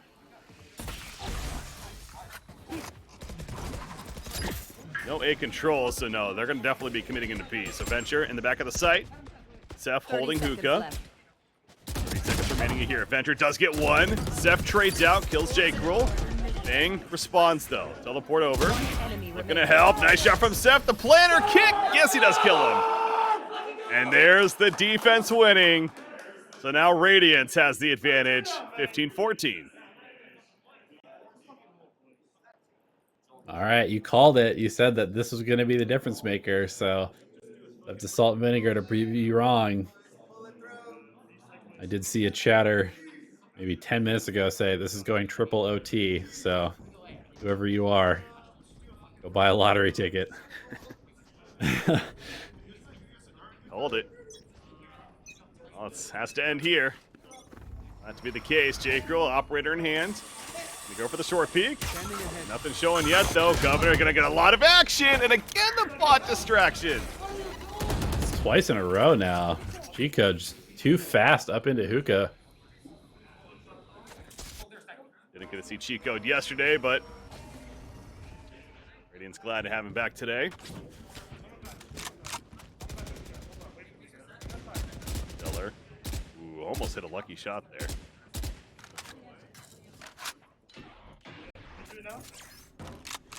Still being patient about this is Radiance, even with the initial frag. But all 5 are collecting onto the site. Venture scouting. Saw one backside, made the call. There is one in the box as well that he didn't see. And out, here we go. It's above him. Oh, Chico, live it up to his name. Gets 2 of these frags. Finally falls to Stellar, though. Stellar holding. Stole the lineup. Almost. Seth gets Stellar, though. Rossi spring through. Spike planted. Where's J. Curl? J. Curl has an operator coming from hookah. Eventually. All are long, though. No armor either. This is so bad for retaking. Is this it for Salt and Vinegar? Radiance. The grand final trip on the line. Jumps down, makes the noise. They know. Going for the defuse. J. Curl going to be peeked up by Fiend. Rossi gets Fiend, but Seth kills Rossi. And Radiance will win it in triple overtime.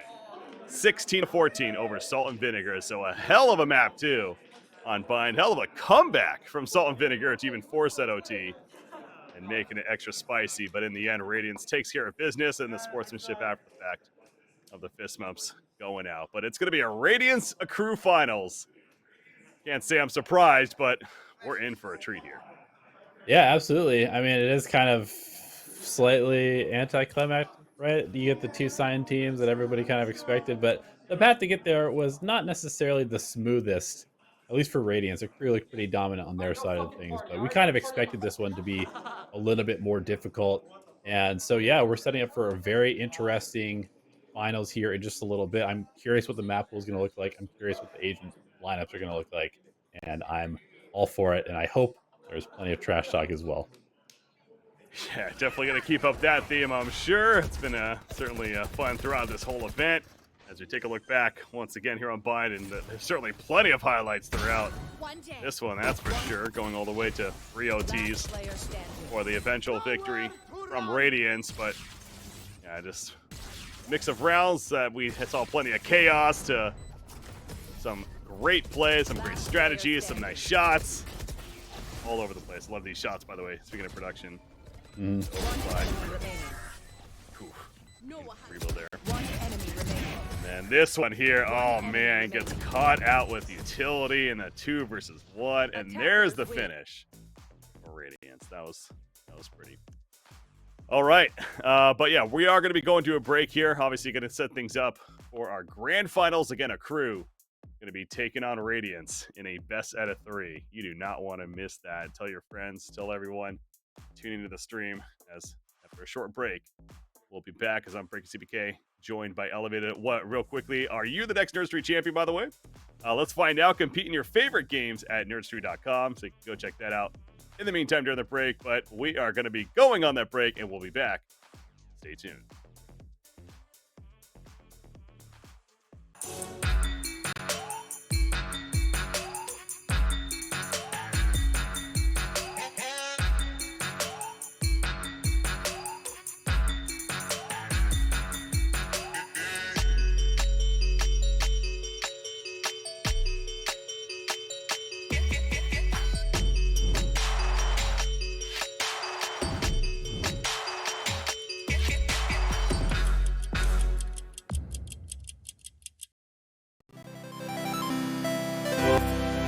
It's the most wonderful time of the year.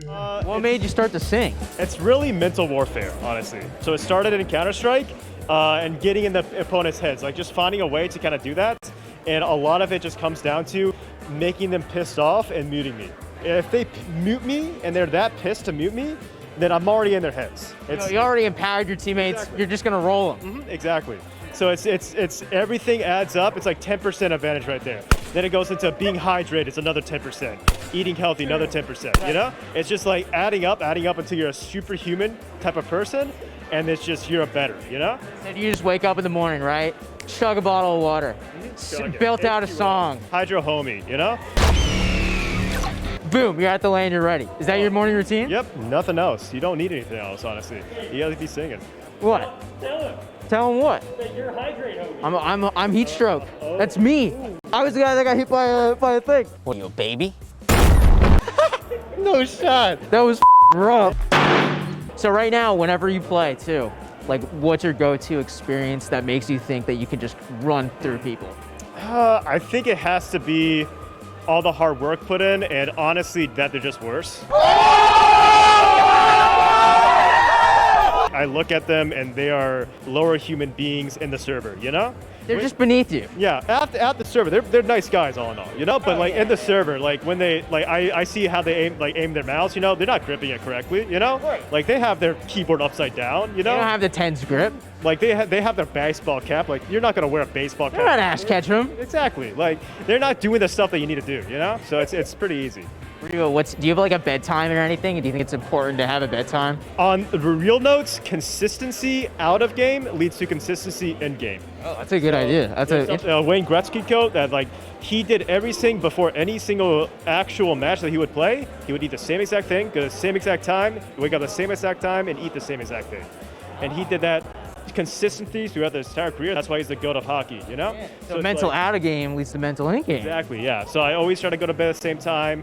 I have a routine of that. I make sure everything is as consistent as possible that I can keep in control, and that leads into other things in my. Do you like make sure your teammates get to bed on time too? Like if they're up late, you're like, guys, you gotta get to bed. No, I don't try to force myself on my teammates. I preach it, but if they're not going to do it, then I'm not going to force it. You know, everyone sing them a lullaby. Oh yeah, I sing anytime. They already get too much of it, so I don't try to do too much. But I was singing in the house yesterday. You have like a go-to song?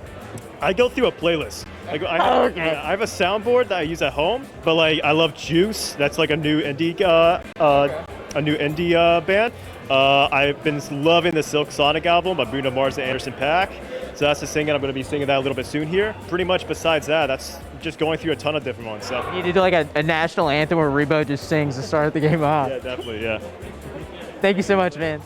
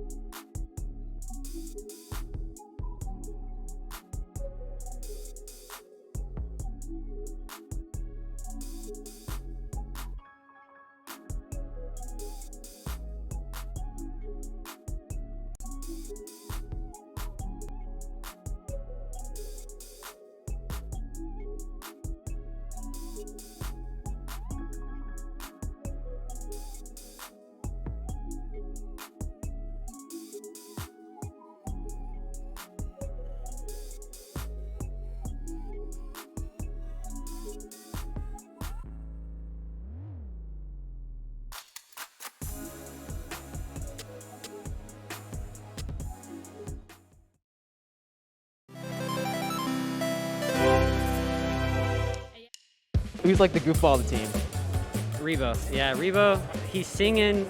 He's doing a lot. What made you start to sing? It's really mental warfare. Don't tell him. I don't like it. Getting in the opponent's heads, like just finding a way to kind of do that. Don't tell him. A lot of it just comes down to making them pissed off and muting me. I gotta mute him in game when he sings. I can't do it. If they mute me and they're that pissed to mute me, then I'm already in their heads. You already empowered your teammates. Exactly. You're just gonna roll them. Exactly. He said that's like empowering you guys. That's not what's going on. It empowers us as a squadron, but personally, not for me. It's a little bit too much, you know? A little bit. Everything adds up. It's like 10% advantage right there. Then it goes into being hydrated. It's another 10%. Eating healthy, another 10%. Right. You know? It's just like adding up until you're a superhuman. Do you remember the first time he did it, or did he always do it? For years. Like, he was doing it in Counter-Strike. That's his thing. He was just doing it on the stage. Like, nothing can stop him. He's with the beat, a cappella. He's singing. He's singing. The mask can't hold him. The mask can't hold him.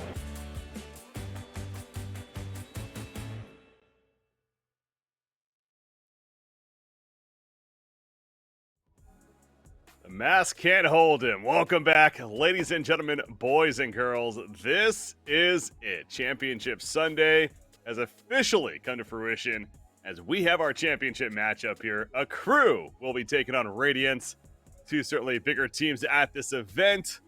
Maybe expected by some, but frankly, I'm excited that we get a great best of three for the grand finals. I'm Bricky CPK, joined by Elevated, going to be your casters. Elevated, it's been to get here. 12 teams entered, 2 remain. As you take a look at the brackets right there on the screen, how they got here through the playoff stage at least. This should be a good one, right? Yeah, it should be. I mean, both these teams got buys in the first round, so somewhat expected to see them meet here in the grand finals, but at the same time, I am very, very interested to see what they bring to the table. On one side, we have a team in Radiance who has kind of shied away from picking the Jet.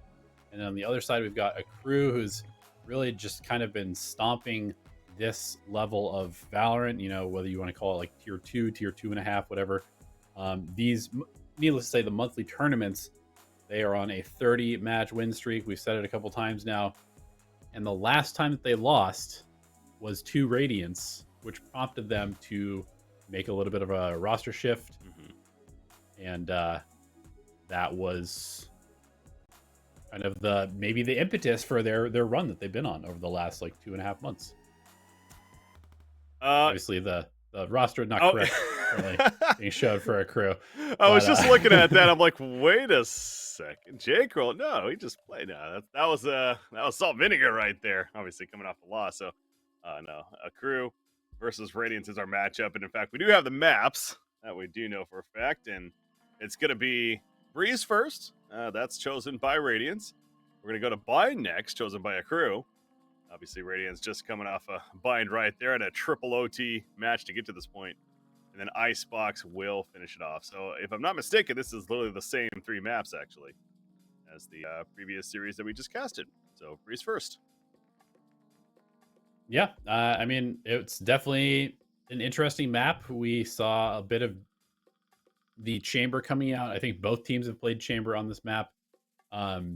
For Radiance, who we just watched before the break, they ran a no duelist comp. They had Chamber as sort of their main fragger, and then they had Sky as sort of that secondary flex role, followed up by the Sova, the Viper, and the Astra. So they run a double smoker, which is kind of interesting. Gives them a bit more control on the defensive side, and also a bit more kind of, control on the attacks as well, where we saw some great gravity wells and stuff setting up for some strong attacks, even without that traditional duelist. And there's the official roster of a Crew. We got Neon, Kenpeki, Calm, Gucci, and Pancakes. Pancakes, but I'm sure you wouldn't mind calling them that, but Pancakes, the actual name. And that's that player that you're mentioning, the one that joined the roster for a Crew, and they haven't lost since. And now officially 30 matches in a row. And it really is it is fitting. I mean, as you're storytelling right there, appropriately, how we have these two teams in the finals. I mean, the last team to beat a Crew, sure enough, was this Radiant squad. Granted, that was 2 months ago or so, but still, it was them. So here they meet in the best of the 3 finals with everything on the line for this tournament and in a LAN environment. So again, only fitting, it feels like. So looking forward to this one. It's going to be a crew on the left-hand side of your screen. And they have the green side, naturally.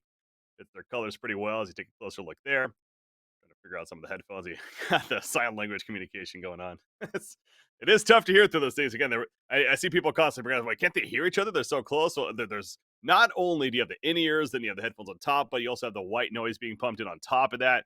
A lot of these LAN environments, that's exactly what they do. So if you're ever questioning if they can hear them or not, usually in most cases, and this is certainly no exception here, they can't. It would be pretty ridiculous if they could actually hear them. And so they take precautions to make sure that's the case. Yeah, the most that you can really hear is just kind of like a muffled like noise that is a voice, but it's very hard to make out what's going on. And even then, sometimes just, especially during like just the regular in-round comms, you're probably not going to hear much at all in terms of noise other than what you get through your own in-ears of your teammates. Crowd there as well, but we're setting up for at least another couple hours here of some awesome Valorant. And again, best of the three. It's one of these series where being the grand finals, especially, certainly expectations are high that we could go 3 in this one. Absolutely. So it could end up an icebox to set it all. But yeah, standout players for me. I mean, personally, I go back to Fiend. A fun player to watch for Radiance, and he once again came through in that previous series as well. He top fragged on the first map, and obviously played very well on map 2 as well. So he'd be for me. He's once again going to be the player I'm looking out for. Is there a player that you're looking out for? Yeah, I'm kind of curious to keep an eye on Neon. I know it's kind of a cop out to go with like the duelist players, but we saw him the first match that we casted of a crew yesterday. I believe he was like 7 and 19 or something like that, and then came back in the next 2 maps and carried them. So the duel between Fiend and Neon is definitely one to watch. And then at the same time, we've got Kompeki over on the chamber for a crew. So we're going to have 2 chambers here on Breeze. Not too surprising at this point in the meta. But as you can see over on the side of Radiance, no Jet, which is a very interesting change. That it is, but again, we also saw them beat Vinegar on Breeze with this same composition. That's what you were stressing earlier. No duelist lineup, as we were all knowing. Hearing over the mics right there, but it didn't matter. They went, what was it, 7 and then on the attacking side to ultimately close out that map and get online, and where they eventually took them a while, but they won that one, of course, while they're here. So as far as a crew is concerned, still not locking in everything just yet. The Chamber, the Sova, the Jet. They got the clicking of KO happening. And Gucci is going to lock in Viper. So is Calm playing the KO? Yeah. See Calm on KO. Cool. I mean, that seems to be a great agent against the Radiance lineup. It does devastating damage with suppression to all of these characters. You think Fiend running out into the middle of the map with a Headhunter, and suddenly he has a classic. Yep. Yeah, it is certainly an anti-chamber, anti-Viper, all across the board. None of these agents are going to be too happy if they get hit with that dart, let alone the ultimate of KO. So certainly a lot of value to come. And it is one of those cases where, like, obviously this game is not nearly at a point yet where, like, an actual drafting needs to take place, you know, seeing who they pick. So we're going to pick these agents. I still think it's a very small agent pool to get at that point, but I do kind of wonder if that maybe is coming into play here. I mean, they know Radiance plays these same 5 agents on Breeze. They played it just in the previous series. Is that maybe why they could have possibly picked KO? Or is it just a case of they just play KO on this map anyways, and it happens to work out? You got to wonder. Yeah, definitely. I mean, that is something that I've been thinking is probably a trend that should happen. If we look at the crew lineups recently, they have not run KO at all. So it definitely could be coming into play. I definitely think, especially because teams tend to play one lineup consistently for maps, it is pretty easy to anti-strat if you could find those agents that do counter the other ones pretty well. So we were in the match there, but then obviously everyone was starting leaving, so not exact. They were on the wrong side. Okay, that's what I was going to say. That's usually that would mean maybe on the wrong side. They should have been on, so I got clarification that was the case. So we're going to go ahead and swap sides here. Again, Listen, they're pro gamers. They don't really know right from left. It's very difficult. All they focus on is fragging. You know, give them a break. Doesn't take too long to restart the game. I will say, as an observer, especially, it can be confusing because, God, it's like on the attacking side in the lobby is like on the left-hand side, but then in game it's like on the right-hand side. So it's for some reason it swaps. It gets funky. But yeah, they're gonna be able to, or gonna swap sides right here.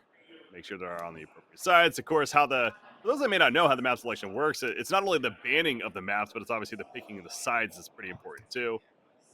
We talk about the win percentages all the time, and so in this case, Radiance chose Breeze, and so the crew, they got to choose a side on which they wanted to play first. And being Breeze, I'm guessing it's attack. So, oh wait, did they choose defense first? Okay, they chose defense first. And it's gonna be the same agents. Am I right on that? Was this a Radiance map choice? It was, right? Becky at this point. Well, no, because it was because I believe Bind would have been. Yeah. So yeah. Okay. So yeah, Radiance map pick was Breeze, and then a crew pick in defense. Here to start things off. Interesting. Yep. So I mean, just for context, at this event, attack 56% win rate on Breeze. Obviously, very small sample size, 7 total games, but it is worth that. At the same time, a crew has a 81% win rate on this map since they formed essentially as a team. So very comfortable here. And you also have to wonder if there's a little bit of that mind game. You're putting the team that has no duelist on attack first, and you also throw in this curveball of having a KO who seems to be pretty darn good against their lineup. So I kind of like that situation that a crew has put themselves in. That's a fantastic point, actually. And yeah, you really got to think that maybe that was part of that next level thinking, certainly involved as well. I like it. All right, so yeah, it's going to be a crew on defense, though, and Radiance on attackers. And it looks like we're going to actually load into this one now. And this one should be official to get things kicked off. So this is our grand finals here.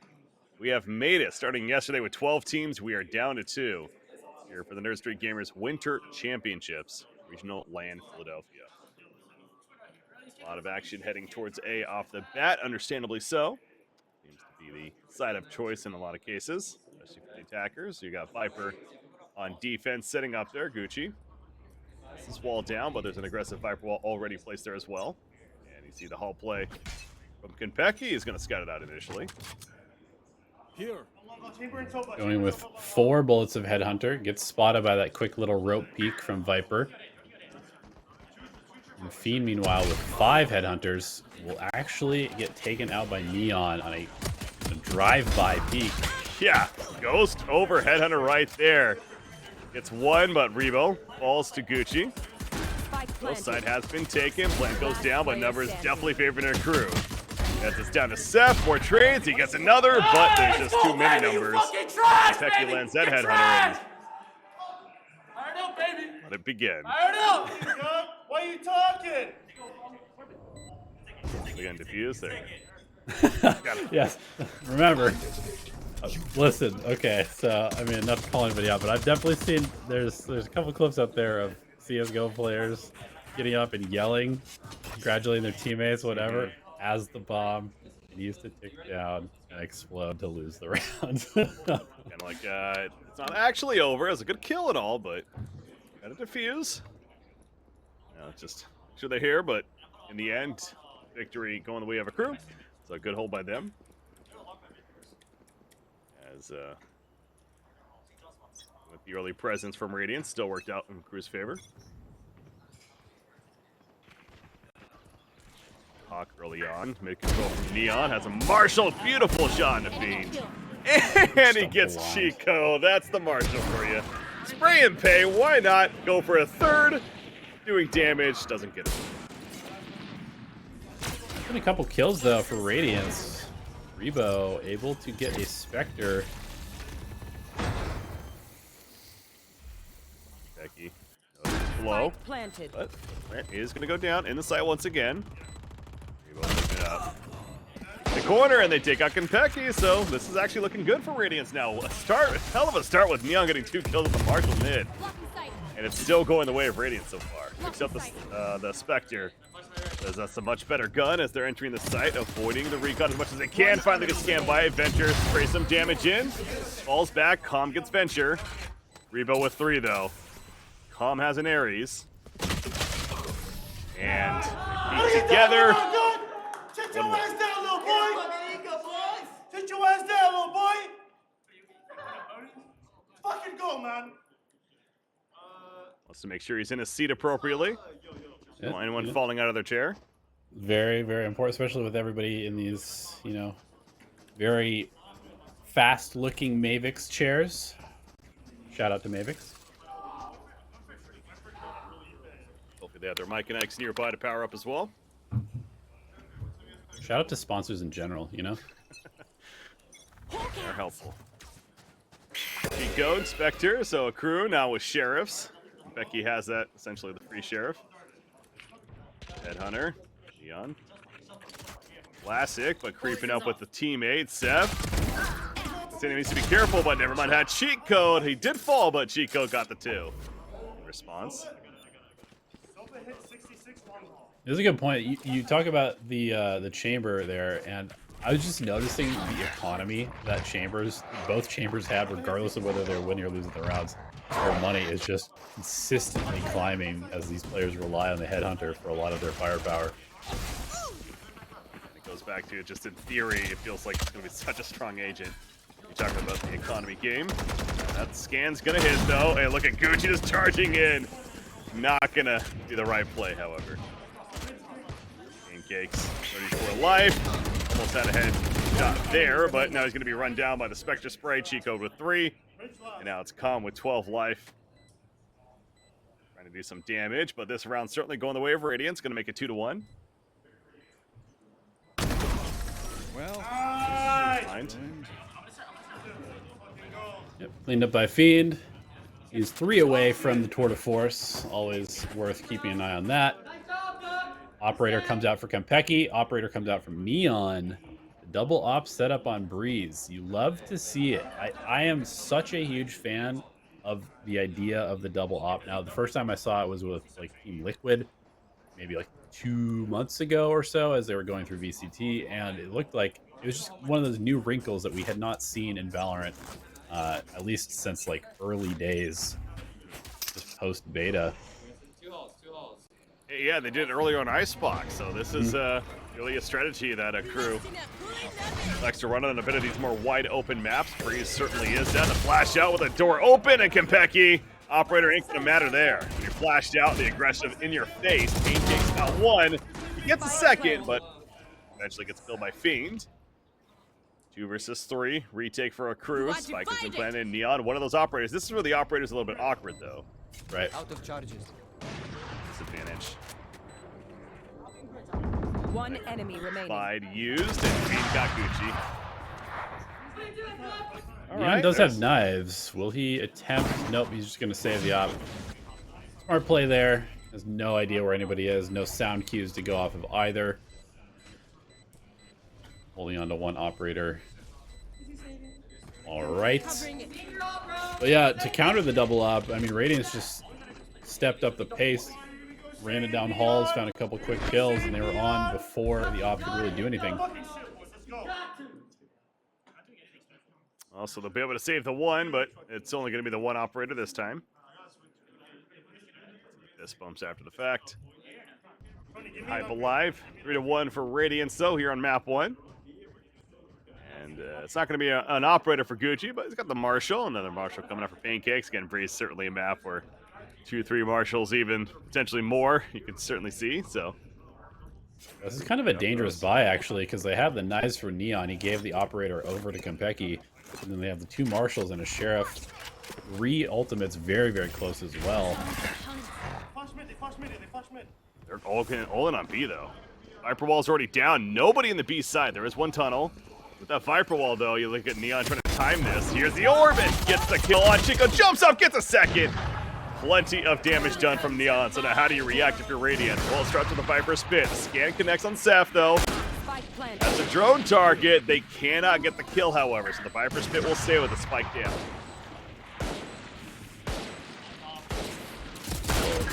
Flashback to Korean Jet action. Rebo, though, with the collat. He got 2. And Pecky sees the jump peek. I'm going to flash out, go YOLO with it. That's not going to work. Pecky did get Venture, though. Oh, with the get with an operator in a Viper's pit. Not ideal. Pulls out the Headhunter. Big fight on the plan. And this is pretty much a lost cause. He did get some information that Viper's over there, so we'll be able to find another kill on the way out. And maybe, yep, able to hold on to the op as well. Rebo gets out of the range.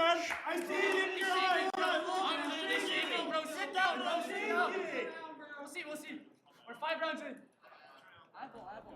in. We are 5 rounds in, 4-1 Radiance. And Pecky, Tour de Force is ready. Yeah, that was a great flank from Neon. It jump up, connected right away in the chamber. Almost got Silva. How about this? Yeah, collateral from Rebo. Getting 2. Only went for the 1, really. Take it. Calm does have suppression. The ultimate ready. On the other side, Tour de Force and Seeker's also ready. You want to play? Let's play. Go. Gonna be pop. And Kenpeki found Venture. Somehow, I didn't even see him on the screen, honestly. Need to pull my monitor closer to my face. Some of these players got it pretty close. Gotta be able to smell your opponents through the pixels. Slowly creeping up. Already got 1, of course. There's another in there, though. That's Calm. Fiend just enough of the elbow of Pancakes. Lets him hear it. Calm. Be a great timing peek. Ooh, almost didn't get it, but does. They do know that there's probably only 1 player here, so they send up the Seekers and a flash. Calm is very blind, but has not been pushed out of this corner. Well, it does, but Kenpeki's there for backup at least. Takes out 7. Oh, and it cannot land the shot. Good strafe from Gucci. Now it's up to cheat code. 1 versus 2. Doesn't really have a lot of utility. Flash in about 10 seconds. Ming. Oh, the teleport. What? A very close range teleport. Kills Gucci, but Kenpeki with the re-peek, and the Tour de Force comes in the clutch. Bro, hit the shot! Come on! You're nervous! Holy fuck, bro. I'm with, but like, this kid is trash. Everyone's trash and nervous. How are they even playing? I don't understand. How can everybody be bad at the game and somebody still wins? Well, just ask your Iron teammates, chat. I wouldn't know. 4-2 Radiance, hitting round 7 now. Neon's got his operator. A lot of buys across the board. And Astra are going to get some backup from this guy right there with the flash, but it doesn't matter. You see Reba running out flash herself, and Neon takes advantage. Viper's Pit committed into the A site from Gucci.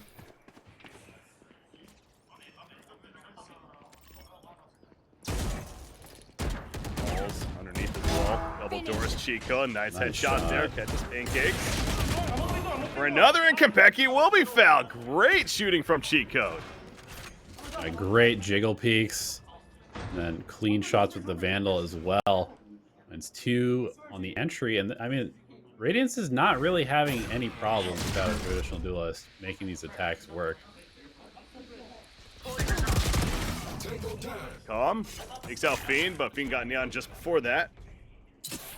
Calm does have 1 more flash. Spike currently going up halls. The B side of the map is left open, and you see them starting to make their way over there. Calm gets Seth, though. So now it is a 2 versus 2. Chico gonna flash, will get the info. Calm taking elbow, sees him, but a little too late. Now the plan should be free. Shock dart in. Oh, what a shock! Hail Mary. What a shock dart. I mean, that did 72 damage from downtown. Now you have Gucci trying to retake with an operator as Viper. Has his wall still, so he's going to place it. He'll block off main. Oh, almost a scope shot. Again, you play patience against this operator, it should be fine. There's a couple jiggle peeks. They want to take it away, though. They'll do just that. Beautiful play by Radiance. Great teamwork. Distraction there. And the round going the way of Radiance. Yeah, I did want to just kind of come back to the lineups a little bit. I think that this Astra, it's not something that you traditionally see on this map, but having that extra layer of smoke allows them to do cool things with their executes. It gives them a lot more flexibility. Obviously, Viper tends to be kind of a primary smoker here, and then you're very stuck with this wall, and occasionally you can hit a lineup with the orb, but the Astra allows you to smoke bridge, double doors, and the gravity well cannot be understated in how valuable it is. Yeah. Save round we saw with the economy of a crew, down 2-5. So it's going to be a pretty fast A hit for Radiance. They're obviously confident that no guns going to be coming out necessarily. Should be a free plant from the looks of it. Got to watch that flank control, and Sky is on it. Cheat code ready to go. Rebo got Gucci. Well, cheat code doesn't fit the shots though. Kenpeki capitalizes. That could be an opening, because that could be a gun pickup. As for the retake of the site, but Rebo takes out another.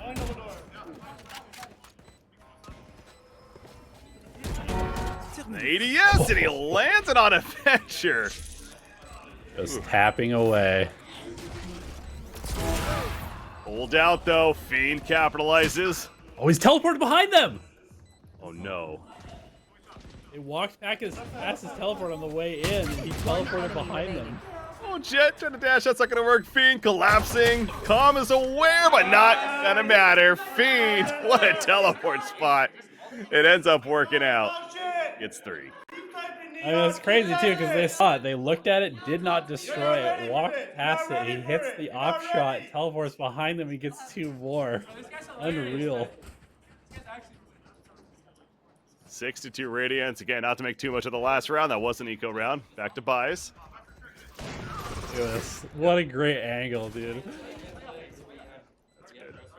That's good. It would have been extra pretty if he just snipes him in the back, but obviously didn't have the chance for that. But eventually the win for Radiance. He did get a kill. Finish it off. So 6-2 Radiance again. But back to buys for a crew. I believe we saw Jay Cruel. Or excuse me, on the other side picking up an operator as well. I've got your trail. Coming in. Cosmic Divide is down.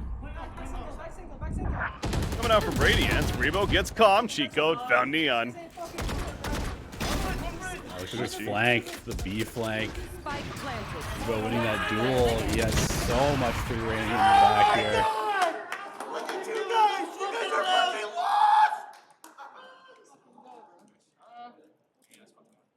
Yeah, I mean, that flank, as you mentioned for Rebo, he even got a kill with it. Take that timeout. Bro, it's free. You gonna call timeout? Looks like it. Great work. Nervous. Talk about it. Yeah. Listen to your IGL because you can't do shit. Listen to him. All right, so now back to strats. Okay, so yeah, it is a timeout. Obviously, I'm guessing from a crew. As we're looking at 2-7, and that was a full buy round for them, and that just went very quickly, especially in a map like Breeze. Pretty rare that happens, but they're not going their way, so on this timeout, figure out how they want to approach this now. They got Suppression, they have Hunter's Fury, they have Knives. But yeah, it's that funky spot. It's like 2-7 scoreline, not the greatest. You're on a bit of a bad econ round. Like, how much do you want to commit to trying to win it, though? Yeah, I mean, I think at this point, and especially with the lineup that they have, you kind of need to use the chamber as like the tip of the spear, as it were. Which is, I hate that saying because every single caster seems to use it, but realistically, you have this one agent that is going to be able to put out a little bit more firepower than would be expected from a normal one. Let them kind of lead the way, try and find that pick, work around that. And if you do get a pick early, then you can think about using those ultimates. They have a Marshall, but everything else really pistols. As Neon jumps out with those knives. That's one it's not surprising to see used. Becky can have a chance here. Oh, just to the right. He eventually lines. How is he getting so many shots off? Okay. 1v3 with a headhunter. Down. Yeah, got one. Did damage to Fiend as well, so. Or excuse me, did damage to the one as well. But oh yeah, did damage to Fiend. Anyways, Fiend gonna go the other direction now with the team. 4 versus 4. Remember, Viper has that Marshall on the back of the site. Gucci. Rebo clearing it out though, but the rest of the team gonna join Rebo. And how do they hit this? They do not have smokes necessarily. Deploying drone. I was looking at this side, never mind. This is the Astra, right? It gives them smokes to make these rotates. But Khan with a great shot there, gonna pop the null command with the Phantom picked up. Spike planted. Well, Spike has been planted, but with that null command as well, this is actually a very good chance for a crew to respawn here. Neon, the knives in the face, is not gonna work. Venture gets another. He finds 3 in total so far. Scan, know where they're at, but does that really matter? Well, it does for Pancakes. Kills Venture. Working off of one another. Only have so much more time though, maybe about 10 seconds. We gotta really start defusing. One enemy remaining. Pancakes just has to charge at him, and Seth repeaks it. Gets both. Closes out the round. So it is gonna be 8-2. Favoring Radiance. It was an eco round though, as we're reminded. Yeah, they did invest the null command and the blade storm though, so 2 of those ultimates were used. Kind of one of those spots where they got enough damage to use them, but not enough to win the round. We are going to see Kampeki picking up.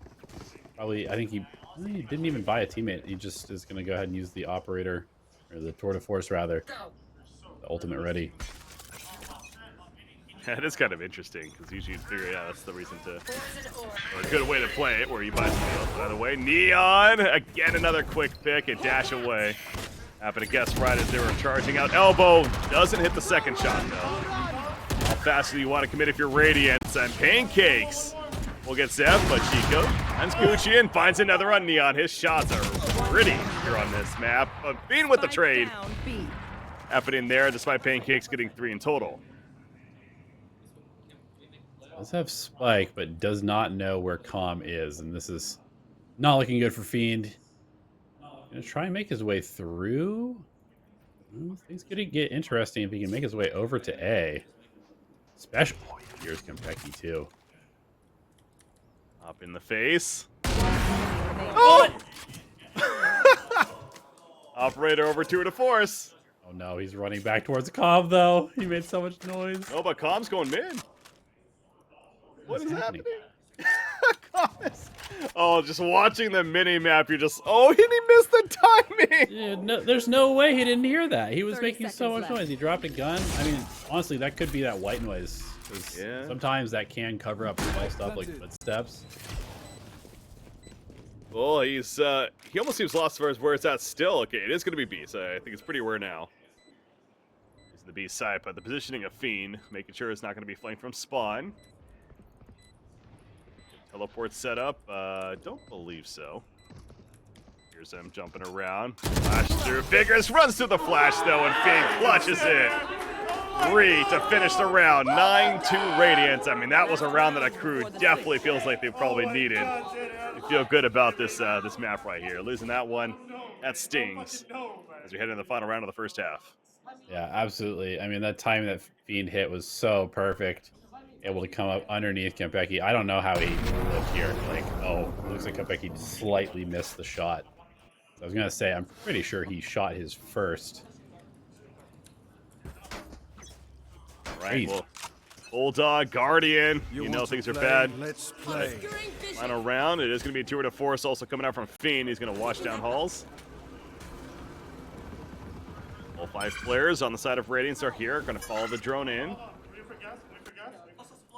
Gonna wait for the Viper gas falling out there.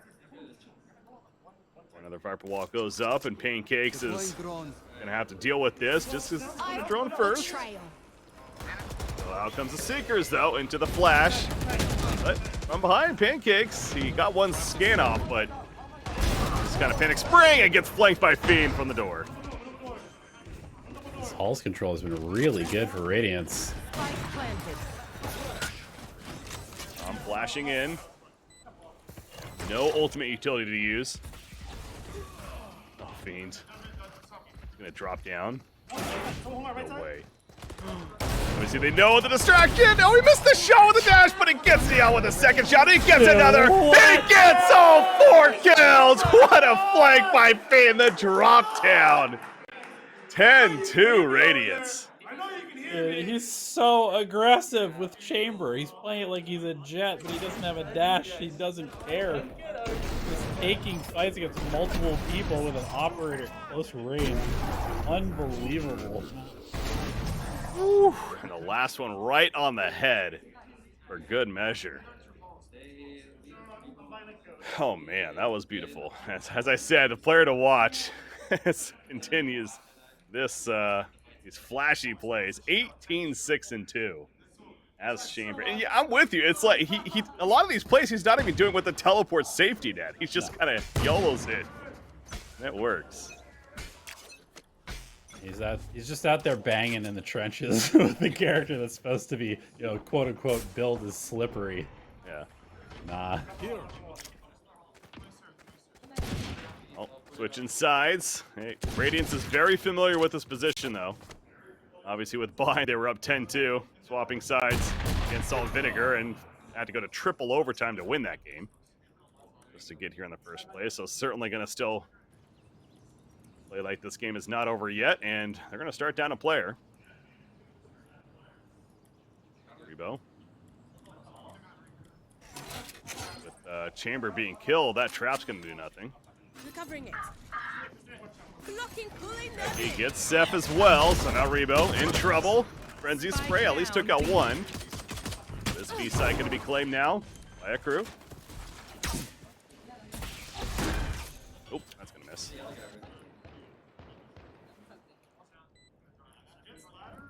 Revealing area. Around mid. Two players coming through tunnel. Chico leading the way. We've seen him hit some nasty shots. He connects that shot there. Those ones to the back. Oh, got back up from Venture though. Flash through. Great teamwork working together. Gucci got cheat code, however, and Kimpeki in that flank eventually comes through. He gets 3 kills and pistol round going the way You can 5-man through fucking whatever. of a crew. Yeah, absolutely. I mean, that all started with Kimpeki finding the pick on Fiend, who's obviously been a bit of a fiend for Radiance, and that really started things off on the right foot. I mean, look at this, both Chambers just leading the way. Like, all right, just throw out the classifications for agents, please. Like, Sentinel doesn't mean anything. Certainly doesn't feel like it does. We had the Sage presence for long before, and oh, what a smoke right there to avoid the scan. They push elbow. Neon, however, is going to find cheat code. Marshall, Gucci, jump peek, gets spotted. Charge after. Yep, he's dead. Got finessed by Rebo. That was great classic play.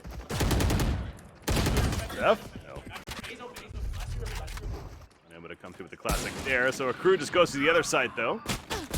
Becky finds Fiend. Neon's trying to get some more Marshall kills. Oh, peeking back just in time. One enemy remaining. That gets Venture, and now can Becky take his time. Lines it up on a Rebo. So 4-10. They win the first 2. Bonus round coming up for a crew. Bonus round, but Kimpeki does have the operator, and Odin even purchased by Gucci. Okay. Yeah, what bonus round? I mean, they're basically on a full buy here as far as the weapons go. One Spectre for Neon, but somewhat balanced out by the other weapons that they've been able to pick up. Oh, interesting. So Gucci bought the Odin, but they actually swapped guns. So Pancakes is the one that's picked up. Let's see with this. Odin feels a little funky on this map, does it not? Not really a known map for the Odin, not like your Ascent, certainly. Well, it's like, shut up, Ricky. There are wooden doors that you can't spray through, and I think Sovas are just kind of addicted to that at this point. Just a drug. It's like, I don't even care what I'm playing, just let Odin go burr. Exactly. Again, Pulse control continues to be super important. We see the chamber trap placed there at the very end of it. I would like to kind of see the players starting to place it a little bit more down hallway, maybe, to control access to door.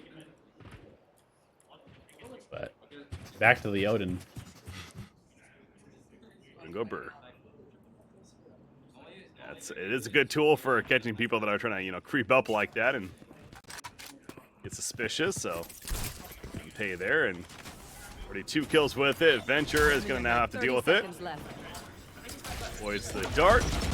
But nice job with the Jet Clouds as well. They know he's back here. Jet peeks it. Gucci gets Rebo, but Venture at least gets 1. However, Neon finally takes him out. brain dead.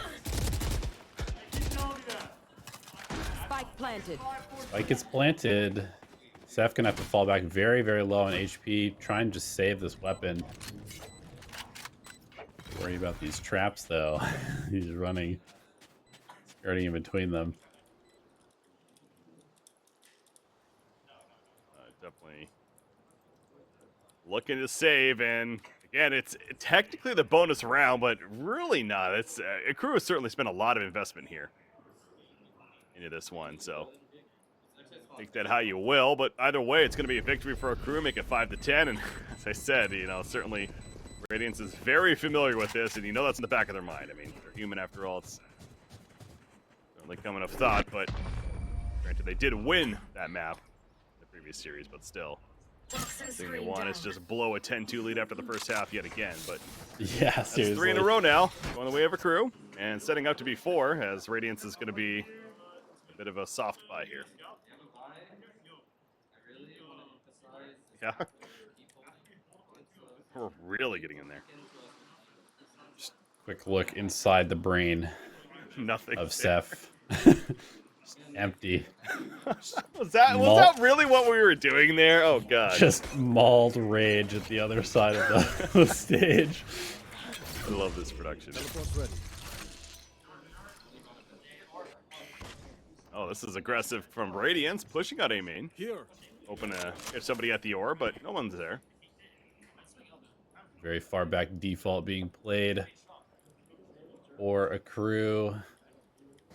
Not even really default, just defensive setup, expecting the push to come with the weaker weapons. Now they will set up to go A, it looks like. No Viper wall expended yet to give away their position. We'll be here shortly.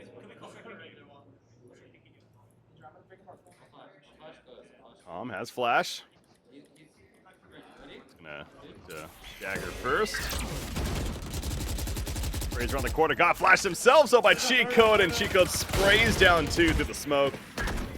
Spectre spray coming through, so Radiance holding on this bit of an eco round.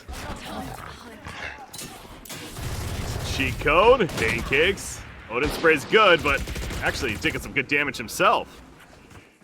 Yeah, they just are having to run away with their tail between their legs after that one. Just getting absolutely chipped away at with the Spectre spray and the Phantom from downtown. Now this time the site is not open. Fiend is here. Doesn't have teleport. 10 more seconds. Bust out the shorty. Close range. Timing all the... Oh!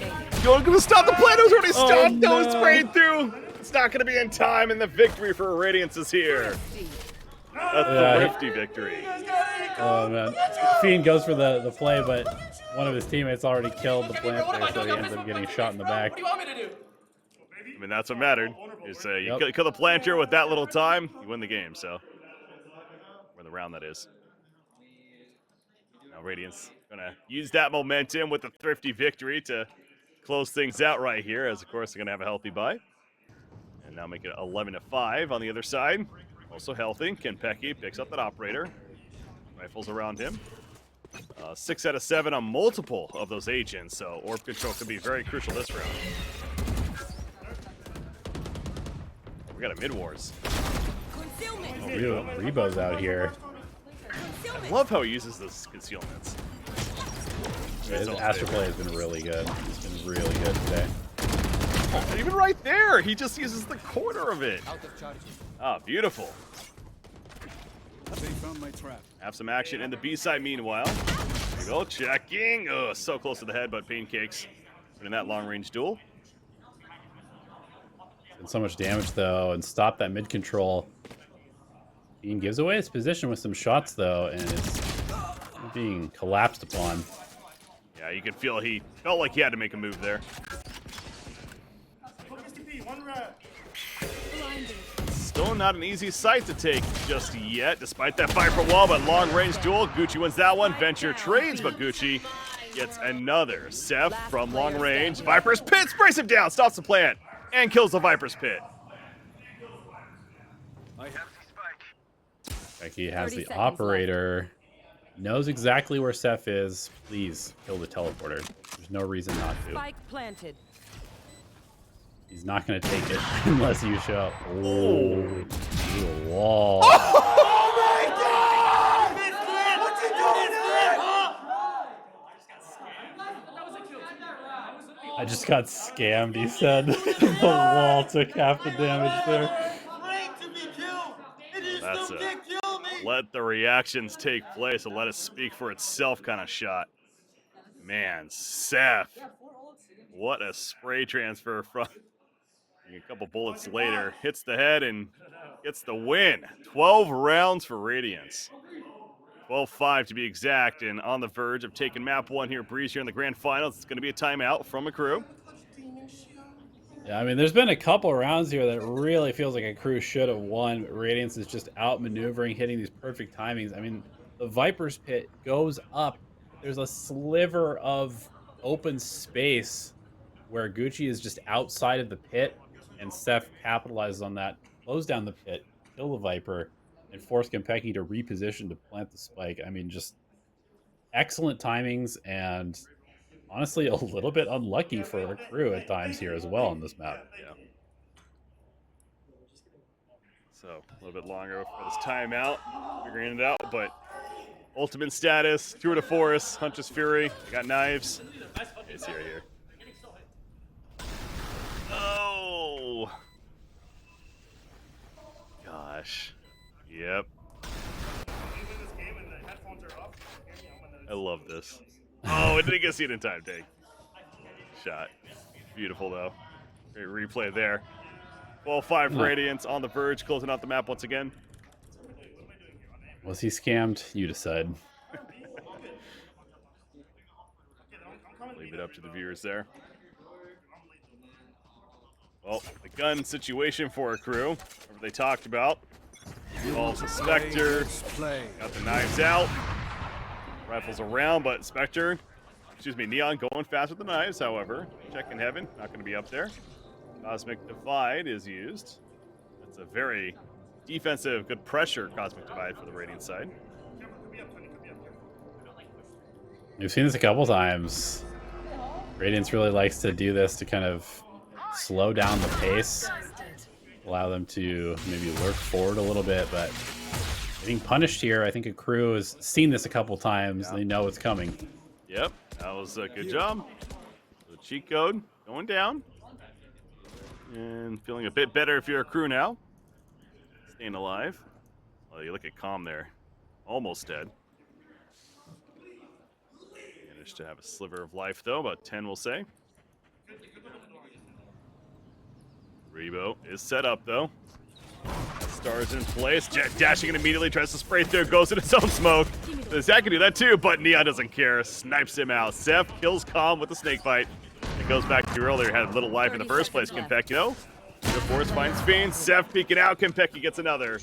And now, down to 1. That was a nice execute. The Calm, even though Calm was very low, he throws the knife, which sets up for, it forces Rebo to basically smoke and hide in it, which allows Neon to go super aggressively.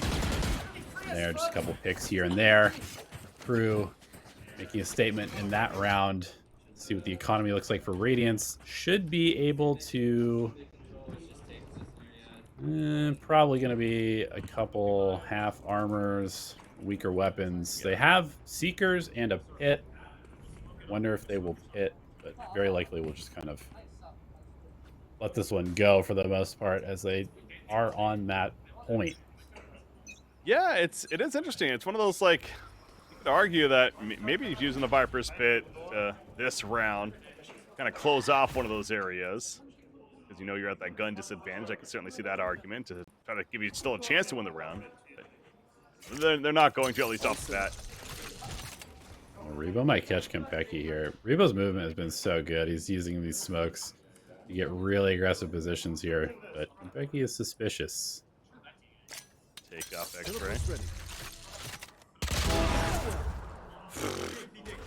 I mean, good play from both. I was literally thinking the same thing. That was actually well played by both sides.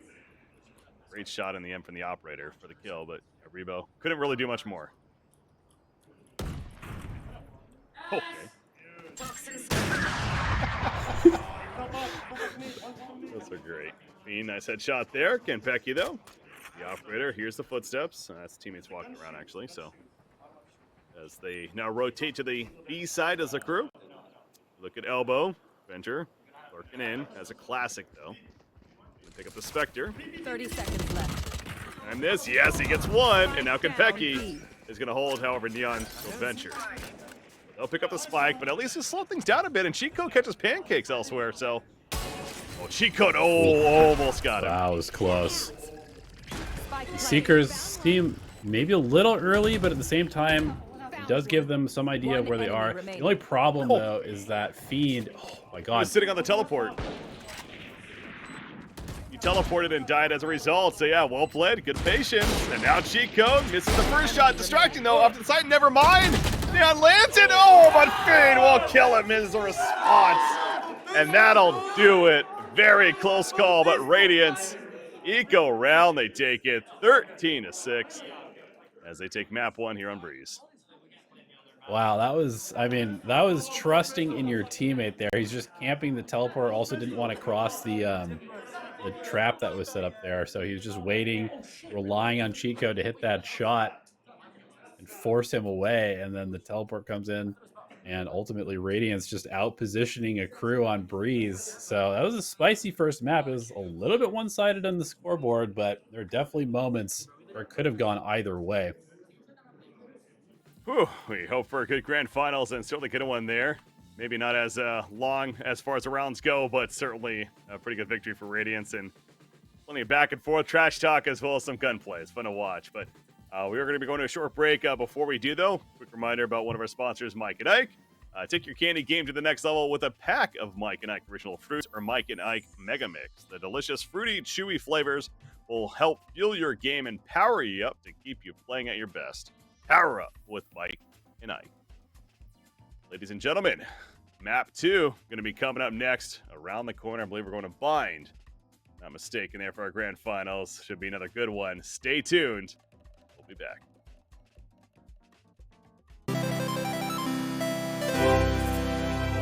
Feeling really good about the LAN overall as far as our team goes, and this is our first LAN together. Going to this LAN together for the first time, I think is honestly pretty cool. We've played for not actually too long, pretty much right a week or two before our win streak started is pretty much when we finalized our 5. All of us gel together online pretty easily. I think we have probably one of the best team environments in Valorant right now. I don't know, whenever we get to work, we get to work. We've been really productive every single time we've practiced. Even against all the tier 1 teams, we learn a ton and just always take it as constructive and never say like, oh, this is a waste of time, and just, you know, keeping our heads down. It's honestly been amazing competing at LAN. I love all the trash talk in the game. It honestly makes me pretty happy. Not gonna work. Back when I played sports, it was pretty much the same thing. The whole team was talented individually. They've all played tier 2, tier 3 scene pretty much for the past, 6 months to a year. The old Easy 5 roster with Calm, Konpeki, and Guk, those are the 3 core when I joined and started coaching them. We needed 2 players. Konpeki was actually our jet, but I knew Neon from previous team, and I knew his skill level and what he brought to a team, and I convinced them to trial him. They went ahead and picked him up, and then Pancakes go ahead and after his trials with other teams, he went ahead and rejoined with us in the Easy 5 core, which is who we played with before. And so it picked off pretty quick from right that point on.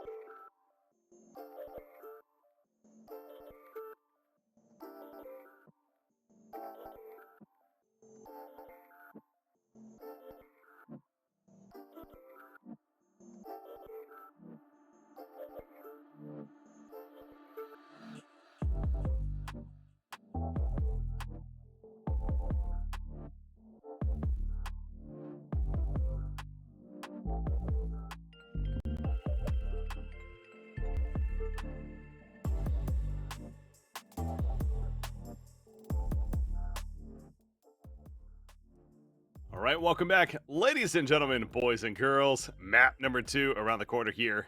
And what a good one we've had so far. Obviously, a fun breeze. Radiance, though, taking it in the end over a crew. And up 1-0 as a result. Now, we've seen a crew in this situation before in this very event. Take you back to yesterday, remember, we're against Booster Seat Gaming. They were down 1-0 in that series. Eventually won it decisively, frankly, in map 2 and 3 to keep things alive and keep things moving along there. But what is again, even recently, so even though they have this 30-match win streak on the line, they have dropped maps, that is, here and there. They're dropping another one here. But again, as we said going into this, even though with that win streak, I think Radiance has all the potential in the world to take this, especially with plays like that from Fiend coming out.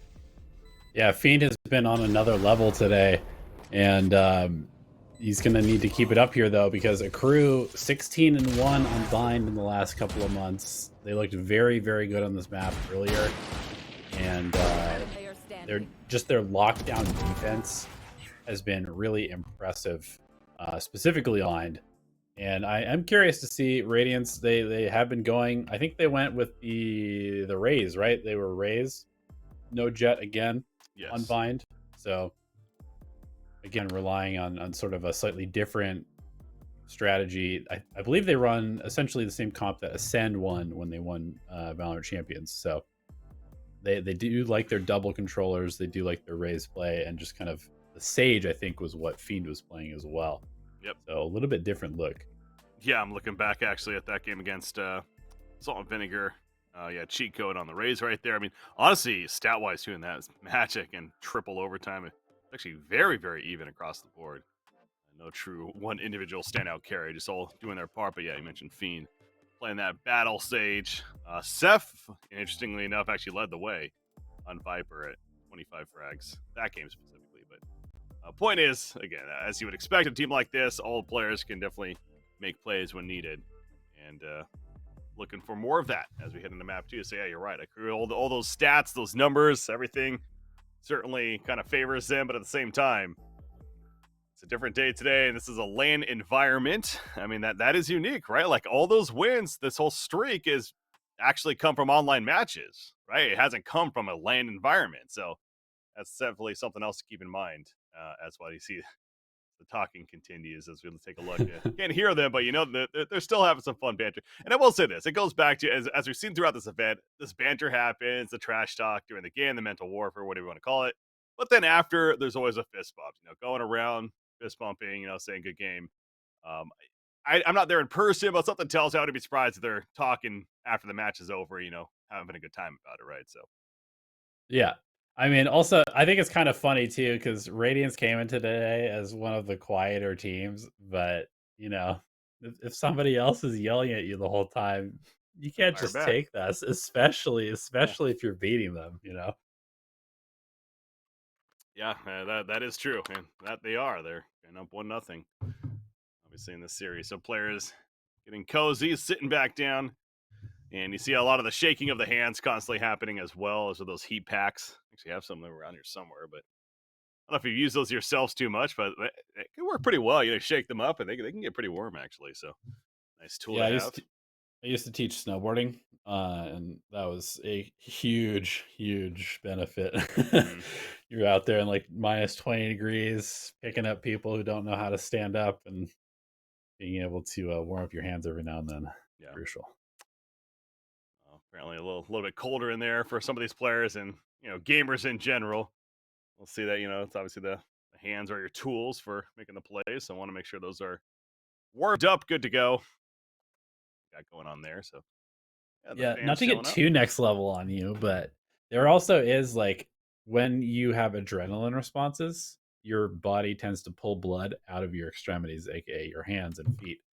And so, you know, when you're playing a game that's like very, very tense, chances are you're kind of in an adrenaline response in your body. And that's just a little bit of a physiology lesson for all of you. Nobody asks, nobody cares, but science. You know. Exactly. Oh, it's definitely informational, educational stream coming at you. So, teacher elevated, gonna help things out. He's ascending you all as far as Valorant information goes. So you see the stage there again, a crew, as we apparently were pronouncing it wrong all yesterday, but a crew on the left-hand side, on the green side, Radiance on the right-hand side, the blue side, and again, this awesome setup here. So we talk about this is the Block in Philadelphia. Local host, Nerd Street Gamers, putting this on, and awesome venue. If you happen to be in that area, certainly recommend checking it out. Who has the sorry to interrupt you. Who has the better uniform? You like the Radiance, kind of like the sun around the R radiating the rays. It's almost like those like the Japanese sun type flag thing, and then you got the Accru, which is the clean black T-shirt. Everybody's got one. Yeah, it's one of those, like, if I saw it a little more upfront in person, I maybe judge, because the Accru ones, it's nothing wrong with simple, but it almost seems like to me that's one of those, like, those cheap logos that's like plastered onto a black shirt. It's like, all right, there's your jersey, there you go. If it's actually like, a nice quality shirt and everything, and the logos looks nice on there, then maybe a different opinion. But I guess I would go with Radiance at that case. A little more to it, which I can appreciate, more color. Damn, Crew, step your game up. Breaky's calling you out. Calling your merch trash. Just like your team. Say that. Nope. Not repeating that. Despite the players. They do seem a little bit nervous, though. Don't lie. No. Yeah. Maybe a little bit. I can't decide, though. Are they trash and dirty, or are they washed? Which one? I heard both, so I'm a little bit confused. There's all sorts of adjectives flying out left and right. In the end, they're all gamers, and we do have a fact of a Accru's down 1-0. So they're going to have to climb out of this hole, and doing it on Bind, though, a map that they chose and they keep going back to. Very comfortable with. So adjusting in their seats, and agent selection certainly is upon us. I believe we saw the admin walking out there and giving the thumbs up. Getting things going here in the near future. In fact, there we go. Transition in, right on cue. All right, so agent selection. Again, expect to see specifically on the Radiant side, especially that Raze cheat code. And there you go. Locked in, whole lineup. Other side, we got Sky, Jet, Sova, Viper, and Astra. Sticking with the Jet instead of the Raze, and Sky in place of Sage. G-code on the Rays coming over from the Sky, so it's more of a traditional duelist role for him. We were kind of wondering, because Temperature, who was standing in for them, was playing just like arenas. So G-code comes in kind of that main duelist role, but we've also seen Fiend on that main duelist role. It's they have a lot of firepower, needless to say. This is quickly becoming one of my more fun teams to watch personally.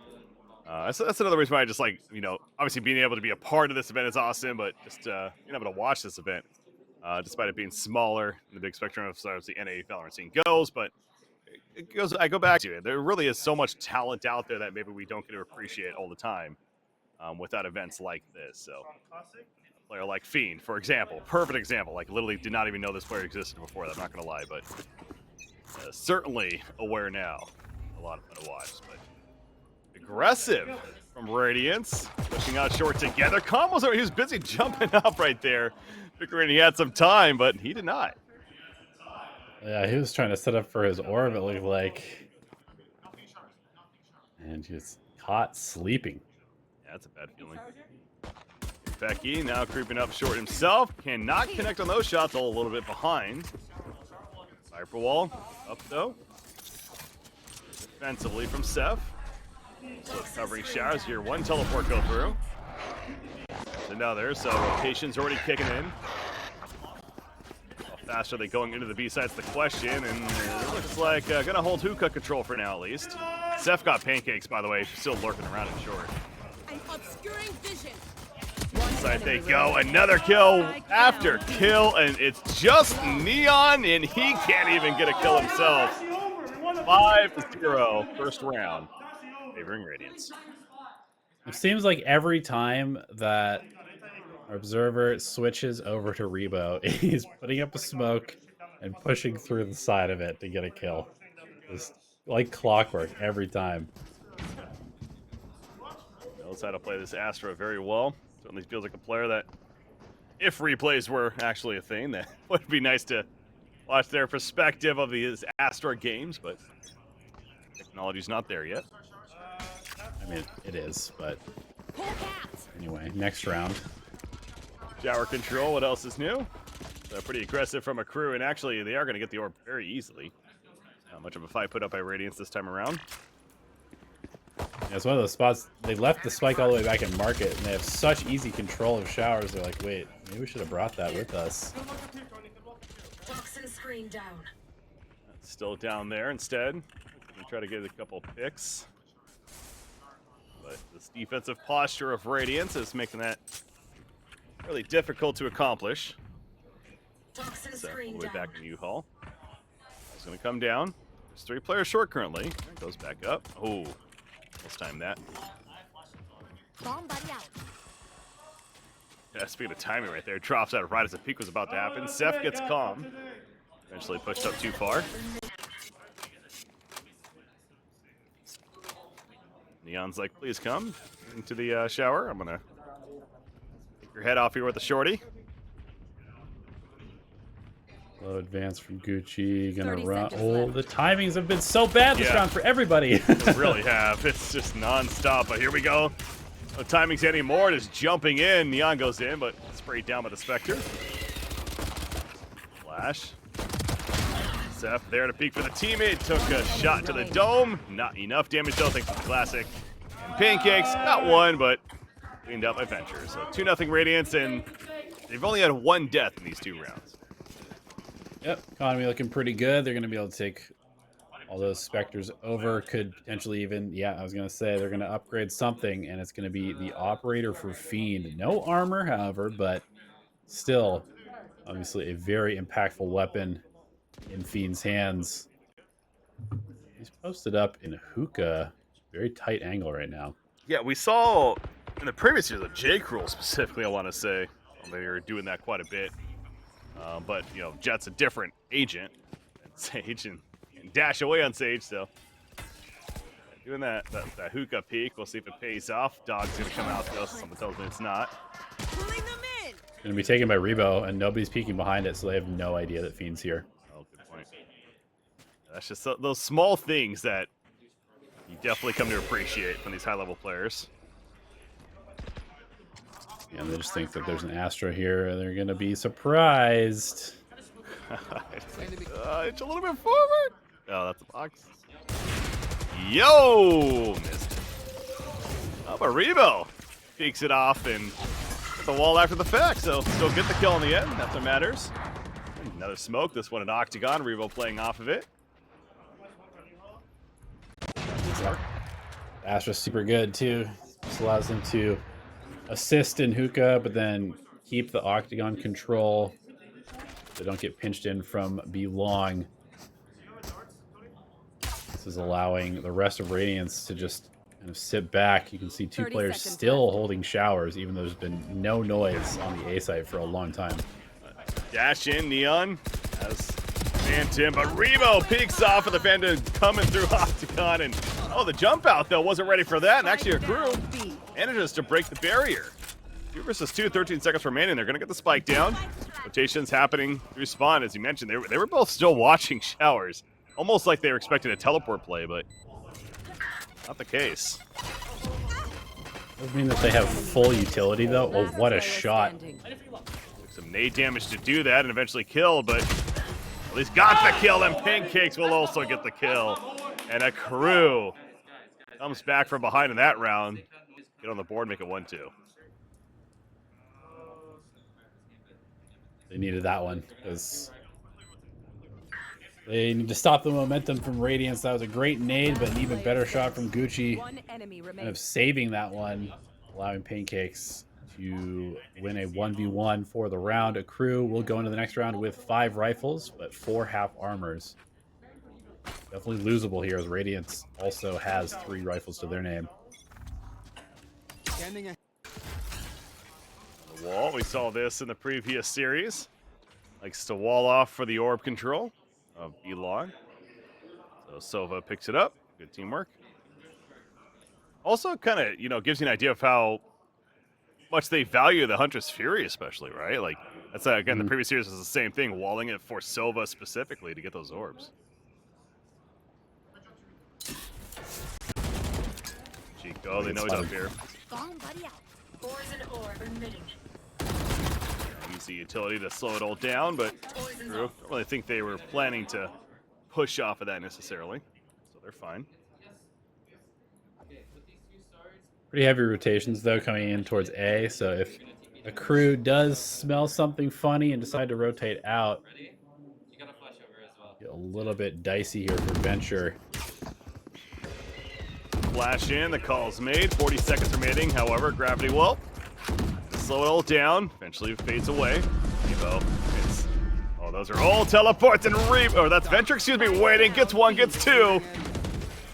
Get a scan, it gets destroyed, it's gonna shock dart, snake bite, put down as well, just using all the utility, keeping them at bay. And, oh, he's gonna get caught by Com on the side though. Com gets another cheat code, and what was looking like gonna be a decent code for Radiance, a crew ties it up at 2. Yeah, I mean, great plays from both sides. There was so much helping utility that was thrown through the teleporter. We saw the Viper Molly come out from his teammate to stop the push. The obviously great shots from Venture there to get 2.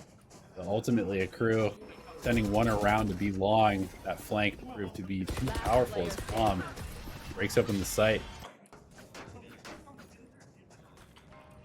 So it is a true save this time around for Radiance. Well, the Sheriff's a Marshall for Rebo.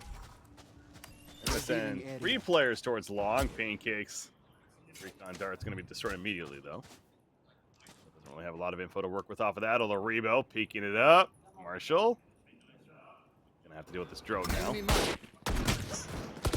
Oh, pushing out showers, okay. That's not Gucci. Gets the light up though. Yeah, I was looking a little bit rough for Com all of a sudden, but then bam. It's 2 at once to make up for it. Need a quick check mid and get the jet to dash away. How about this rotation of Radiance, the 3 left alive, all rotating to the A side, and funny enough, a crew all rotating to the B side. See, unaware exactly, but gonna be slow about it. Still should be a free take. Especially with this guy's dog leading the way. They're just gonna do their due diligence though. No need to lose any weapons. You don't need to. 30 seconds left. There's a spike plant. And now they're gonna start rotating over, so yeah, again, a game of let's do some damage to the economy. Not really gonna be expecting to win this round if you're Radiance at this point. And they do have this Vandal on Fiend. Trying to set himself up. Maybe a couple of kills working towards a resurrect. Really just holding angles is Radiance. They want to keep them locked in here. Com finds Rebo though, and that is their escape path. If they want to take it, they're just going to go ahead and teleport instead. Extra safe. Venture says, take me. Spike will oblige. All right, so 3-2. A crew. First 2 going the way of Radiance, but a crew is clawed back in and taking the lead now, 3-2. Very close rounds, other than that one, but overall, in the case. Yeah, both teams, the support players, the Viper, Sova, and Astra doing all of the work. Classic duelists, insta-lock, bottom frag. Sure, that's being talked about right now. It. Take it up, G-Code. 0 frags, unacceptable. We'll be fine. Viper's pick committed to the B site. Defensively for Radiance. Meanwhile, look at this wall. Both of the walls. Sage wall as well as the Cosmic Divide. Into the showers there. The dog is stuck. It's a little peek through. Oh, they don't hear it. Just the Cosmic Divide, but Neon, as soon as it goes away, a free headshot on a Fiend. Yeah, it was a little Fiend. He got a little hesitant there. Didn't take the orb initially. Didn't have enough time to escape. Double peek. Yep. All right, so again, this is a bye round for Radiance. Right now, a 4 versus 3 favoring a crew. They still have their own Cosmic Divide as well as Hunter's Fury. And there's a Viper's Pit up in the B side, so likely interested in going A more so. Do they commit that Cosmic Divide to truly take this? Rebo checking left though, but he wins the initial fight. And we've seen this before. Smokes and gets out. Does, but he did not see the second player. Gucci did not shoot and he did not run after him. So Rebo thinks he's safe, ends up running directly into Gucci's crosshairs. And this Hunter's Fury, it's gonna get that info right there, at least that the spike is being planted on default in the end, but no kills, of course, coming from it. Zeph walls at the B side. That's gonna be useless here. Just does a snake bite down. Got a recon, couple of shock darts. Coming to play in U-Haul. Destroyed. Oh, it gets a scan. He didn't kill it. Uh-oh, that's big time. 2 of them also. Snake bite, double shock dart, so getting some damage in there. Flash in, though. Oh, Venture won the first duel. It's still certainly winnable. Gucci, gonna pull. Now they got a stick. Venture, it's up to him. Gonna be flanked, though. Bust on the classic. Kick the shot in time. He's sticking this. Oh, but Seth clutches and the defuse. Radiance 3-3. You gotta love this matchup here. Absolutely. I mean, Venture, he's kind of like the quiet assassin on this team for Radiance. I feel like he's got the aim of one of those like insane duelist players, but he's playing the Sova, so he doesn't get nearly as many flashy opportunities. But when he is on, his shots look so good. The name and all the top in the scoreboard certainly helps reflect what you're stating right there. 8-3-0 on the Sova. A great round, a crew. Knives are going to be ready for Jet. All 5 ultimates, in fact, are available for them. They have rifles around the knives. See 4 players pushing A. Comms. Suspicious. Yeah, how about that? I mean, what a read right here. I wonder what the hell gave this away. What? Oh! Yeah, he was thinking showers, not to the left. Yeah, one thing about this whole short A thing is that you know the Viper's probably going to be playing around that wall, so Chico just continues to go looking. Oh, we're going in, showstopper. Chico got the first rifle kill and getting a full gun round. Not going to mean so much Kenpeki. Showstopper flies right past him. He kills Chico, so 2 are dead. Keep hope alive here in this round. Flash out. No one to be seen. Zastra's very low in life. Spike currently sitting down near the teleporter as well. So this is a long journey ahead for Kenpeki, and it's going to be ended pretty quickly in the end. Seth finds him. Creeping up elbow. Makes it 4-3 for Radiant. So now a crew is going to find themselves on the back foot and going to be back to saving. Oh no, they actually are going to be able to afford. Never mind. So going to afford the buy. Spectre for Calm, not ideal, but he does have Viper's Pit. You got Hunter's Fury. You got Cosmic Divide this time around. A couple half armors too. This is a big round. Neither team has really been able to separate themselves.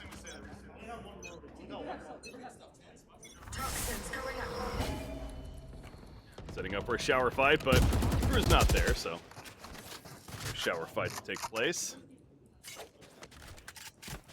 Instead, a Crew mainly more towards the B side of things. Another wall place to grab that orb. I'm sure if he actually got the orb or not. I think they did. Yeah, I think he did though.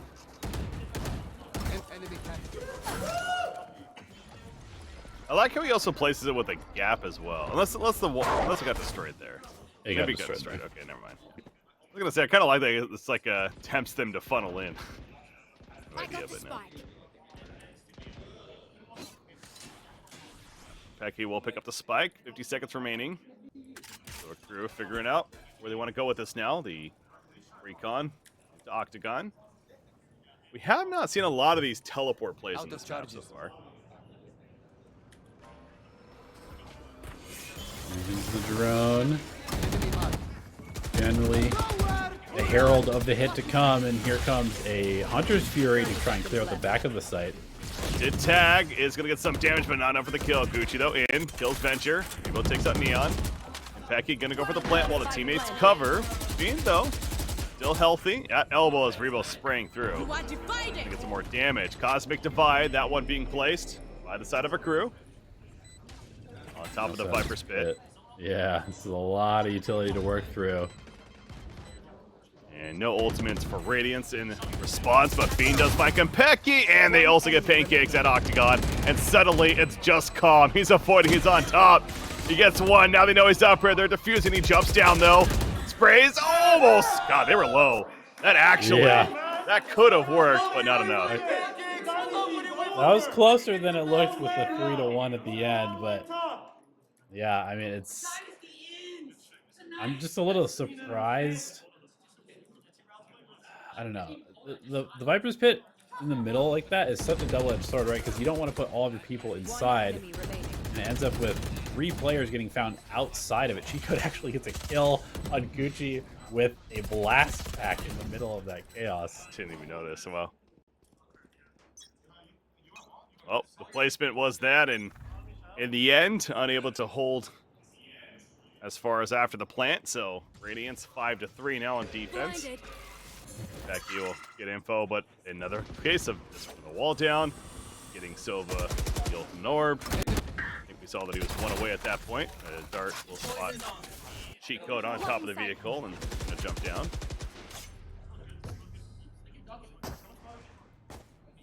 Now thinking about working hookahs through.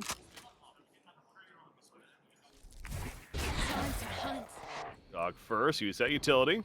Meanwhile, Calm lurking out mid. Oh my gosh, there's 3 players here. As soon as it goes down! Yeah, you're right. As a Viper player, I've been in that situation a couple of times. It does not feel good, and now that swoop peeking is not a thing, which is good for the game. Yeah. It's just those situations where you're like, whoops, well, I guess the rat has been ratted. Meanwhile, they try to play off of that and try to hit B somewhat, but that's also thwarted off, so... with 30 seconds remaining, a crew is going to make the rotation, and it actually is going to work, because Radiance... No sound. You're right, that was a Cosmic Divide used by them. That prevents them from effectively hearing maybe the fallback, and now the plant's coming out, but the Hunter's Fury gets 1 hit, is going to get the 2nd hit, so the plant goes down, but they're now 1 player less. Pancakes gets Seth, though. Second Heaven, nobody's Heaven. There's going to be 1 going up there now, so trying to work off of one another. Pancakes might have a good angle here. Never mind. Chico knew exactly where he was, and he turns to kill Konpeki. 6-3 Radiance. What was that first shot? I mean, like it wasn't even on his screen.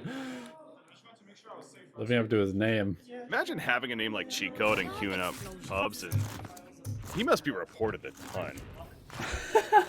I mean, right? Especially during those like the recalibration parts where it's like you are playing against, you know, a bunch of like lat players when you're recalibrating. Yeah.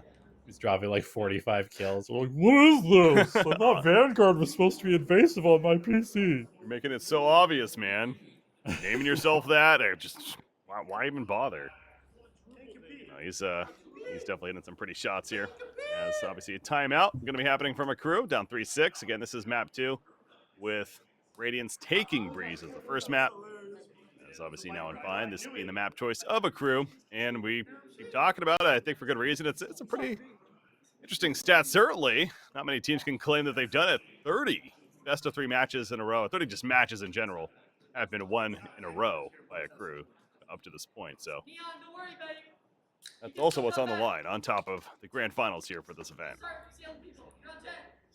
Yeah, I mean, it would be somewhat poetic, right? Like, technically Radiance kind of started the run because they beat a crew, they made the roster change, then all of a sudden 30 matches in a row, and they end it. Crew changes the roster again. No, I'm just kidding. But it would be interesting, and it would be cool too for North America, right? Because obviously we're heading into VCT season 2022. we obviously know about all these bigger orgs, but both Radiance and Accru kind of on the smaller side, building their following, building their reputation. Have two challengers for that kind of upper echelon of teams would be very, very interesting. Coming out of the timeout now. The Radiance does have Showstopper and Resurrection. No ultimates for Accru. Neon gets up there quickly. B-Long. So one of the rare times they're able to take B-Long for themselves and claim the orb. A wall committed defensively as Sage is currently more towards short A instead. So a bit of a switch up here from Radiance. As far as who's where. Picking out elbow. They're suspicious that somebody's over there. Rebo. Do the agent. Oh, sees the elbow. Nice. They kill Venture inside the box. So the right click's classic, but Rebo fires back. They finally take him out. Seth in the sight, however, as well. Seeker's coming out. Oh, they have some good idea as far as where they are at, but Seth now in the sight, straight to the box though. It's very winnable for Accru now, but Cheat Code has a different plan. It gets one with a Showstopper, gets two with the rifle. And Calm's like, I'm getting out of here. Yep, the hacker showed up, so I'm out. At least gonna go get the plant money. Very, very low chance that he wins this one. But, I mean, I gotta say, I love the killer instinct from both teams. As soon as they smell blood, as soon as they smell somebody who's slightly out of position, you just see the pounce. Everybody charging in, throwing utility, punishing that one or two players that are kind of on an island. You would think Viper might be short playing for lineups, but so he does get a nice flank right there, however. Sticking the defuse means no chance really to take that round. So good win once again for Radiance. They certainly have plenty of momentum as they now make it 7-3. And yeah, Chico right here. Got one with a rocket, got another, and Calm said, get the hell on out of there. Nice. Oh, that was beautiful actually. So forced him that direction with a nade. 30 seconds. Had the easy rocket kill. Yep. It's the little things that, you know, Raze is not just as simple as press by buttons, everybody explodes. There's definitely a lot of high-level positioning things that you can do with the agent. Recon got a scan off on the Sova there. As Neon also scanned, but manages to fly away. So this time the long B controls once again reclaimed by Radiance. Out of charges. Is Raze going through this? Oh, I thought I saw him turning for a second to go through the teleport, make a play, but no. Gonna chill by it. You can have the shock dart there.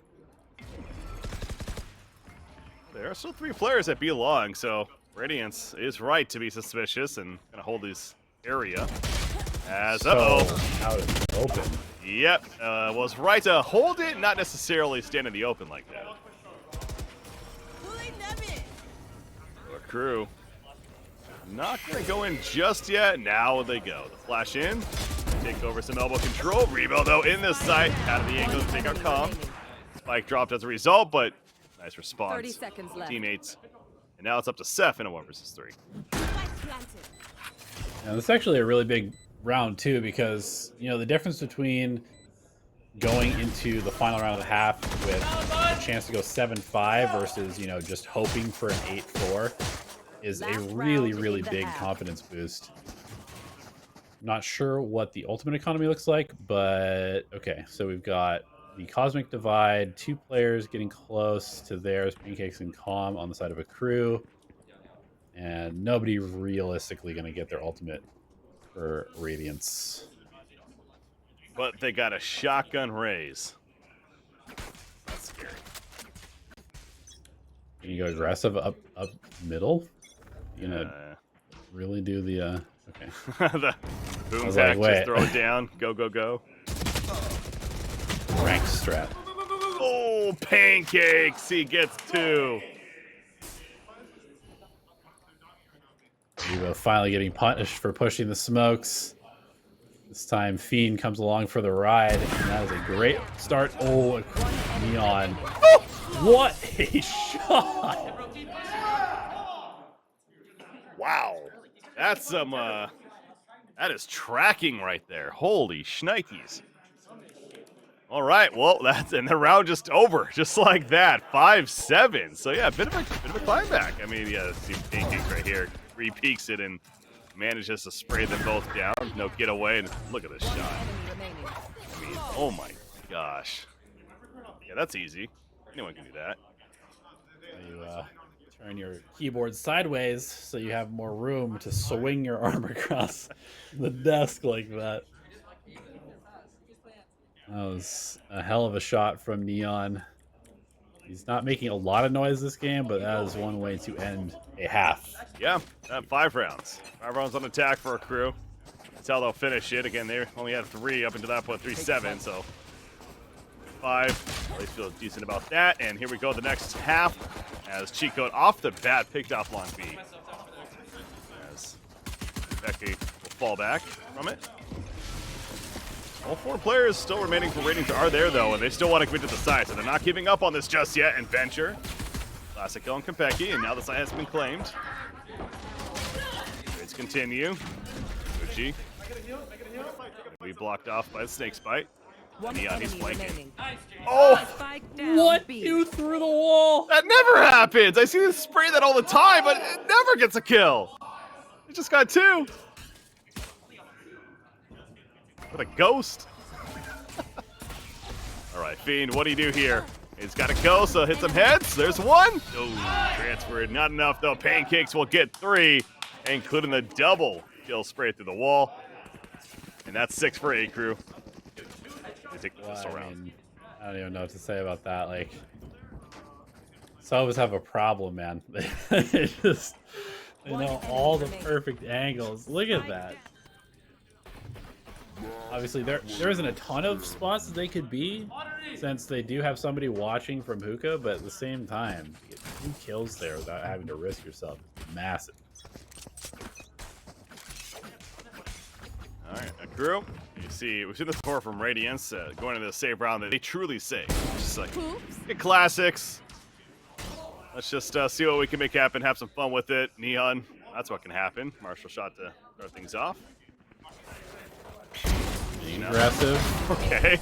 The turn away. That was like a fadeaway jumper with a no scope from the Marshall there as the flash comes in.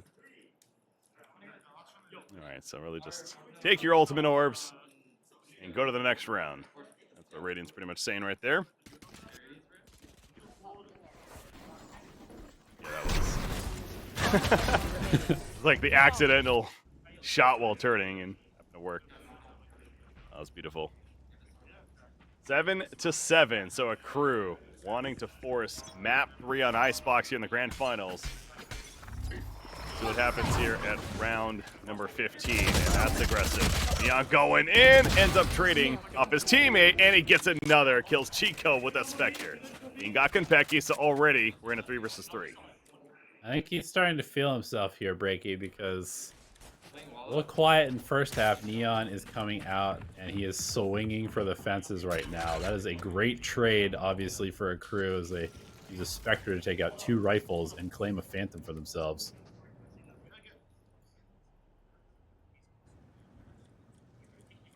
Creeping into the B site. Stage wall. Used to get into the elbow control. They're like, we should probably clear this back area now. I don't want to get shot through this stupid glass again. Seth, the timing, but Pancakes was suspicious.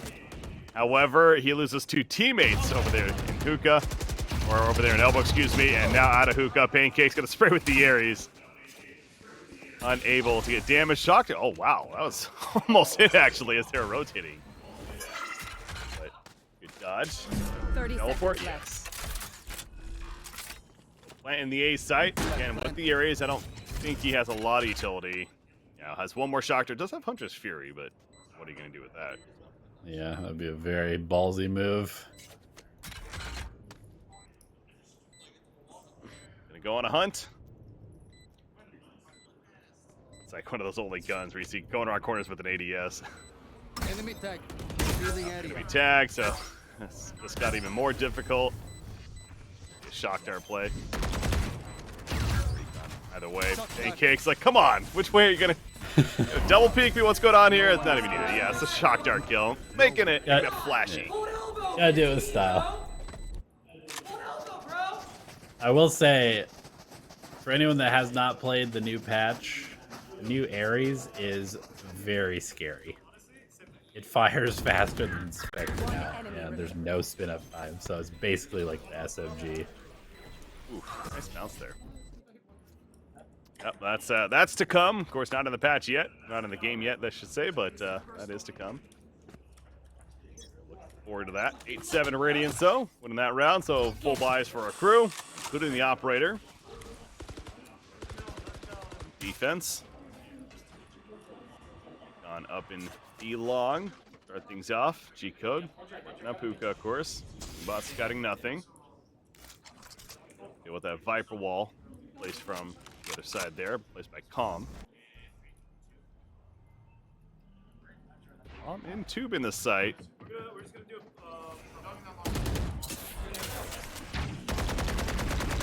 Split back up. We hit the dog. Cleared out B-long. I don't think it saw anyone. The drone also being used there to double clear it, so they know Octagon is empty. Still see this Viper over on the A site holding players there, but so jumping through a Viper cloud blindly into B site. Pretty rough, but cheat code says, I don't care. Okay. Straight to the box. And that's unfortunate for our crew, but what's done is done. Straight to the wall, so can Radiance apparently. A nice trade there from Neon at least. But now you gotta start thinking about, yeah, you save this operator. It looks like that's gonna be the case, but yeah, Seth is in flank, uh-oh. Oh, going up. But he needs to look left. He does, okay. Oh, good jiggle peek. Run, push him off. Oh, he's gonna die to venture though. The mission accomplished in the end. And about just enough time for Venture to get there. With the long angle, force him out into the open with the snake bite. Well played. 8-6. 7. 8-7 now. 9-7. 9-7. Radiance. Looking good. Yeah, I see the initiation there. Jumping in. Spraying through the blocks. See another angle of this one. Saw them. I love the turn in the air. The mid-air swerve. And pistols is the name of the game for our crew this round. Kind of cheeky play going to come out from them. Not necessarily. They have 3 and B, 2 and A. And that'll spot one. Let's have a Hunter's Fury, but knowing that they're on an econ, not use it. Showing some discipline for Neon there as he backs off. Massive teleport play. Steph gets immediately, quote-unquote, scanned out by the sky. Yeah, that's a good job right there. Here's all the teleports, but that confirms that somebody was still hanging around. Oh, nice dart there, by the way. And Calm gets Venture with a frenzy. And then knives from Neon take out Rebo. So, despite this wall, still a chance for a crew to come back. Another couple of knives landing, but no kill from it. Has the classic and Hunter's Fury. It pushes out Sage. Takes her out. They can't find Chico, though.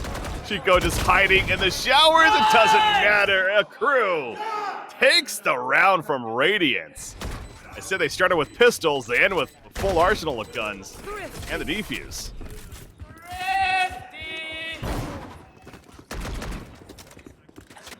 That is what it's called. Good round. All right, so thrifty for a crew. 9-8 now. Yeah, it's just that tight corner, and you're probably wondering how I got in this position. Like that freeze frame. Right. Sad violin music for Radiance there.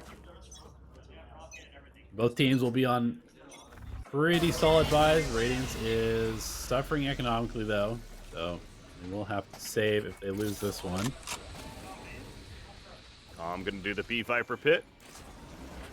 Spreads into the long entrance. So Venture, drone is out. Check elbow. Seth got Kenpecky. G-Code running through as well. Here's them in. Pancake's got fear. The showstopper immediately taken away by Com. Timed it perfectly.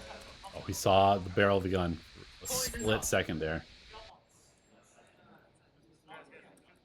So Seth using his own Viper's Pit and suspicious that he's being flanked now. This is so awkward. Like how the Viper Pits are also overlapping at the bottom of Hookah. Venn diagram action. Sticky place to be right now. Like both teams a little bit like, okay, what's happening? Yeah, it's a very uncomfortable position, more so for Radiance. 30 seconds left. They are being sandwiched now. And Neon. their attack with 30 seconds remaining. Yeah, creeping forward with the timing, spike down. That, I mean, that's probably just around there because now they have to go collect it. Calm finds Seth as he drops. A crew is about to take this with tie game with the economic advantage. Yep, 9-9. Double Viper Pit coming out and goes the way of a crew. You mentioned, though, economic advantage certainly there. Radiance got pistols as well, but hey, 2 rounds ago, a crew won as a thrifty, so who's to say Radiance can't? So you take a look, journey through the Viper Pits. The other round concluded, and good old Unico. Right, timeout this time around from Radiance. As we're looking at that 9-9, Radiance, sure they have a map to give, but hey, they would like to finish business now. So, talking strats, again, going to be on the save. They had a couple ultimates, I think one of them Resurrection. So, not the most impactful this round. Yeah, we've seen Radiance kind of throw away some of their eco rounds here and there, so I'm wondering just how bad the economy is and whether they are going to kind of take a mulligan and just go next. At this point in the map, it's kind of scary to do something like that, so it's probably why this timeout is coming. You know, some sort of at least value strat that you can come up with, and then game plan is if you've seen anything that a crew is doing. Your defense has looked really good. That it has, and it's going to be some Sheriff buys, enough to at least pick up some of those.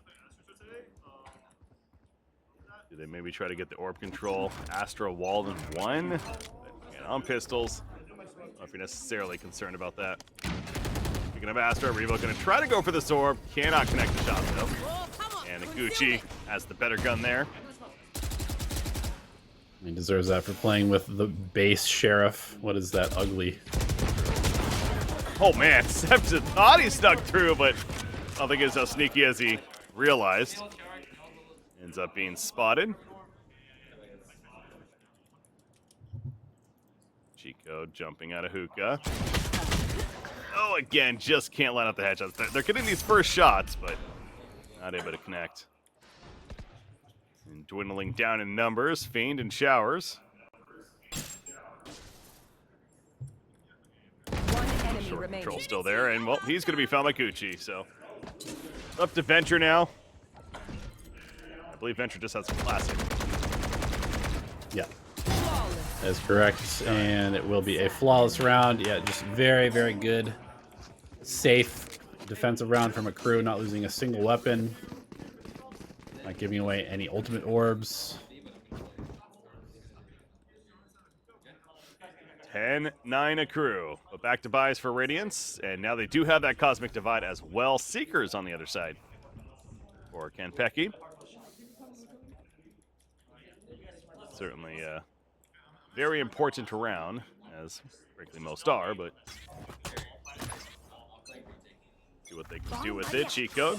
Bot's going to be out, going to go for that early Hookah control, and only one player, it's just Kenpecky in the B site right now for a crew. So interesting decision being made here. The Viper Wall was put up at A, and kind of cutting in half. I mean, usually is, obviously, but something drew them that way initially. Oh, the foot almost peeked out of the corner at the bottom. Oh, he sees the Astra! Oh, no.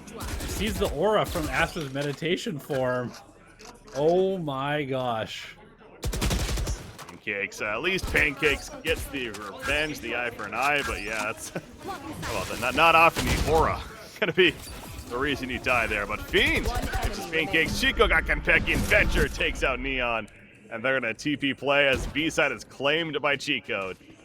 Calm doesn't really stand a chance here, right? 1 versus 4 as the Phantom, but it has 8,400 credits, so I don't think it's saving here. Definitely not, especially since Radiance is at a very precarious point economically. Obviously, every gun you take away, pretty big blow.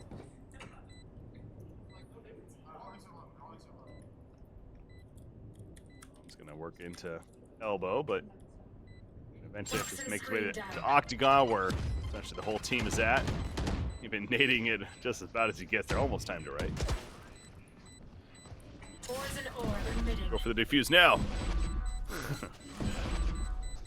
Take it. Might as well keep them guessing, but oh, Seth was ready. Perfect accuracy through the wall. And gets the kill. So 10-10. We continue the sticky back and forth of being even. As you see, it has been bouncing back and forth a little bit in this one. But yeah, 10-10 scoreline, and back to a crew now. Once again buying, so yeah, they were still very healthy. Still have Seekers, and ultimate status across the board is the same. Another poorly timed stack for crew, though, as we can see on the minimap. 4 players over on the A side for Radiance. 3 towards B, and it's going to be a fast one, it looks like. Venture trying to clear the way with Hunter's Fury. Blind Hunter's Fury. Is it a fake? Not going in yet. Well, they were definitely hopeful to catch somebody. They do put the Cosmic Divide down as well, but yeah, you're right. The drones even bonk heads right there. As they're going a little bit of love tap. Pancakes just enough of a crease to poke in, and now the Seeker's also out, so they know at least 2 more there. The resurrection going to take place. Do they commit for a kill on it? The wall goes down, and the firefight commences. Back and forth. Numbers favoring Radiance, though. So awkward. That seemed like really poorly timed by Radiance, but they commit the res, and now they're rotating off of this, and somehow they have a player advantage. I mean, the crew just stuffed the attack, but they're not out of the woods yet. Calm going to be the first one to the site. Nobody here. Radiance kind of slow on the rotation, checking all these corners. Becky, yep, is going to spot them in the end. Still long, but now you're definitely committed to B-side if you're Radiance, and Calm, they just almost feel too rushed. Didn't check the box, got distracted. Konpeki gets 2 more, and it is all up to Seth now. In Hookah, Konpeki, the ADS for the hat trick, and closes it out. I mean, even at the player disadvantage, you're right. It really felt like Radiance missed their timing there initially of committing quite a bit, and it backfires.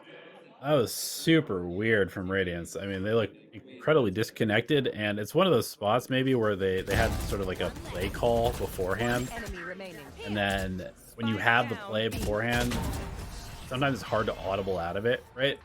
But obviously they needed to do that because there was just no way they were getting out of showers with all that counter utility, and that was just an ugly round. Yeah. But frankly, I'll put it past them. Still a game to be played as 10-11. Venture gonna drone out. They got the Boombot clearing it all the way as well, so they've taken showers. It's just a matter of do they go out with this. Again, no Cosmic Divide this time around. Chico dead though, as he peeks out, thanks to Gucci. So heavy rotation's already been committed, and another case of Radiance fairly stalled right here, and this time actually had a player disadvantage. Dog's gonna spot them in showers.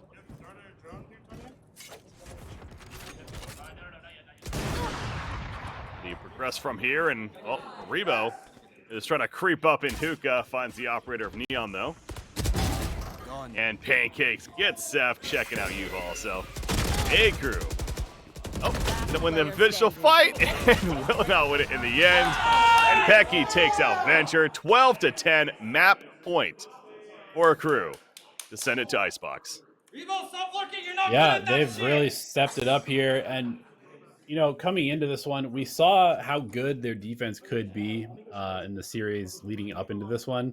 against Salt and Vinegar, where it's like as soon as they switched over, it was just really, really strong. Wait, no, sorry, wrong, wrong matchup. But we saw in their matchup earlier today how good their bind defense was, and we're seeing it again here. It's just absolute lockdown on both sides. Radiant's having a super hard time not giving up early picks as well. These are not ideal guns for Radiant, but of course have to just buy what they can at this point. Neon, operator, almost had a chance there. The fly out though from Cheat Code in the back of the side, great distraction, and Seth takes out Konpeki as a result too. Neon jumping around by the shorty, but he's gonna go down, so Radiance is not done yet. What is happening? Chaos, elevated chaos.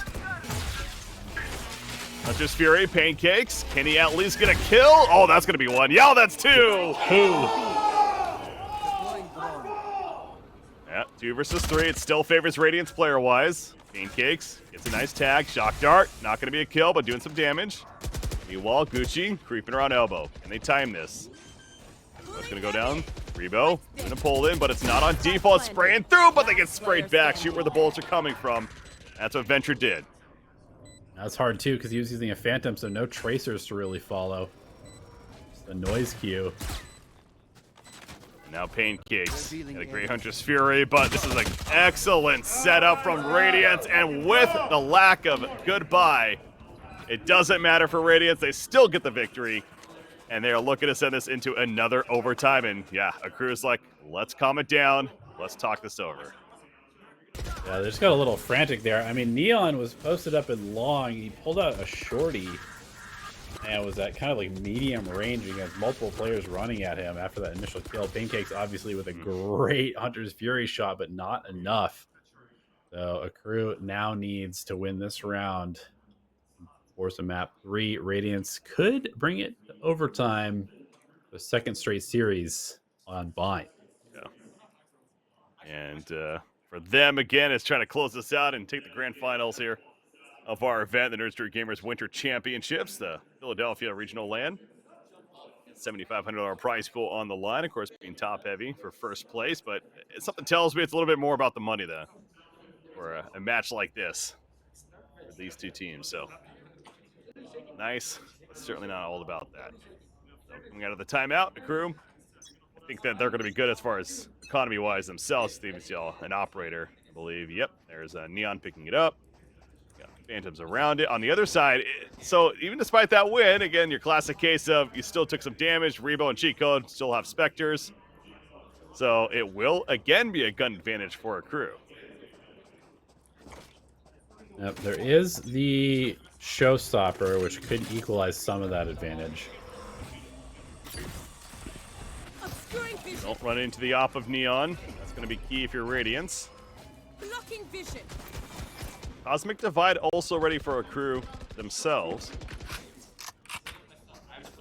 A, or more so B, Lawn Control has been taken. Orb, is that a resurrection? No, she still needs more. Oh, we haven't seen much of this yet.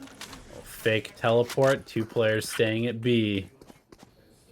Obviously, crew gonna do their due diligence and try and figure out whether everyone left or not. The answer is no. The fire in the hole. Chico gets a kill, and he teleports. I don't even know if that was on purpose. He's just almost surprised. That's so good, though, because he teleported. Now they think that he was the last one, but Spike is still at B. You're right. They're rotating. Yep. On purpose or not, it's going to work out beautifully. Cosmic Divide is committed, by the way.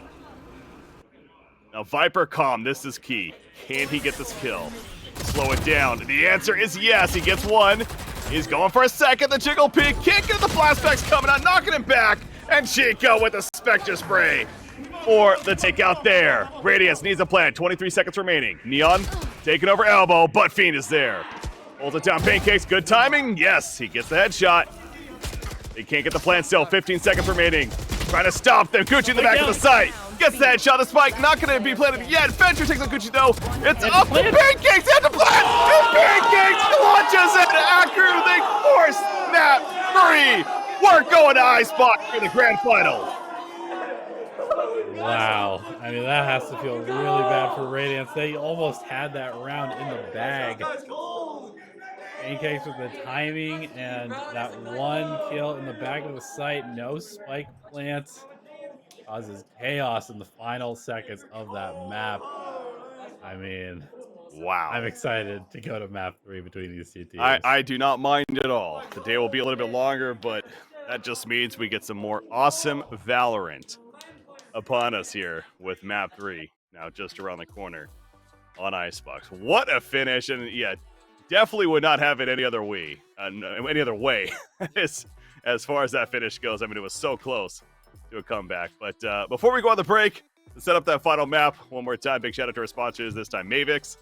Experience Mavix Gaming Chairs, the exclusive chair partner of Nerd Street Gamers and local host. All Mavix Gaming Chairs features the future 9 functions of critical ergonomics to support gamers everywhere. Get yours today as little as $24.69. Use code NSG55 to save $55. Shop at mavix.com/nerdstreetgamers.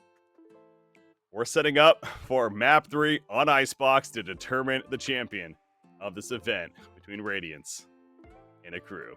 Ladies and gentlemen, stay tuned. We'll be back. Map 3 coming up next.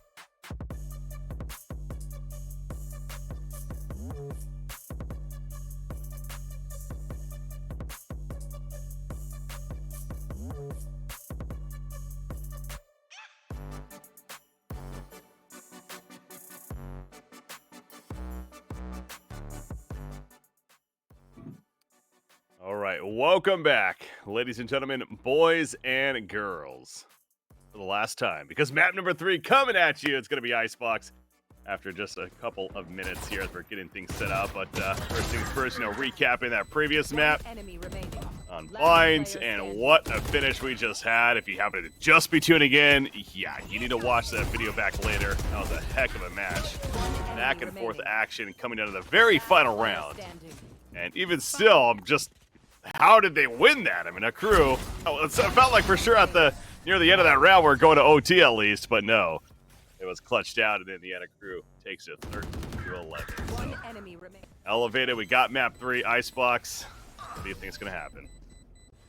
Well, I think we might get some chamber play first and foremost. Yep. We saw, I believe it was Fiend playing the chamber on this map last time. I also think we saw Konpeki play it, so we could see chamber on both sides. And if these two Sovas continue to play the way that they have been, it's going to be a very, very hot race for the top impact between, these duelist players and the Sovas, because Pancakes just do heroics many ones in a row there. Yeah. All across Bind. And at the same time, God, I'm blanking. Venture. Venture also has just had really good showing today, both in the series before this one and also here in the grand finals. Yeah, no, to put a little more information to that, I mean, Pancake's leading the way. 30. He dropped 30 kills in those 24 rounds. 30 kills, 13 deaths, and 4 assists. That is a heck of a stat line for a duelist, let alone a Sova. And then Venture actually was next in line. The Sova on the other side, 25, 16, and 4. So, yeah, Bind right there. It was all Sova for both teams, but in the end, a crew, again, coming out on top as the team. So, but yeah, we're going to Icebox. You mentioned Chamber. Yeah, we definitely are going to be seeing Chamber if history has anything telling us as of just even yesterday / earlier today. So the Fiend versus Konpeki matchup. That'll be fun to keep an eye on and how it all revolves around them as well. But yeah, a little sad we didn't get to see something like a Fracture. Kind of a third map to finish out. That could have been pretty silly, pretty fun, but no. Icebox, honestly, as a map 3 to determine a grand final championship is probably one of the best maps you could choose, right? Where his teams seem fairly comfortable on this map, as it is picked up frequently in most series. So, got that going for us. Yeah, it is worth mentioning, though, that, let's see, a crew is currently in their win streak in their last 2 months of play, 2.5 months of play. They're only 6-6 on Icebox. So success has been pretty good actually since they swapped to the chamber comp. They are undefeated with the chamber comp, but that's only a total of 4 games so far. On the other side of things, Radiance is 17-9, so definitely one of their more comfortable maps. And at the same time, they've mostly been running a Reyna comp. So obviously some of that data is with temperature standing in. I am curious to see what cheat code plays here. That's right. We saw temperature yesterday for a crew, but wait, did they? This is Radiance that we're talking about. Oh, Radiance. I'm sorry. Yeah. Wow. You said it's been a long weekend. But yeah, so did they not play Icebox in this? So that was a crew earlier that played Icebox. Yeah, so Radiance did not play Icebox in the previous series. So, okay. Yeah, we'll have to wait and see what Chico played. That is a good point for them. Did you mention Temperature played the Reyna? Temperature played the Reyna, but he was playing Reyna on all of them. And I was wrong in thinking that Fiend had played Chamber on this map. He played Jet the last time that they played Icebox, but definitely a crew played Chamber. Yes, that I remember. Konpeki for sure. There was a double op strat as well, so perhaps more of that going to be coming into play, as we saw a little bit on Breeze as well. But yeah, maybe some KO could potentially make some appearances. Unlikely. Probably not. Icebox not not necessarily known for it, yeah. All right, just thought I would try. Maybe Brimstone could make an appearance or two. No. I don't know. Next you're going to say, you cycle it through all the ones that nobody cares about. Come on, Phoenix let's do Icebox, it. yes. Yeah, it's fire and ice. I mean, it makes sense. Or yeah, something. I don't know. No, Maybe if they implement destroying the map or something like that. Oh, geez. Maybe, you know what? It's kind of a random here, but as we're setting up for map 3, you brought up you posed the question yesterday as far as like what the next map, what may make it unique, right? I talked about how like the double layer, kind of a nuke style from CS, where you have the bomb sites on top of each other, could be interesting. But destructible map, that's actually another interesting idea where certain parts of it. I guess we kind of have that a little bit already with Ascent on the doors, but you can do some other funky stuff with that, like certain boxes maybe, or I don't know. It's kind of getting crazy here, but potentially another way to go about creating a map. I'm not a map designer. You're just making all the Counter-Strike people in chat really, really angry and anxious right now. It's a good thing I have zero influence on any of this, and I'm just talking out of my, you know what, right now. So I don't know why I'm afraid to use somewhat vulgar language when we have the mics picking up some flavorful language. But What? try to stay professional here, you know? I've only heard doggy doo-doo as the strongest language used by any of the players. So You got a filter going on over there. Mhm. Self-filter. Right. Expect plenty more doggy doo-doo talking going on here in map 3 as we head over to Icebox. As it's going to be defenders for Radiance, attackers for a crew. So we do get Konpeki on the chamber. Again, their lineup pretty expected. There is cheat code on the Reyna. So there's that confirmation. And Sova going to be locked in by Venture soon to come here. So yeah, they're going to run that double duelist Reyna Jet combo that we see frequently on this map.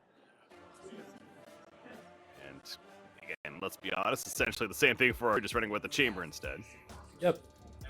Although it does, again, it adds a little bit of an interesting flavor because, generally speaking, the two lineups that we have are the Jet, Sage, Viper, Sova, Reyna, and the Jet, Sage, Sova, Viper, Killjoy, because you want that alarm bot watch middle or potentially put up some utility in the kitchen area.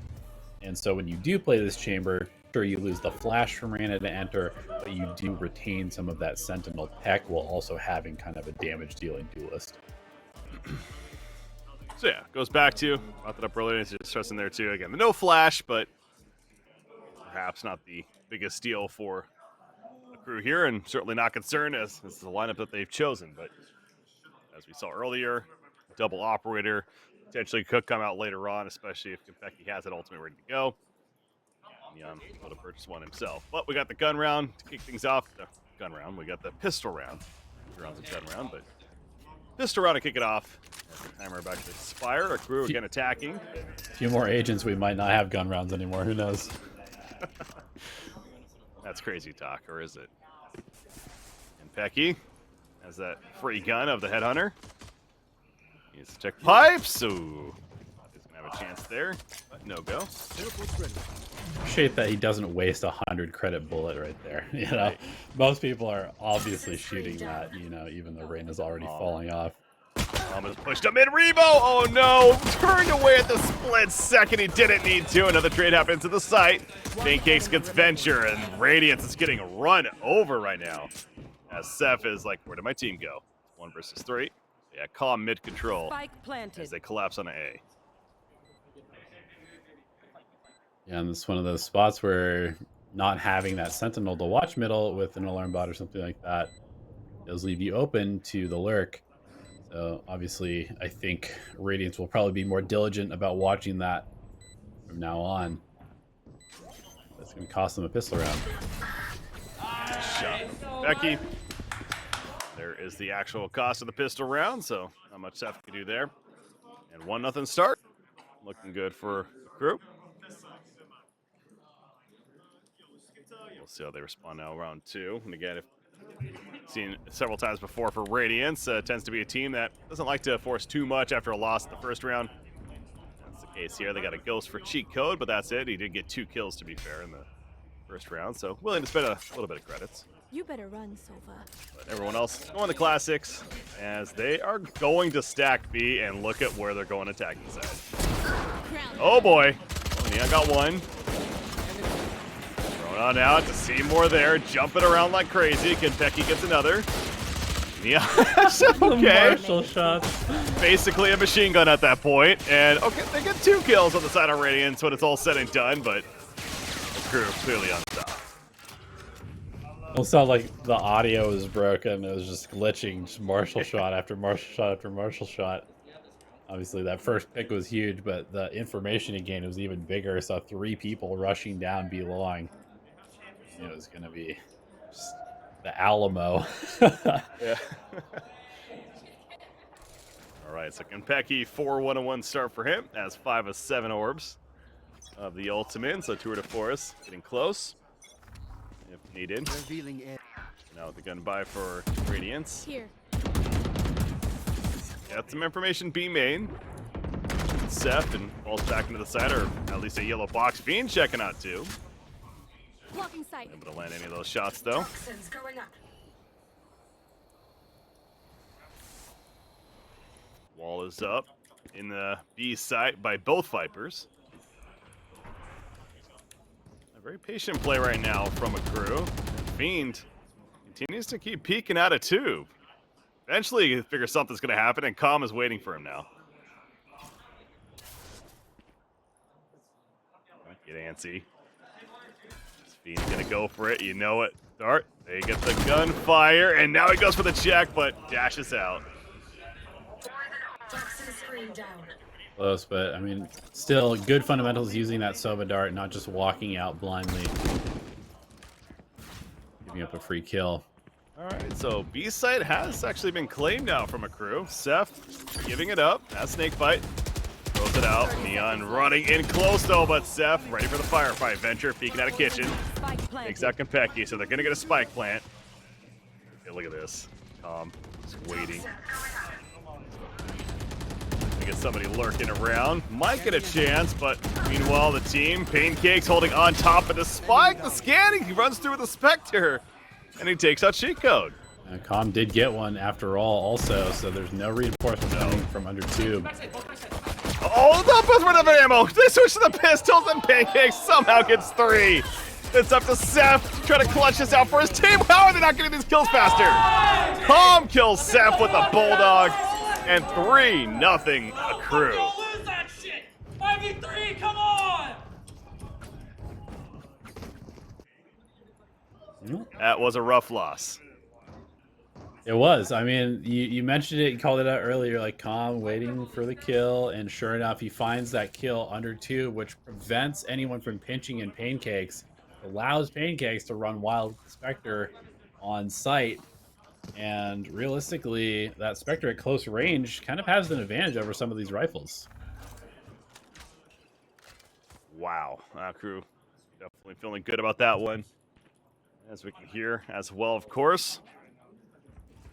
Now Radiance back to his disadvantage again. In fact, I guess we need to back up like that, distracted by the drone. Almost to the back of the head. That kill pretty easy for Gucci. Get more towards ultimates. As speaking of ultimates currently, you got Viper's Pit for Seth. Radiant side, but certainly not coming out here as Rebo distracted by the jump up of Jet and couldn't land the headshot.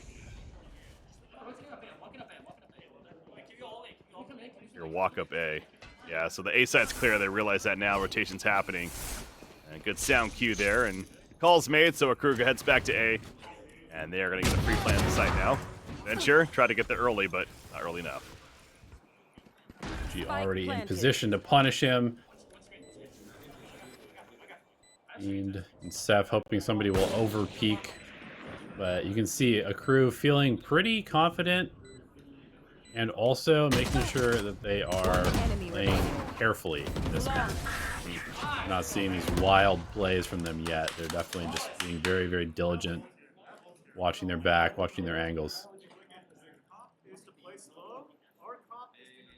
Very clean round from a crew right there. Again, understandable considering the economy, but still. Good job playing your own game if you're a crew, but on the other side, Fiend on Jet has an operator. Where is he going currently? It looks like going B main spot. Doesn't look like he'll get a response though early. It's going to be a pretty bare area, or is it?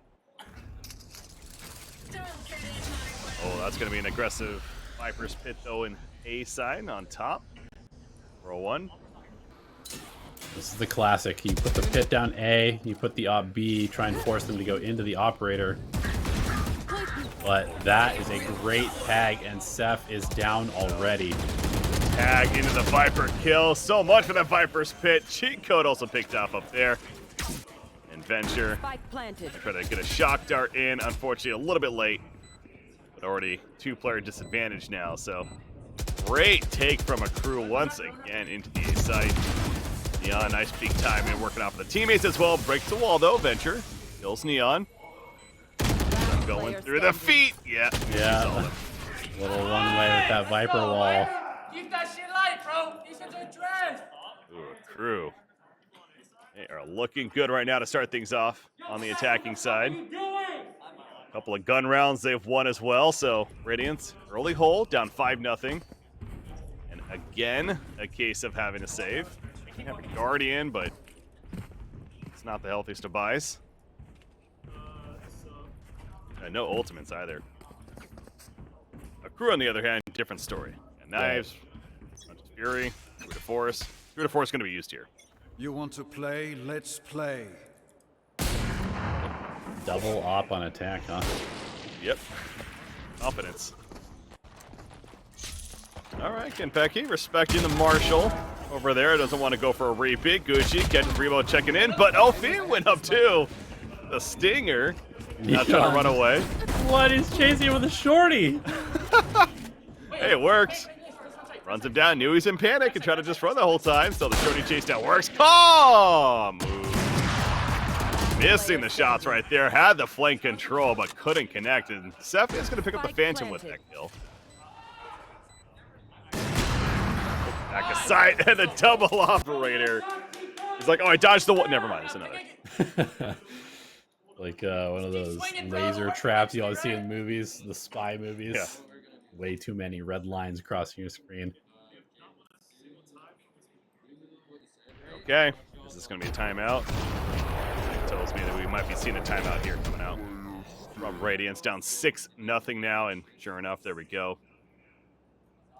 So 6-0 for a crew as the attackers, but Radiance clearly needs to find some kind of grasp. Understandably, a crew, the thumbs up given. Feeling good about how this is going themselves. So is there any kind of adjustments you would like to see made yourself? I mean, I don't know what you can really do on defense that would change up too much here. Yeah, I mean, I think they're getting a little bit loose with their peaks. They're kind of overextending too much. And to be honest, I think I'm kind of coming down on this Reyna comp for Icebox. I really don't think that... Because it kind of incentivizes you to go for walking. Like, you push up in A as Reyna, you push up in B and try and dismiss out, but it puts you at so much risk, and if you lose the pick, then you're giving up the site for free, and it kind of feels like a crew is just always coming out ahead in the first little skirmishes that happen, which is allowing them to go wherever they want on the map. Oh, can't change that now. You got Reyna. I have to accept that fact. How about this? The 3 players going on mid, so clearly call being made. Oh, Calm, not sure where to shoot. Gonna throw the snake spike, but by the time it's done throwing out, operator shot hits him in the head. Over the rest of a crew hitting B, looking to go fast. Knives, 11 life, but Neon managed to stay alive. Kenpecky got Seth with his own operator. Hunter's Fury on default, does some damage, not to the spike player though. Got one, and more dodging happened, so a bit of damage done. Rebo up front. Fiend trying to hold from up top.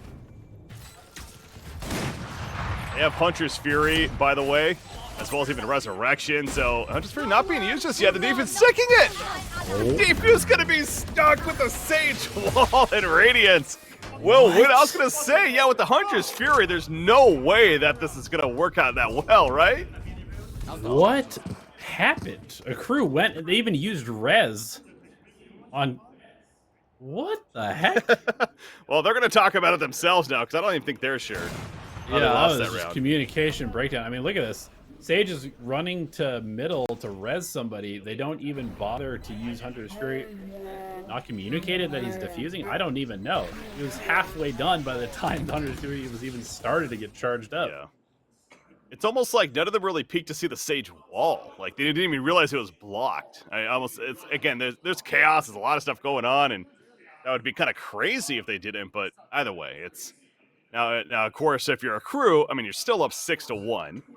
So, not the worst thing in the world, but it's just one of those, like, dang, that still stings, because it feels like it should be 7-0, or at least a much, much closer round right there. Yeah, I mean, again, I guess maybe look at the white noise, because we saw one play earlier where it was very clear that they couldn't hear something that they should have been able to. And with all the gunfire and the chaos going on, it can be kind of hard to hear the tap of a diffuse sometimes. Sure. And with that white noise in addition, I mean, I don't know. LAN environment, obviously you're going to be having to deal with different things, but either way, it's a victory for Radiance, and they're just happy to be on the board no matter how they get it. Revealing area. That's going into round 8 now. Not going to play extra aggressive this time around, as actually a wall placed by Sage in the mid. So, giving them a good defense there in that area. Fiend is jump checking here with the knives out.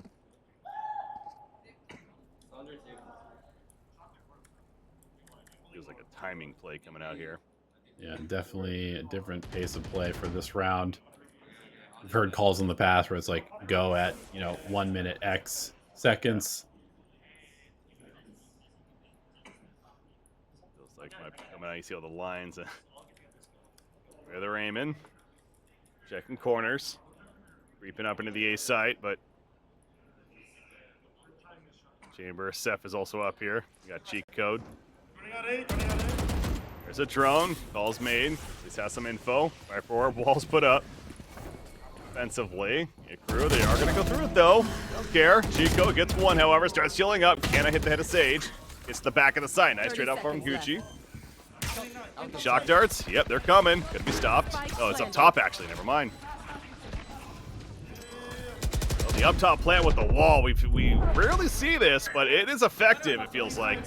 However, as I say that, Calm trying to stop it. He does. It's just back and forth trade, so it's now up to Konpeki. Gonna start defusing. They didn't get a half. Konpeki goes to the left side. It stopped the defuse for now. They're running at him, though. Oh, he hits the shot on Jet! Can he stop? No! Oh my god. Finally! It's gonna be defused, but that took a lot of effort to make it so. That was crazy. I mean, the fact where that was planted, he even had that angle from the left side, where you actually go up into that nest area. Like,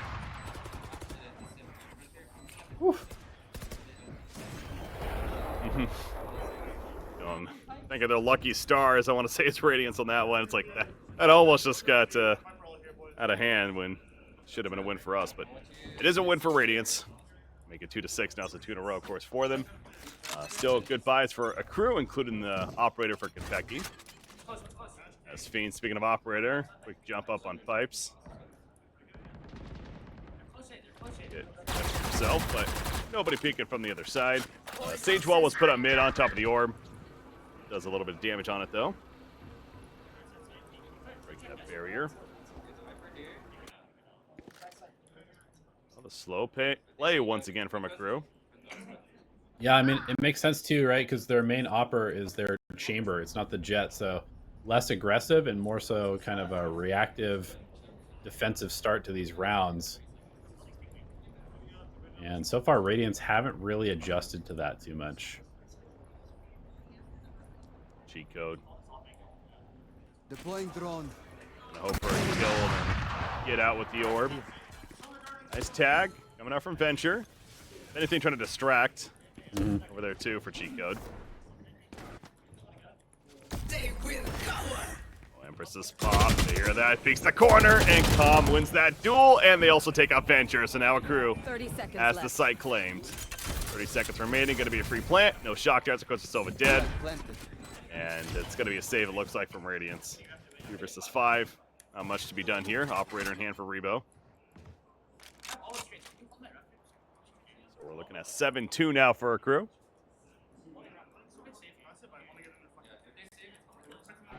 This A site is proven to be an issue to hold for Radiance.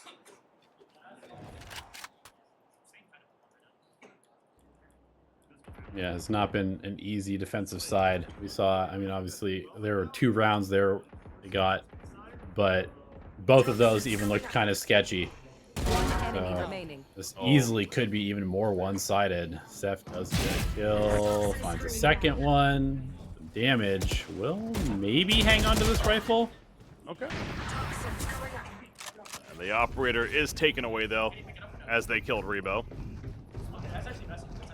So it's nice they saved the Phantom, but with the operator taken away, not as healthy of a round. You can see they're talking about as far as what do they want to buy around this Phantom now, and only a light buy early. Rebo, you got the Bulldog, couple sheriffs.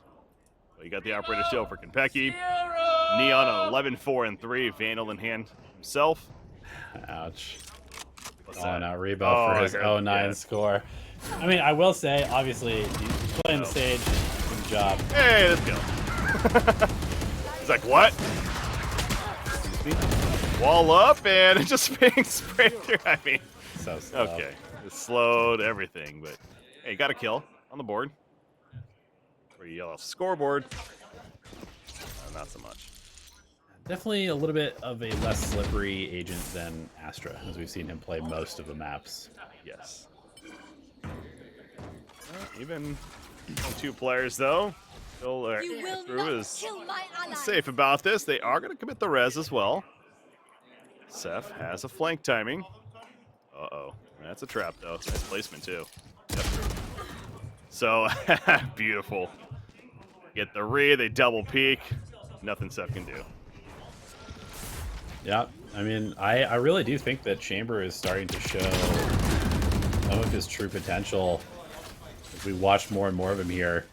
The hybrid nature of his damage dealing potential and also this little kind of sneaky sentinel impact is very, very like apparent, especially on these bigger maps like Breeze and Icebox. Good close out there from a crew, so now 8-2 is what we're going to see. Back to buys for Radiance. They have Fiend with the operator. Again, stat-wise, it has not been the prettiest of games, but hey, what's the past is the past. You still have a chance to take 4 rounds on defense. That's what Radiance has to be aiming for now. Seth does have Viper's Pit, is setting up B this time. We saw him place it A last time, but he's going to use it at B main instead. See Konpeki just gonna randomly fire through using a couple of those 100 credit bullets. He's so wasteful.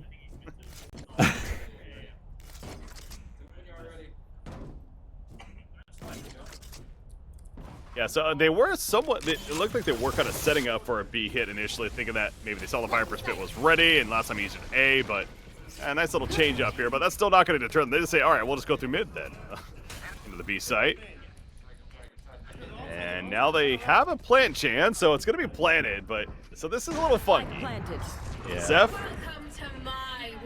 Oh, Viper's Pit also used on the spike, but Seth going out. He might timing pretty well here. Konpeki in mid, lands that shot on Rebo. He ported. Get that kill. Ooh, and Seth goes down as well. I mean, things are just falling apart for Radiance. The crew is reading them every single time. They really are. Fiend. An operator on the spike, but it's no way he's defusing this. Yeah, you just got to get out, and it ain't going to happen. Calm takes him out, so it's going to be the final round of the first half, and Radiance will not have a lot of credits to work with. Here's a buying for it. See already some Spectres, you got a Guardian even, a Bulldog. Half armors around, but doing what they can, so yeah, I see right here. Let's Chamber. go, baby! Let's go, I'm proud of here, Remo. Let's go. A couple rounds ago, but Yeah. I mean, sometimes you just get these maps where one team, they just know what is happening better than the other team, and like it just feels like even there, Konpeki, he just perfectly responds to this aggressive pressure.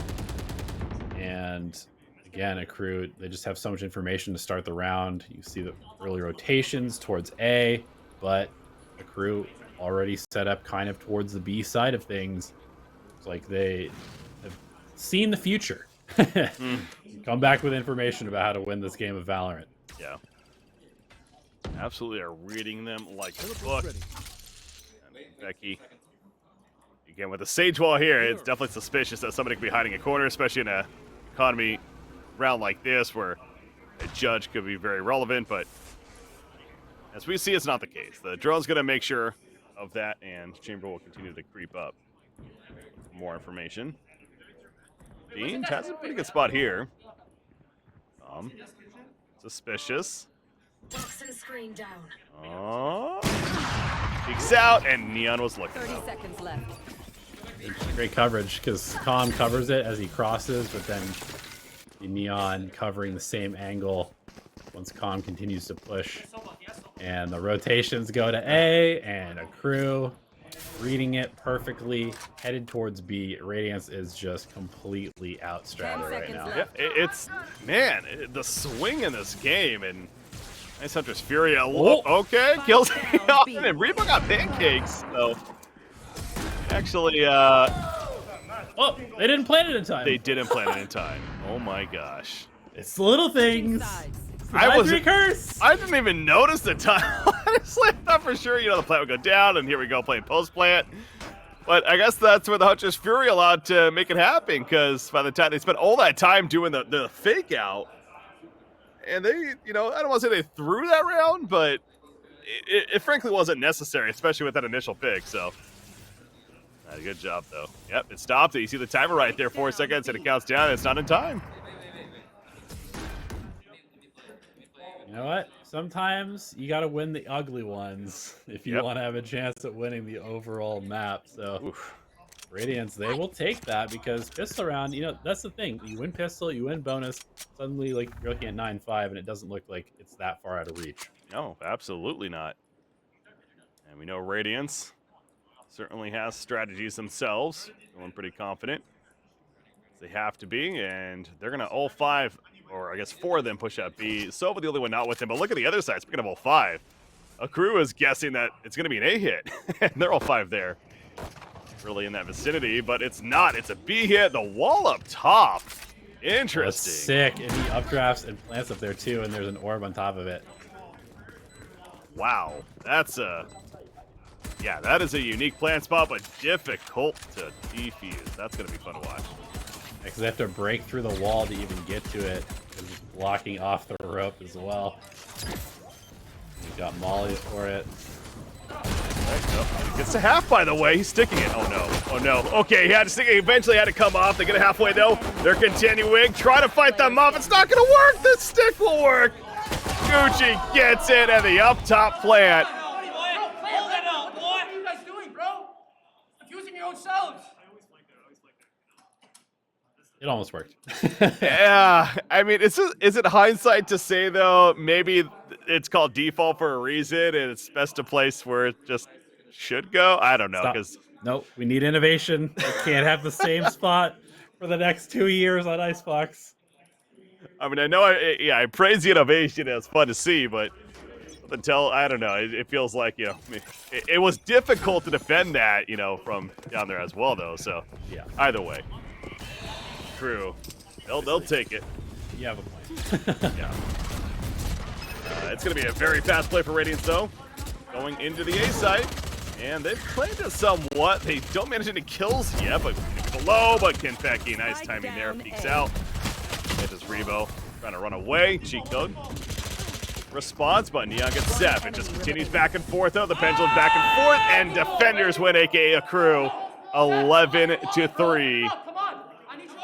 What do you do if you're Radiance? I mean, you got to start with the gun round, and you got to make it a clean one because your economy is not looking too good. And frankly, the mental is not looking too good at this point either. They bought, though, didn't they? You see all the Spectres in hand, so... Oh, yeah, that's fair. It's not even going to be a gun round here, really. It's going to be, you see, a Marshall and pistols, so... This is Radiance, unless they're going to... They left the spike in base. They're DMing this one. Because they have to basically just hit shots. That's how they come back into this map. Enemy tag. Have to click heads. Seems so simple. Oh, they scan in the on right there. Hell, boy! Hey, that's a Viper den! Okay, well that's cheat code taking out Confetti. So you'll find a gun. Yeah, one agent you want to have the rifle. It's this Reyna. With Empress. Actually activates it. So potential certainly now for Radiance. The crew has to respect that. Scanning ahead. Gucci checking out. Cheat code still full life though is going to be scanned. He's back there. He's out.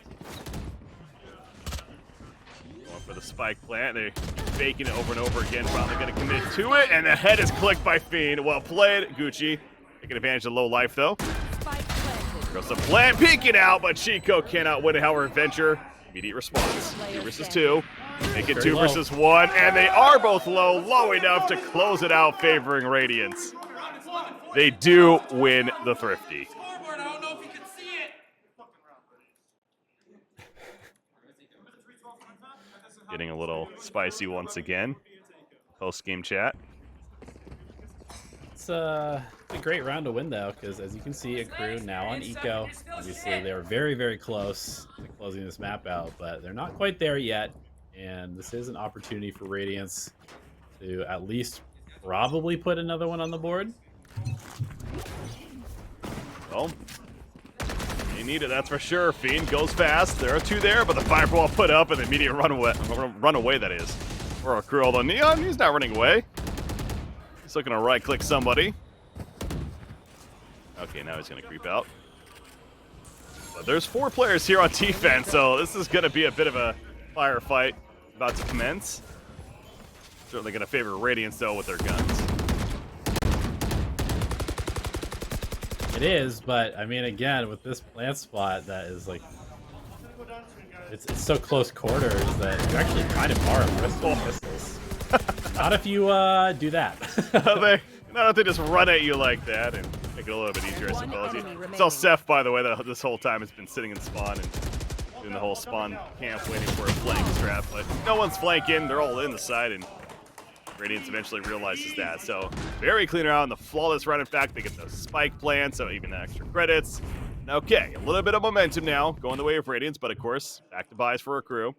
Including an operator for Neon. They also have Viper's Pit for Calm. Where is Calm going to Viper's Pit, we think? It's currently in the B site. Because we're winning. I don't know if you can see that. Bro, stop flaming the Sage for kills, man. He's a healer. It's his job to heal. Support, bro. Not fair. We're going to see a Viper's Pit Canadian question, and Neon off the back, and Pecky as well. It's cheat code, and just like that, you're down 2 players. Yeah, Accru has done such a good job of kind of bringing like a second layer to every single team they have, where you think you're safe after the one guy dashes away. There's a second rifle there to meet you, and rounds like that, where you start off down two players, are so tough to come back from.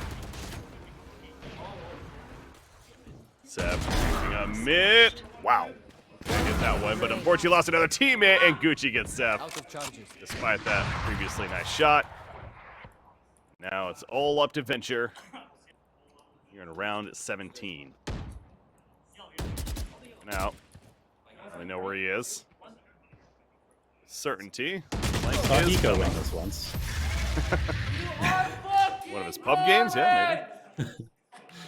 Seth, Not winning that one. Your shit out lurking, bro. You stop lurking. Stop lurking. Your shit. Stop lurking. I'm thirsty, man. You're bad at planting? How's that even possible? I think it says bad at Maybe said lurking. Okay. Lurking, yeah. How is that possible? What? All right. Pause coming out. 12-5 accrue. So obviously this is it. This is the tournament point on the line. Radiance, they need to win 7 in a row just to force overtime and give themselves a shot. But we'll see what they have. I think they are going to be able to get some solid guns at least this round. They have Hunter's Fury. They have knives. On the other side, though, 2 to 4 is already active. You have Resurrection. You have jet knives as well to be used. I don't know. What are you picking? Tournament life on the line. Are you picking A or B, you think? With the Reyna, I think you go A. Just because it's kind of like Reyna's spot. Sure. See what the buy looks like. Should be fine.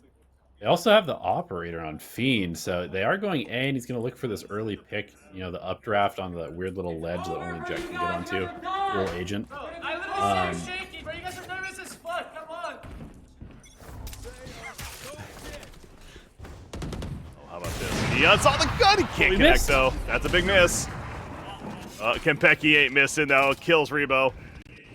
And again, they're down a player off the bat. These operators just continue to haunt Radiance. What are they doing? There's 2 offs watching the same angle. They're just playing their own game. They don't care. Chico. They need Chico to go off here. He has one Lear. Peeking around. There's that trap. Didn't even kill it. They're trying to kill it now. Tempo. Oh. Becky punishes it. Shots there. Huntress Fury used. Catches Kenpeki. No kills coming through with it, though. It's up to 2. Fiend, knives are out. And he go off. Oh my god! Kenpeki can't go off! And is that it? Crew trying to make it 31 in a row, and they will do just that with the finish. They are your champions. Congratulations to a crew, the Nerd Street Gamers winter champions for the Philadelphia Regional LAN. What a way to finish as well, and what a statement by them on Icebox. It was a heck of a series, frankly, up until Icebox, where a crew seemed to dominate. Yeah, they looked very, very good there on Icebox. I mean, the record coming into it, 6-6, had me maybe doubting them a little bit, but clearly they have figured out something with this chamber comp, because they have not lost since they started playing it. And I mean, we saw it there, even with the kind of like weird double op situation on the A site there with the jet and the chamber kind of watching the same thing a couple of times. Still, it's like there's just so many things to deal with when you have these traps. You've got the slows from the chamber when he hits the shot. Of course, you still have Jet doing her thing. So really well played by a crew, and you know, it was a good showing from Radiance as well. They definitely showed a lot of potential here at the Slam. Absolutely. I mean, certainly nothing to be disappointed about in that sense. I mean, this is obviously a team that's a lot of success as of late. Again, now 31 series in a row that they are victorious in. That's a hell of a stat line right there. But Radiance, certainly a bright future for them. Again, all across the board for them. Like I said, Fiend, a standout player for me now as well. I know many others to look forward to, but also I wouldn't be surprised this is definitely not going to be the last time these two teams play. Perhaps even more lands to come, perhaps at these events in the future. But so yeah, big props to them as well, and all the other teams competing in this event. And we had 12 teams in total show up. Puck teams are not. Still some great competition across the board, but in the end, a crew is victorious, and it wasn't the easiest of roads, but they do take care of business and close it out. So big congratulations to them. And we'll see how they continue moving forward, and how long that streak may last. And you know, I know there's going to be plenty of people saying like, "Oh, you know, play a better team or whatever." And obviously, naturally, as time goes on, they're going to be moving up the ladder a little bit as far as who they're playing against. But I mean, what do you think? Is this a crew team, a team to look out for? As far as, are we talking tier 1 contender in NA?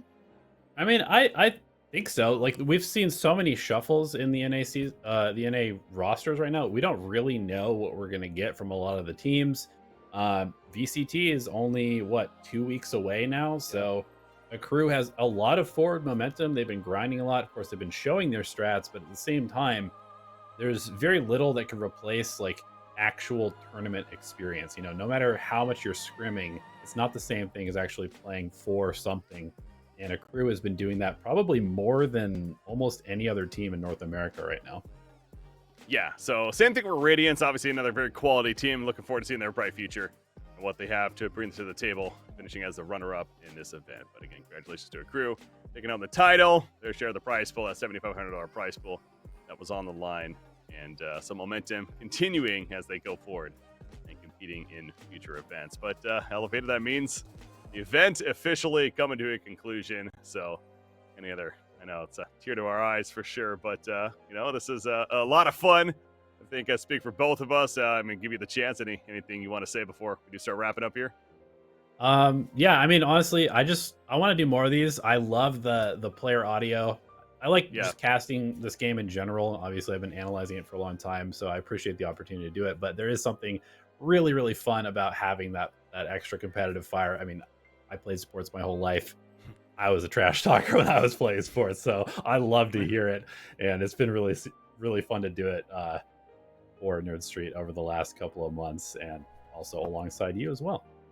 Definitely had fun. Big shout out to the production, and it goes without saying, of course, not only from the camera itself, the observing, to the replays, to everything we had in between, and the audio, etc. So, and the whole event itself, Nerd Street Gamers, as mentioned, local hosts, etc. Plethora right there. But you can follow him at Elevated Speaks on Twitter, myself at BrickCPK, and I believe that means we are coming to a conclusion. So, ladies and gentlemen, once again, I want to thank you all for tuning in. Really appreciate it. Hopefully you enjoyed this awesome weekend, and big congratulations one more time to Accru as your tournament champions. You take out Radiance in the finals. Until next time, see you then.